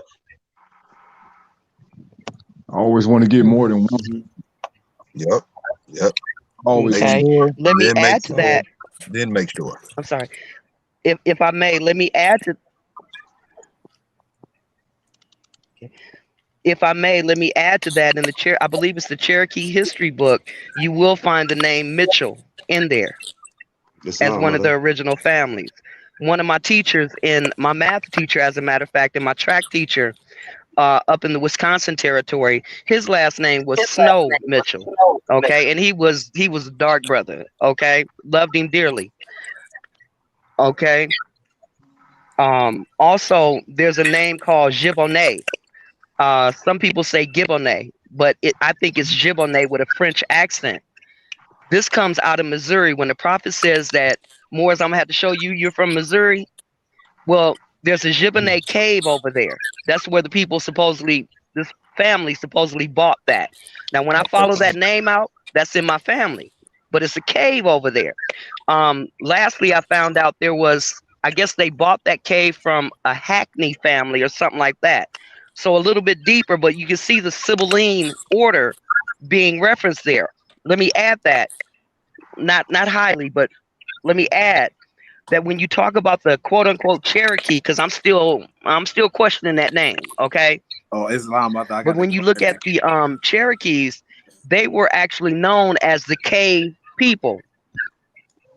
Okay, the Cherokee, according to some other Indian tribes, were known as the cave people. So while we're sitting here talking about the European as a caveman from the Caucasus, you're actually talking about your own people. Some people are talking about their own people here in North America that they had a problem with, because apparently we brought the Europeans into government. Mm-hmm. And that's one of the reasons why you don't want to recognize the Cherokee, and two, you don't want to recognize. Oh, somebody's listening. They're breaking up. Yeah. They're breaking up. My ear was just ringing. It was ringing. Like, wow. There we go. Here they come. Oh. Let me say something. Since he mentioned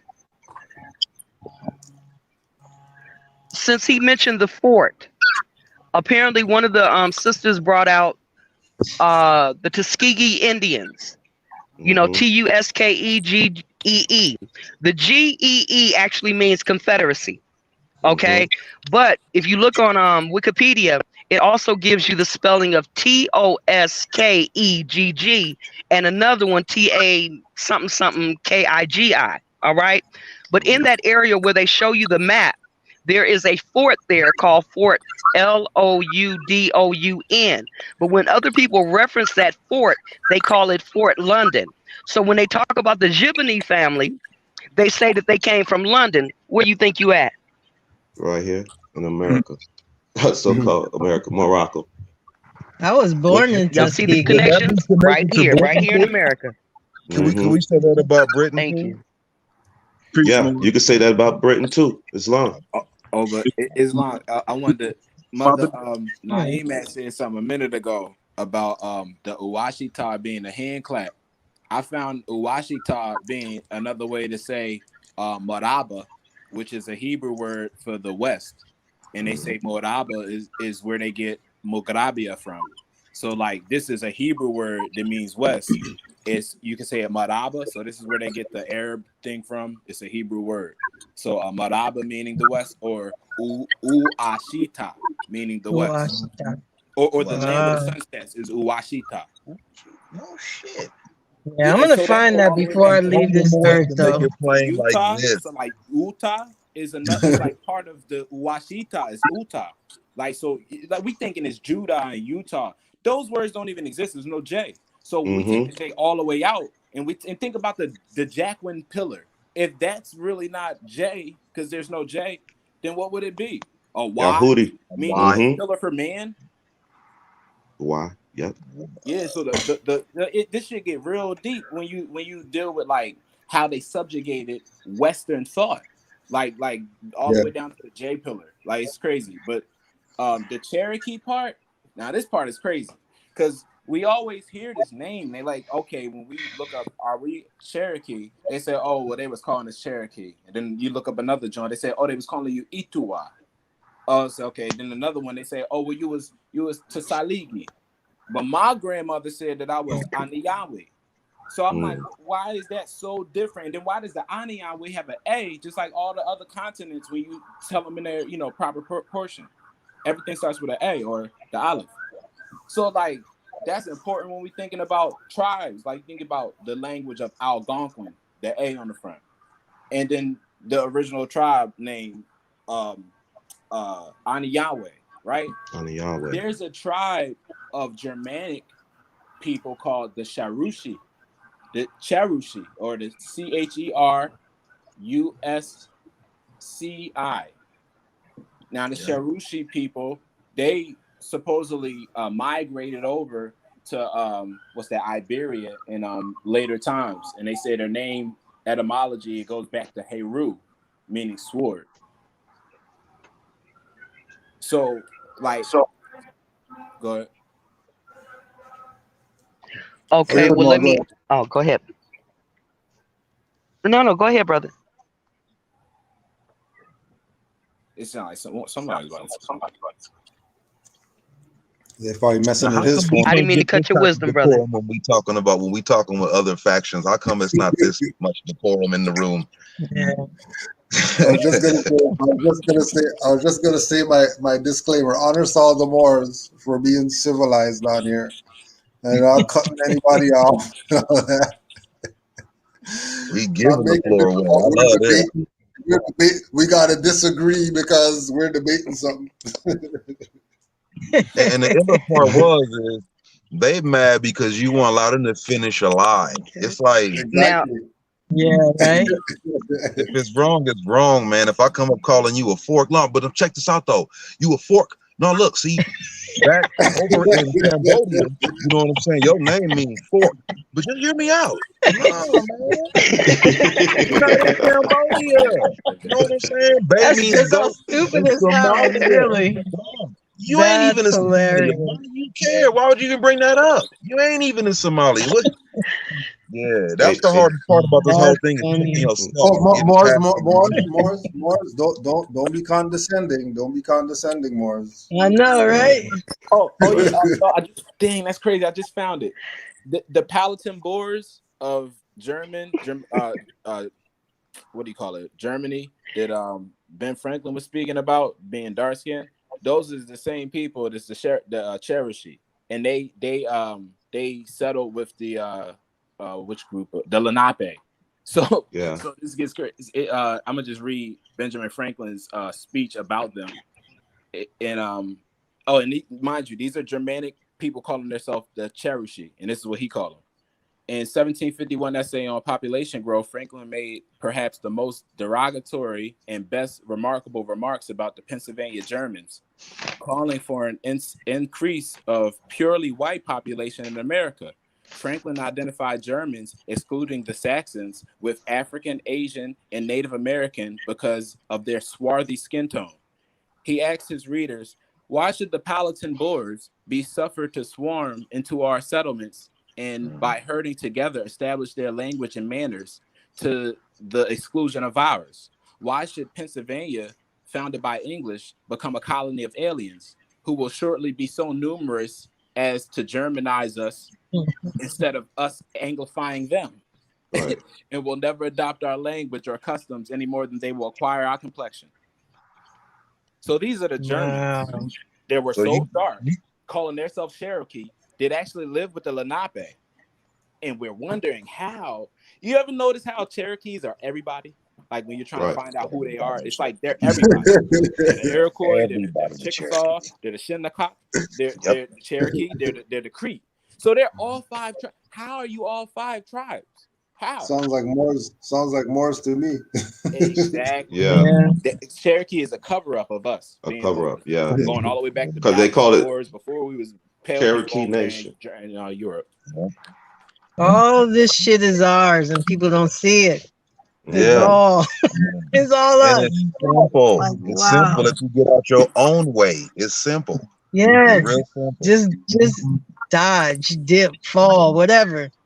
Just yeah, move just out like the way. they got the Nopi. And it's crazy because they'll call a lie out on a whole nother level like it's plain, but won't apply that same logic to themselves in this. You know what I mean? They will, oh no, well apply that same mode of thinking over here and it's all related, you know, but we can't worry about what they do now because they gonna do what they gonna do. You know what I mean? Like right now, me and my wife is in the process of purchasing 20 acres. You know what I mean? And we want to set up some stuff to affect the children because it's like everyone knows it's easier to, I don't know the term, but it's easier to influence or teach a child than it is to try to repair a broken adult. Yeah. So yeah, straight up.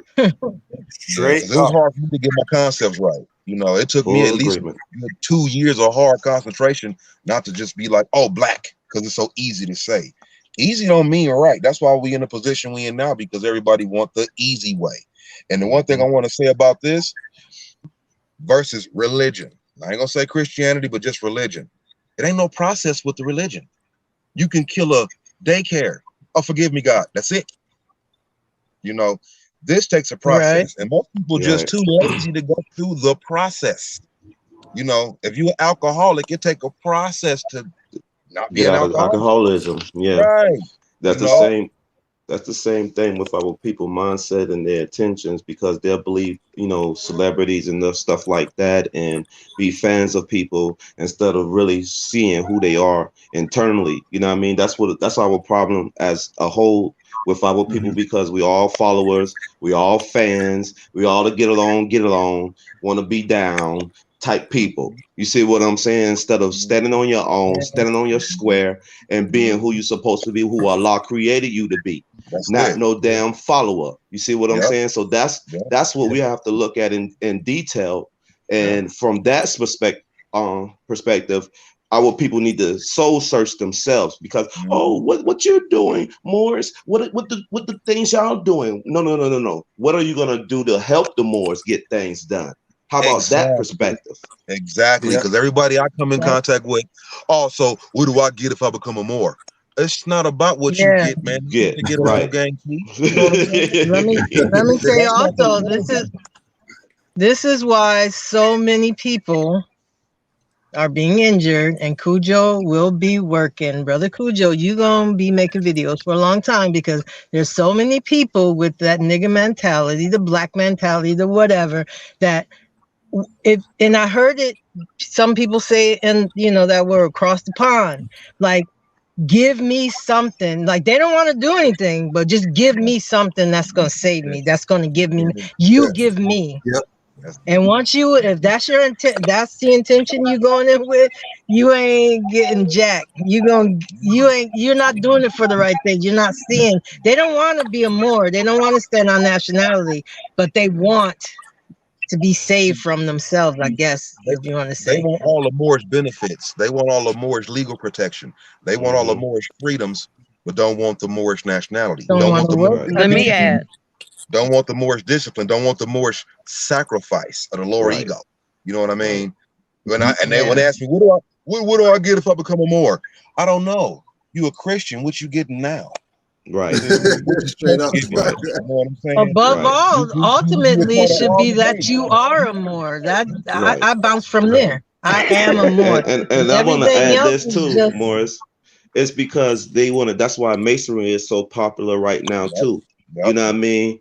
Come on, join the lodge, brother, and you're gonna have all these benefits, brother. You know, real hush hush behind the door, brother. You know, subjugate our women, do all type of foul indecencies. You know what I mean? When I found out what they was doing, my pressure went up. I think about a degree or whatever. You see what I'm saying? Because I was like infuriated. You know what I mean? And they portray like they are so upstanding people, you know what I mean? But in real secret societies, you know what I mean, they get down like that, and they do all this type of nefarious acts, you know what I mean, to children and all type of stuff. So we have to really, you know, it's not all lodges, you know what I mean? So let me put that out there too on the record. It's not all lodges, but you know, most of the lodges, but they all crafty and doing things in secret. And that's why they don't like the Moors, because our prophet, I give high honors to Sharif Abdul Ali, known as Noble Drew Ali. He came and revealed all the secrets, all of them. So, right. So for what in the position that Moors are in, we're trying to do the same work that our prophet, because our prophet said, imitate I, the prophet. He didn't say, imitate Jesus, the white, the pale Leo with the blue eyes with the stringy hair. He didn't say that.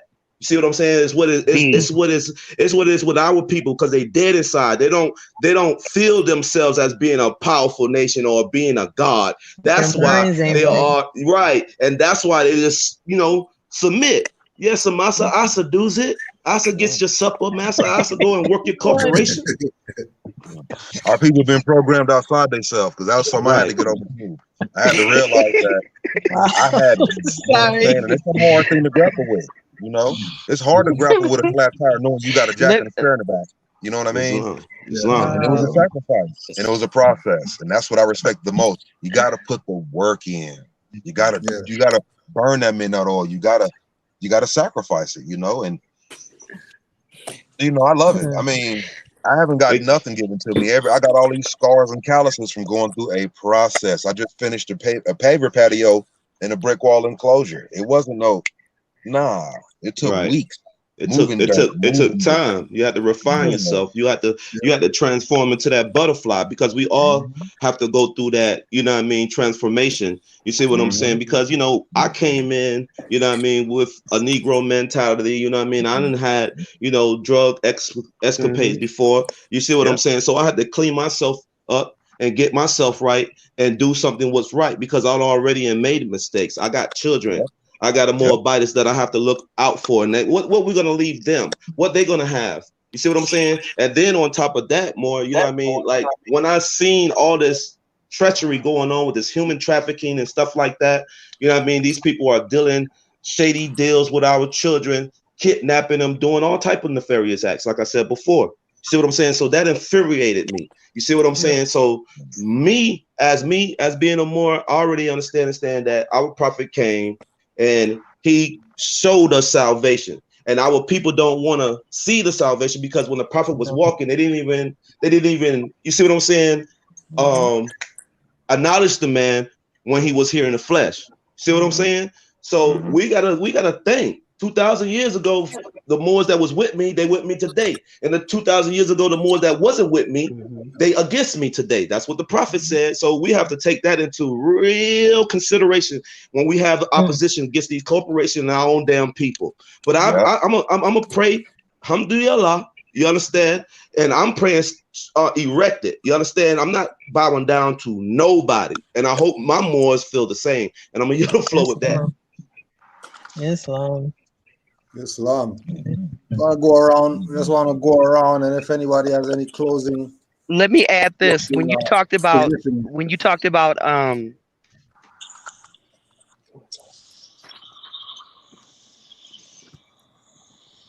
We're not hearing you, mother. okay, well, let me take this. When you talk about blonde hair and blue eyes, I met a dark skinned. You can't hear me? Yeah, Oh, we they can got hear you that now. stuff. Yeah. Oh. Yeah, they playing with They're trying to cut her off. Yeah. They're playing with it. Yeah, I almost got kicked. You already know what's Sound up. like she's about to Yeah, bring we up know what the time it dark is. skin, the dark skin with Yeah. the They blue can slow eyes. it down, but they can't Right, stop with the blue eyes. Yeah. Because we know more Moabites, they put through all colors, through the spectrum. You know what I mean? Yeah. That's what the Venus star represents. All nations. We are the favorite nation. We are the nations that started first. So that's why we need to be in honor when we step down on these demons that's running this escapade that they've been running.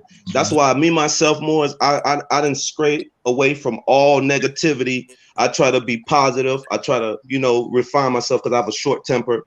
And it's a journey for me to stay on a straight and narrow path. Yes. So Yeah. you know what I mean? So that's just like when I do certain things, I'm trying to do it from a moral and principle perspective. That's love, truth, peace, freedom, and justice. See what I'm saying? So in that walk and in that light, you know what I mean, that path, we need to stay straight on. So whoever comes and try to stop this Moorish divine and national movement, and I'm gonna put it just like that: Moorish national divine movement. You see what I'm saying? The prophet said you'll tear yourself up before you destroy what I have laid down and left to my Moors, because I on a soul plane. So I'm on a soul plane, and I'm gonna talk to my Moors through the heart, and they're gonna exact my law with no buts ends about it. So that's how I feel, and that's how I'm gonna stand. And I yield the floor with that, Morris. Give thanks, more. Islam. Brother Kasir, you got any? I know you got something in the hiding over there. Yeah, I was trying to get him for a minute, but I didn't want to interrupt nobody. It's all good. It's all good. It's like we got to realize all of the history that we were shown that we're under is really, it's all a stage and what they would call a theater. They're really going in on this theater thing coming out. They're telling you, the so-called thing, the C thing. I don't want to say it and mess up this whole video, but that C thing, they said that's a hygiene theater. So this is real prevalent now. They're letting you know what's a theater and what's not. The Underground Railroad was a theater. The whole thing, every character in it, theater. So when we think of this theater, our ancestors and our family, they're under mind control or their own psychosis of believing something that never even happened. I don't think we can save them that way, like telling them and showing them books. And we have to change ourselves if we're still, gathering our own self together to get ourselves right. But once we fix ourselves, we just show them certain things. Like I'm Mooring right now. All my family ain't Moors, but the ones that are, they take and go with it. The ones that ain't, they like, oh, can you help me do this? Can you help me? Well, I don't know how to do that the way you do, but can you do it? So instead of now, I'm getting my aunts and them, instead of arguing me, they want me to handle it, me to touch it, me to take it. So that's what it is when we Moors. They don't want to, if they don't want to be us or whatever, at the end of the day, they're going to let us handle the administration because they know that we're the only ones that can speak to any of these people with anything to say and with any law or anything. Yeah. That's where Islam come in. Self-law and master. Self-law and master. Yep. I self-law and master, and I'm the arm, leg, arm, head of the higher self. So how if I am Allah and I am the Islam, I am the temple, then how can you teach me outside? That's father side stuff. From the outside. And I want to support that point with being isolated like I am. That can't stop nothing. Like I said, I don't have no Moors in my immediate area that I could bounce information off of or nothing. But that Islam, that's a hand in my back. Islam. Keep going, dog. It's ISEP. Keep going. Islam. You got to get another book, study, keep reading, And the only other Moor that I know of in my family is my brother in Arizona. You know what I mean? And we build daily. A 2-hour conference every day. about something. Let's go into the Treaty of Peace and Friendship. Oh, we don't know what that word is? Stop. Get the Black's Law out. Let's go into it. Oh, let's go off into the the RV Bay nationalization process. We run into words. Stop. Get the dictionary out. What does that mean? You know what I mean? But that Islam, I self-law master. And that's one of the things our people really don't want to embrace. Because it was hard for me. What's your number, Mark? So yeah, give your number, more. We'll link up with you more. Oh, phone number? Yeah. Oh, 775. Hold up, boy. Hold up. Let me get my pen right. Do I do it here on this, or do I do an email? You know, yeah, I'm gonna call you. Yeah, I'll call you too, more. You don't gotta hit worry me about up, that.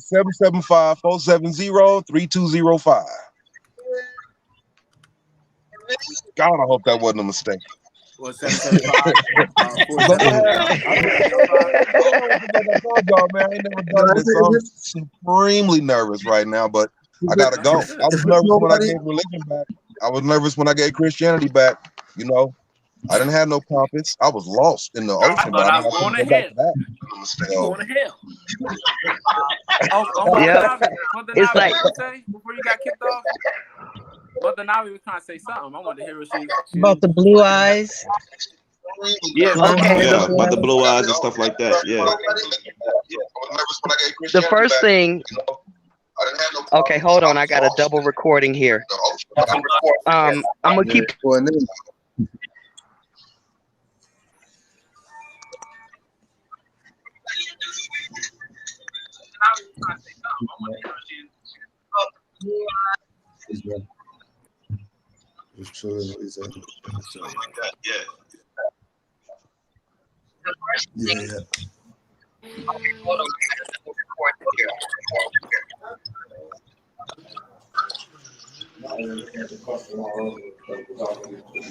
I got a quick question, and it's Islam. I'm trying to figure out how to word this, but now that I've been studying in this Moorish paradigm, now that I'm back connected and my eyes is open and stuff that's already hid, would it be a detractory thing, or would it be a negative thing that it's hard for me to accept information from other nationalities? I automatically have a disconnect turn off when other folks try and tell me stuff, not even about Moorish stuff, now in general. It's been lied to for a few decades. Is that like a bad thing? Or is that some work I need to do? Because I'm really finding myself turning off when other folks try to tell me information. That it's hard for me to accept information from other nationalities. And not even political information, information in general. Yeah, Islam, brother. They do that all the time because they try to push their pseudo objective. But when you're dealing in more science, you can break their shit down. Because once the prophet said, once you know your nationality, you know theirs. You see what I'm saying? So you know what I mean? Because like I said, I talk to Europeans. I have a neighbor, modern Europeans, and we have enlightenment conversations. You know what I mean? So not everybody is really, I say, repugnant about certain things. You know what I mean? So we just got to be firm about who we are and make sure that once we put it down, we putting it down. Ain't no playing no games with these people. I'm not playing no games with them, and they know I'm not playing no games with them. So I had an agent come to my domicile, telling me we United States citizens. I said, what? Hold up, wait a minute. I said, no. There's no United States citizens living here in this domicile. This is Moorish American nationals that stay here. And he looked at me. I looked at him, and then he just turned around and took his little his little sheet and his little pen, and he turned around and went back to his truck. I said, come here, sir, let me talk to you a little bit more so I can educate you. He was like, that's okay, sir. You have a great day. I said, okay, you have a great day. And he pulled off. Boom.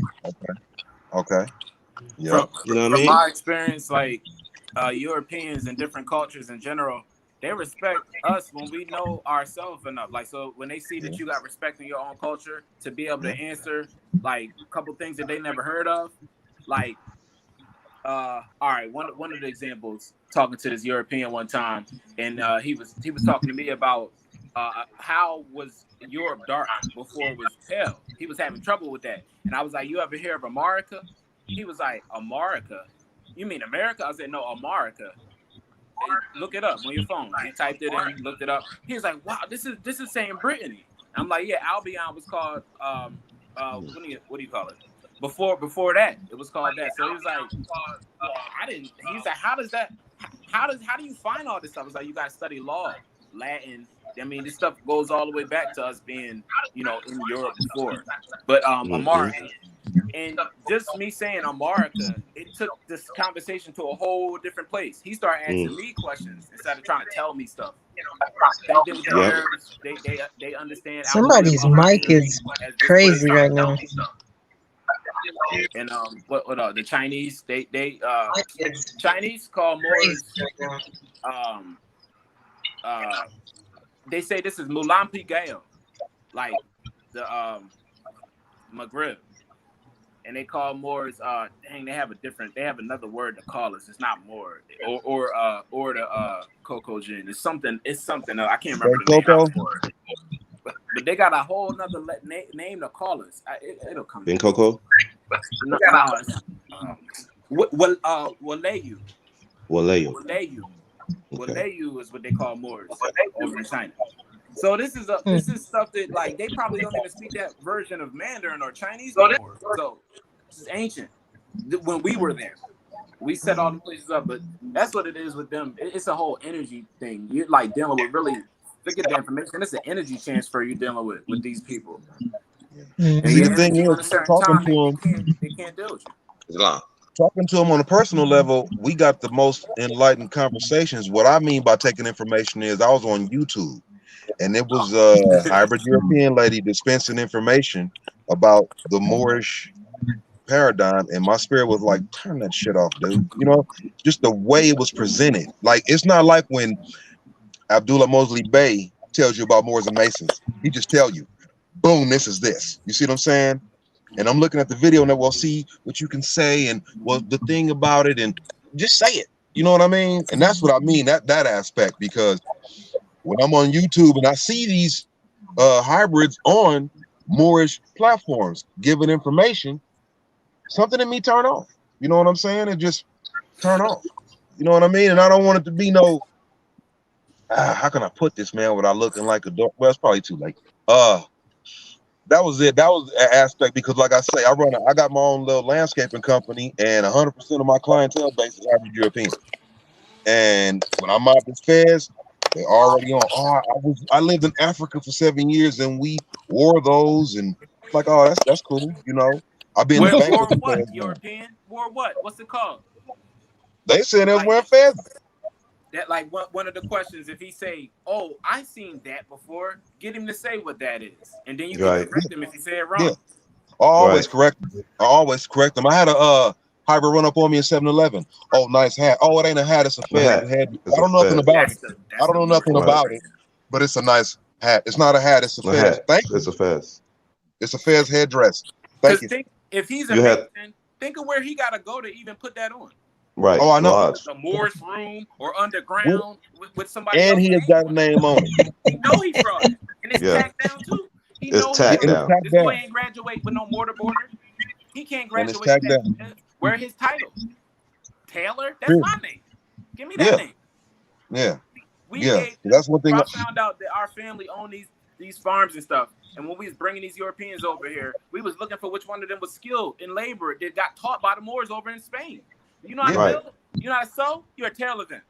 You come up with tailors, and you do your work. You get a job that way. And shoot, bro, I found my grandfather, my 7th grade grandfather, all the way back to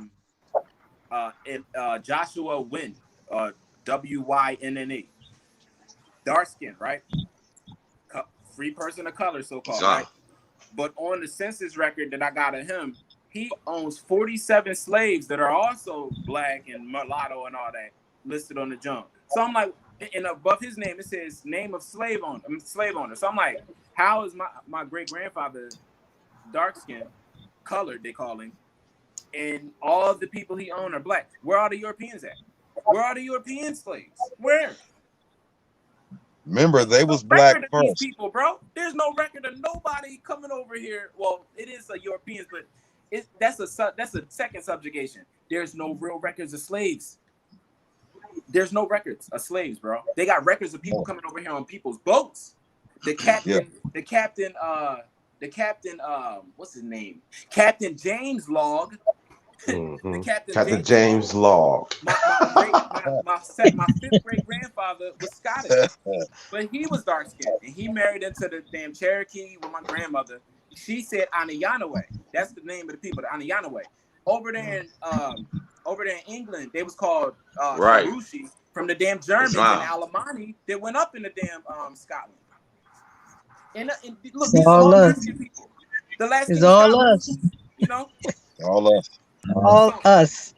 I'm trying to figure. The crazy part that I found out is that the history that they gave us is all from 1861 or 1866 on.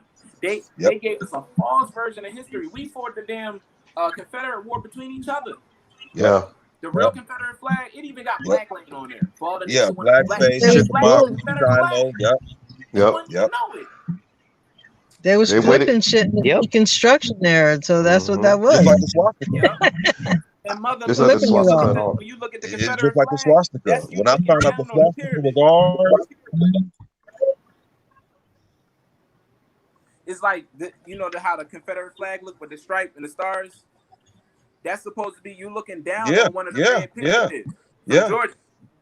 The Alhambra, the real Alhambra is in Georgia. The red clay they call it. Yeah. Little Egypt. They got a Rome in Georgia that was created before the Vatican, bro. They got a Rome in Georgia. They got a Carthage. Carthage, yep. Oh yeah. Look, this stuff get crazy. Mm-hmm. Stone Mountain.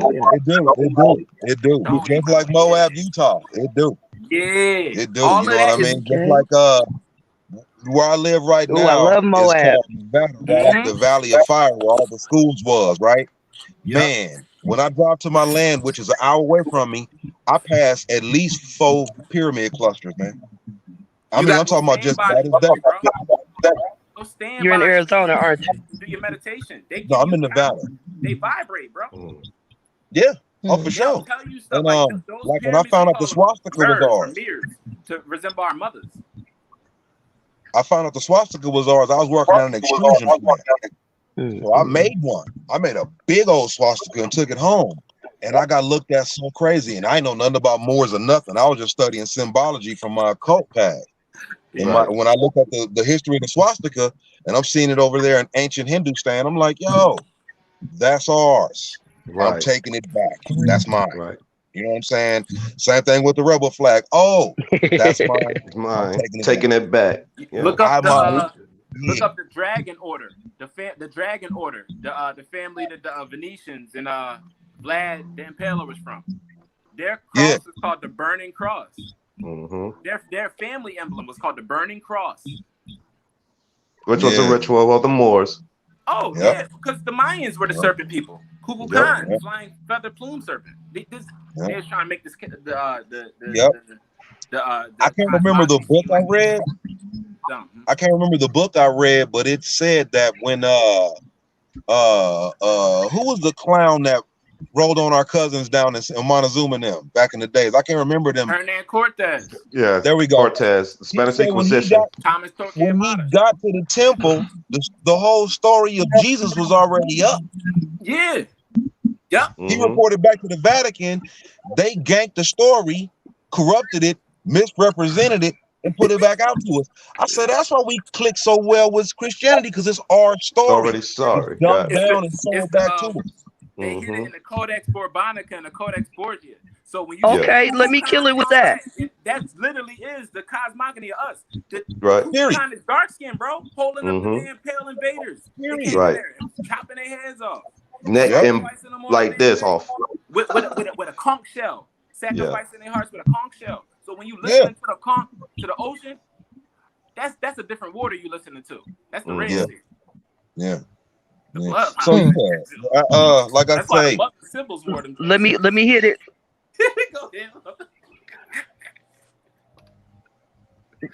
Go ahead.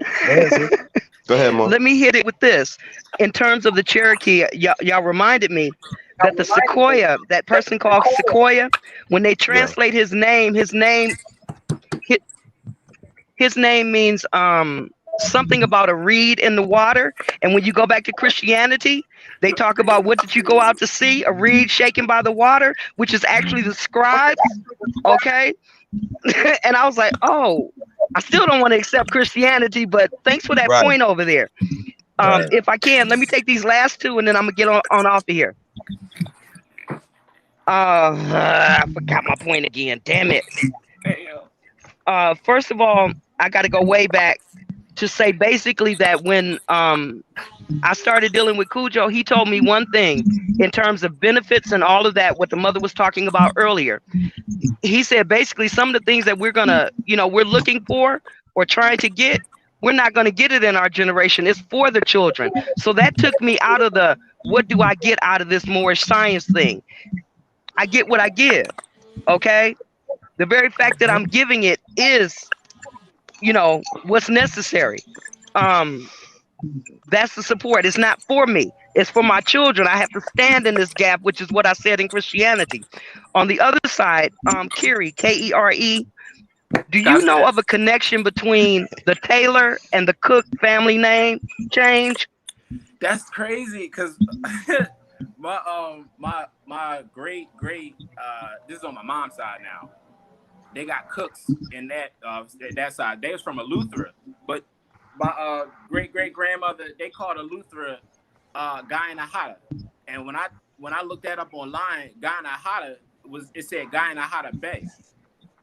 So it's crazy. Like these names or whatever being cooks, that's just the people that was cooking.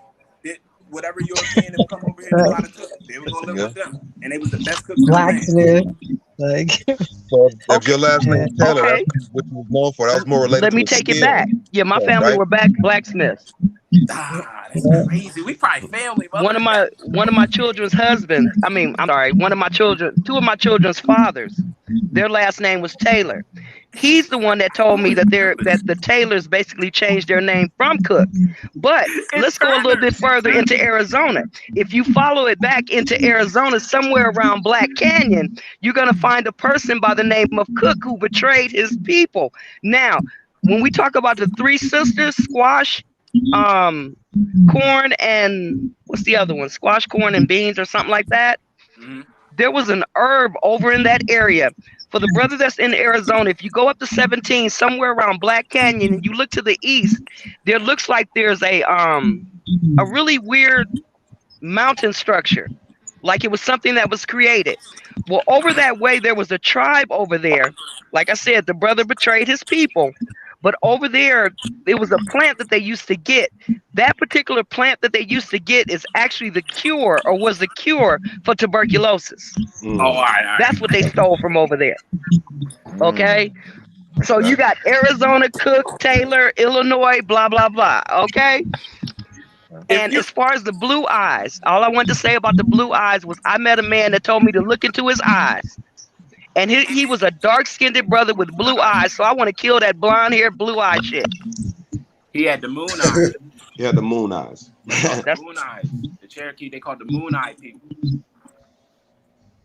Where it got and then you see the elders, they got the little blue, blue outer lining that happen when they get older. Yeah. It's a bloodline thing. Like it's a certain. How come I got that?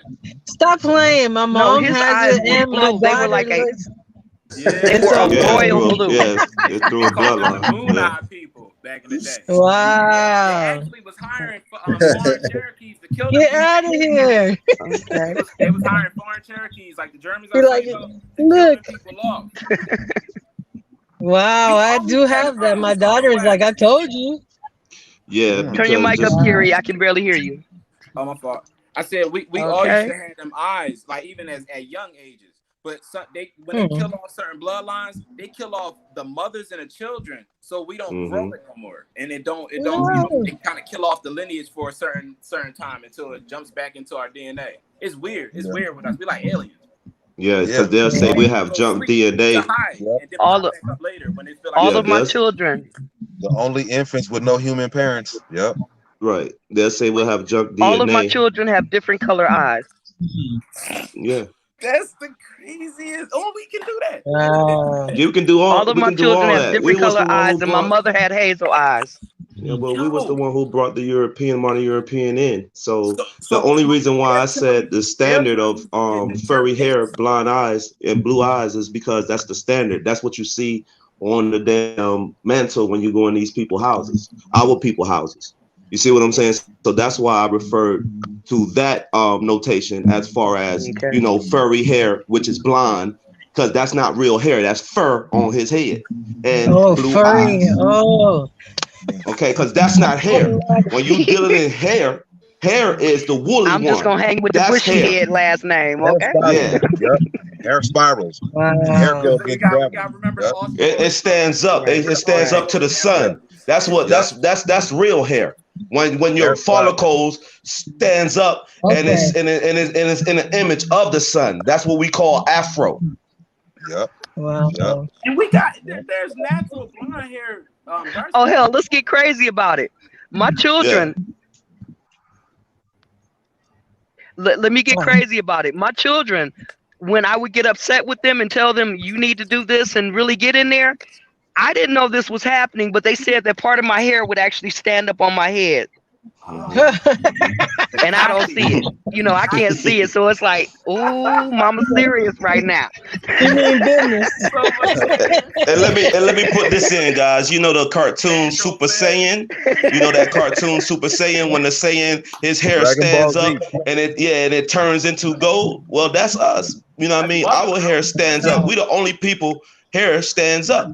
The only people hair stands up when they jump down into the pool and then their hair stands up then. Okay, that's in the ocean.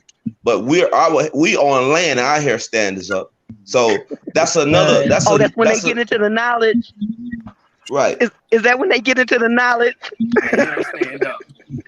It stands up, baby. That's the reason why I quit cutting my hair. And you the only one who hair go in a spiral. And sometimes them spirals real tight. We call them naps, but it's a spiral. My hair grow in spirals and it grow up. So I'm with that all day. I ain't ever shaving. Oh my God. And that's what's wrong with our people too. We think the standard of good hair is fur. It's not. That's not the standard. Oh wow, That's not that the is so funny. That's another.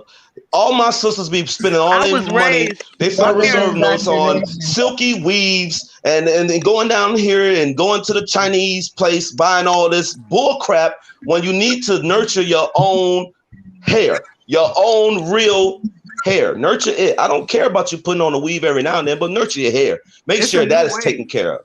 It's a new wave of natural going on anyway. Yeah, anyway. Yeah, it is. Yeah, it And is. it's beautiful. Mothers is It's loving their beautiful. hair and loving It's themselves. There's beautiful. people in my family I would have never thought would have stopped. I didn't even know what my permanent wave hair. pattern It's looked like until a few years ago.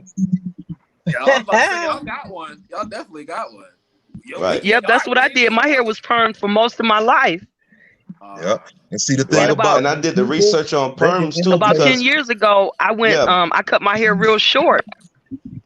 I did the research on perms, that's mother. the only part of you they can't Perms fake will is eat. that hair. I was just saying that I cut my hair real short about. Yeah, perms will eat out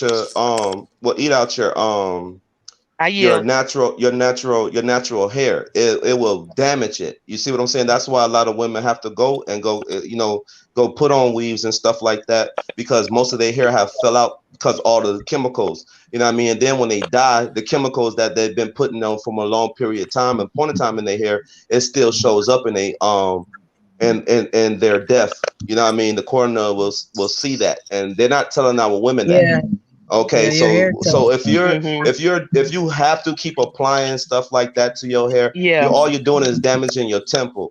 You know what I mean? We're supposed to be refining our temple and purifying it the best way we can, So that's the only part of the women that they can't represent. They can go get hips and butt put on, but they can't get no naps put on that top. They can't imitate that.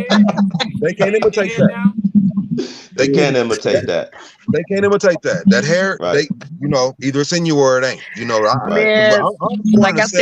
was born. Hybrid European women didn't have hips and butts. That's nothing new. That didn't come around to the late 90s, early 2000s, where I start seeing hybrid Europeans with hourglass shapes. You know what I'm Plastic saying? surgery. But they Plastic surgery. cannot duplicate that hair. And that's why I love this natural boom going on, because it's powerful. It's powerful. Lenny Kravitz got a video, Are You Gonna Go My Way? The only reason that video blew because the drummer Oh my had God, a I love my natural hair. Right. Yeah. They can't duplicate that. They can get the ass and the hips and the lips. They can get all that. But I they love can't my hair. I was permed. get the rug, man. You're right about that, brother. You are right about that. Because I like a real woman with real I'm just gonna say hair. that my hair You was know what I mean? permed for most of my life. Yeah. And you're the only ones that could do it. I'm just gonna say my hair was permed for most of my life. Probably about in 2005, I ended up cutting off all my hair and going short, and just put a real light texturizer on it.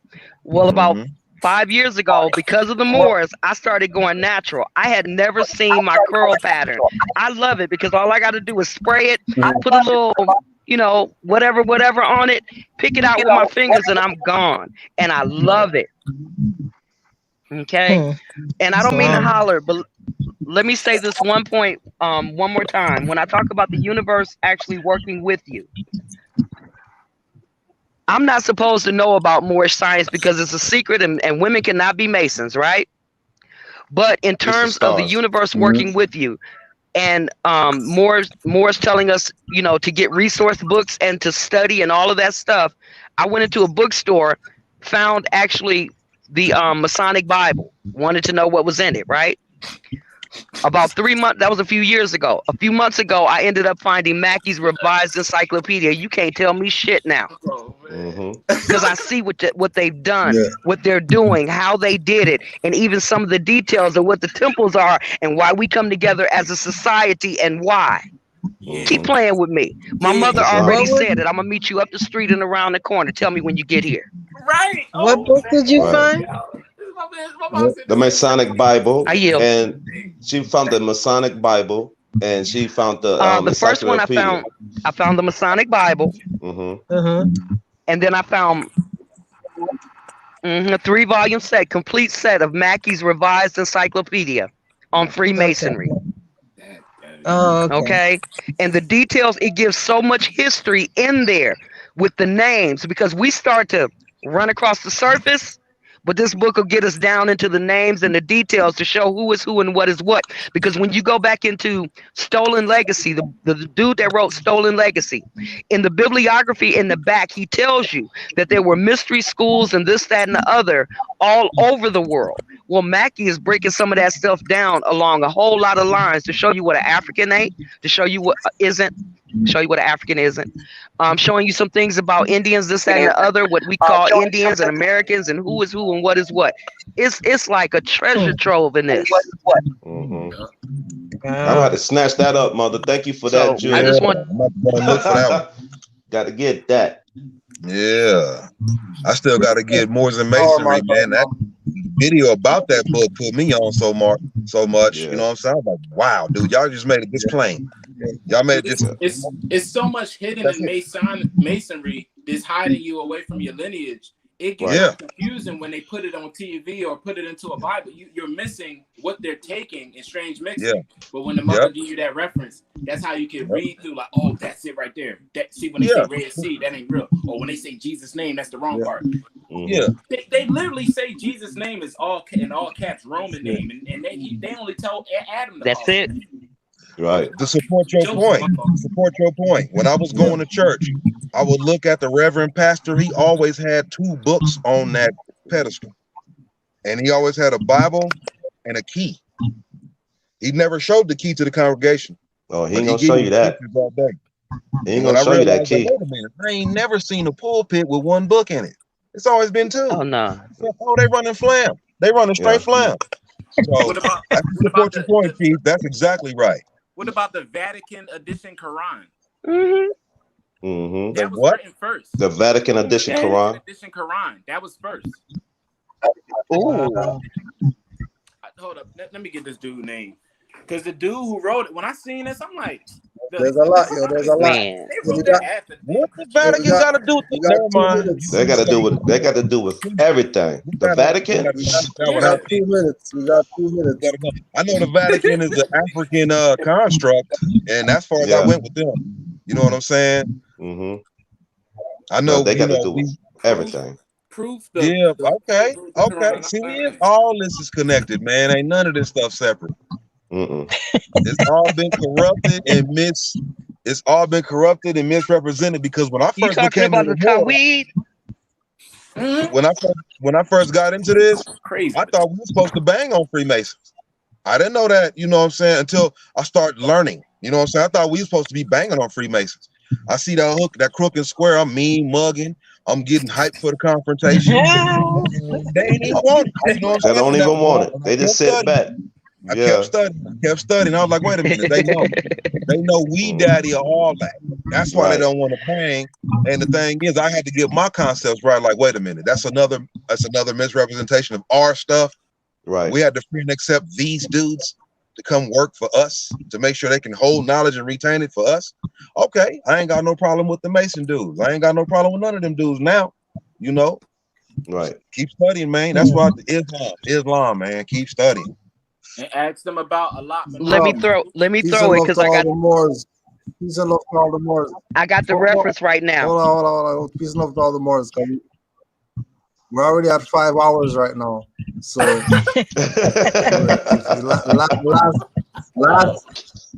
we be on this shit all day.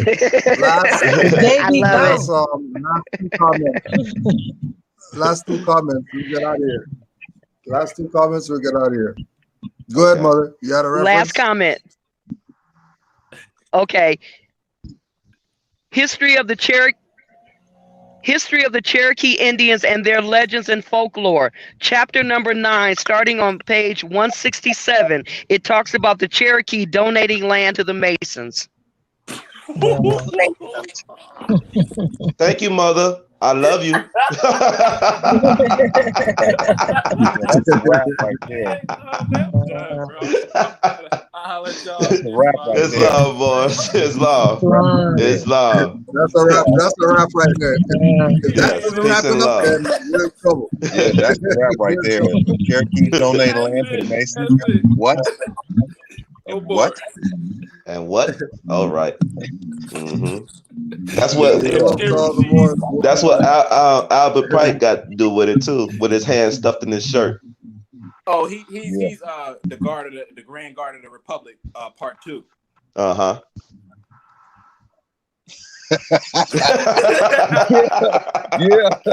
Yeah. Okay. Yeah, I know. Our prophet had both hands. You can see him, you know. But we're gonna let Cujo ride. I'm pretty sure he got to go help somebody get right on the process or something. Yeah, so Islam Cujo. Islam to Grand Sheikh Cujo for his platform. Islam Cujo, right, buddy. For real. Islam more than call me. Islam, guys. Islam more. I should have put in the private chat. Thanks, Cujo. Islam, peace, Moors. Islam.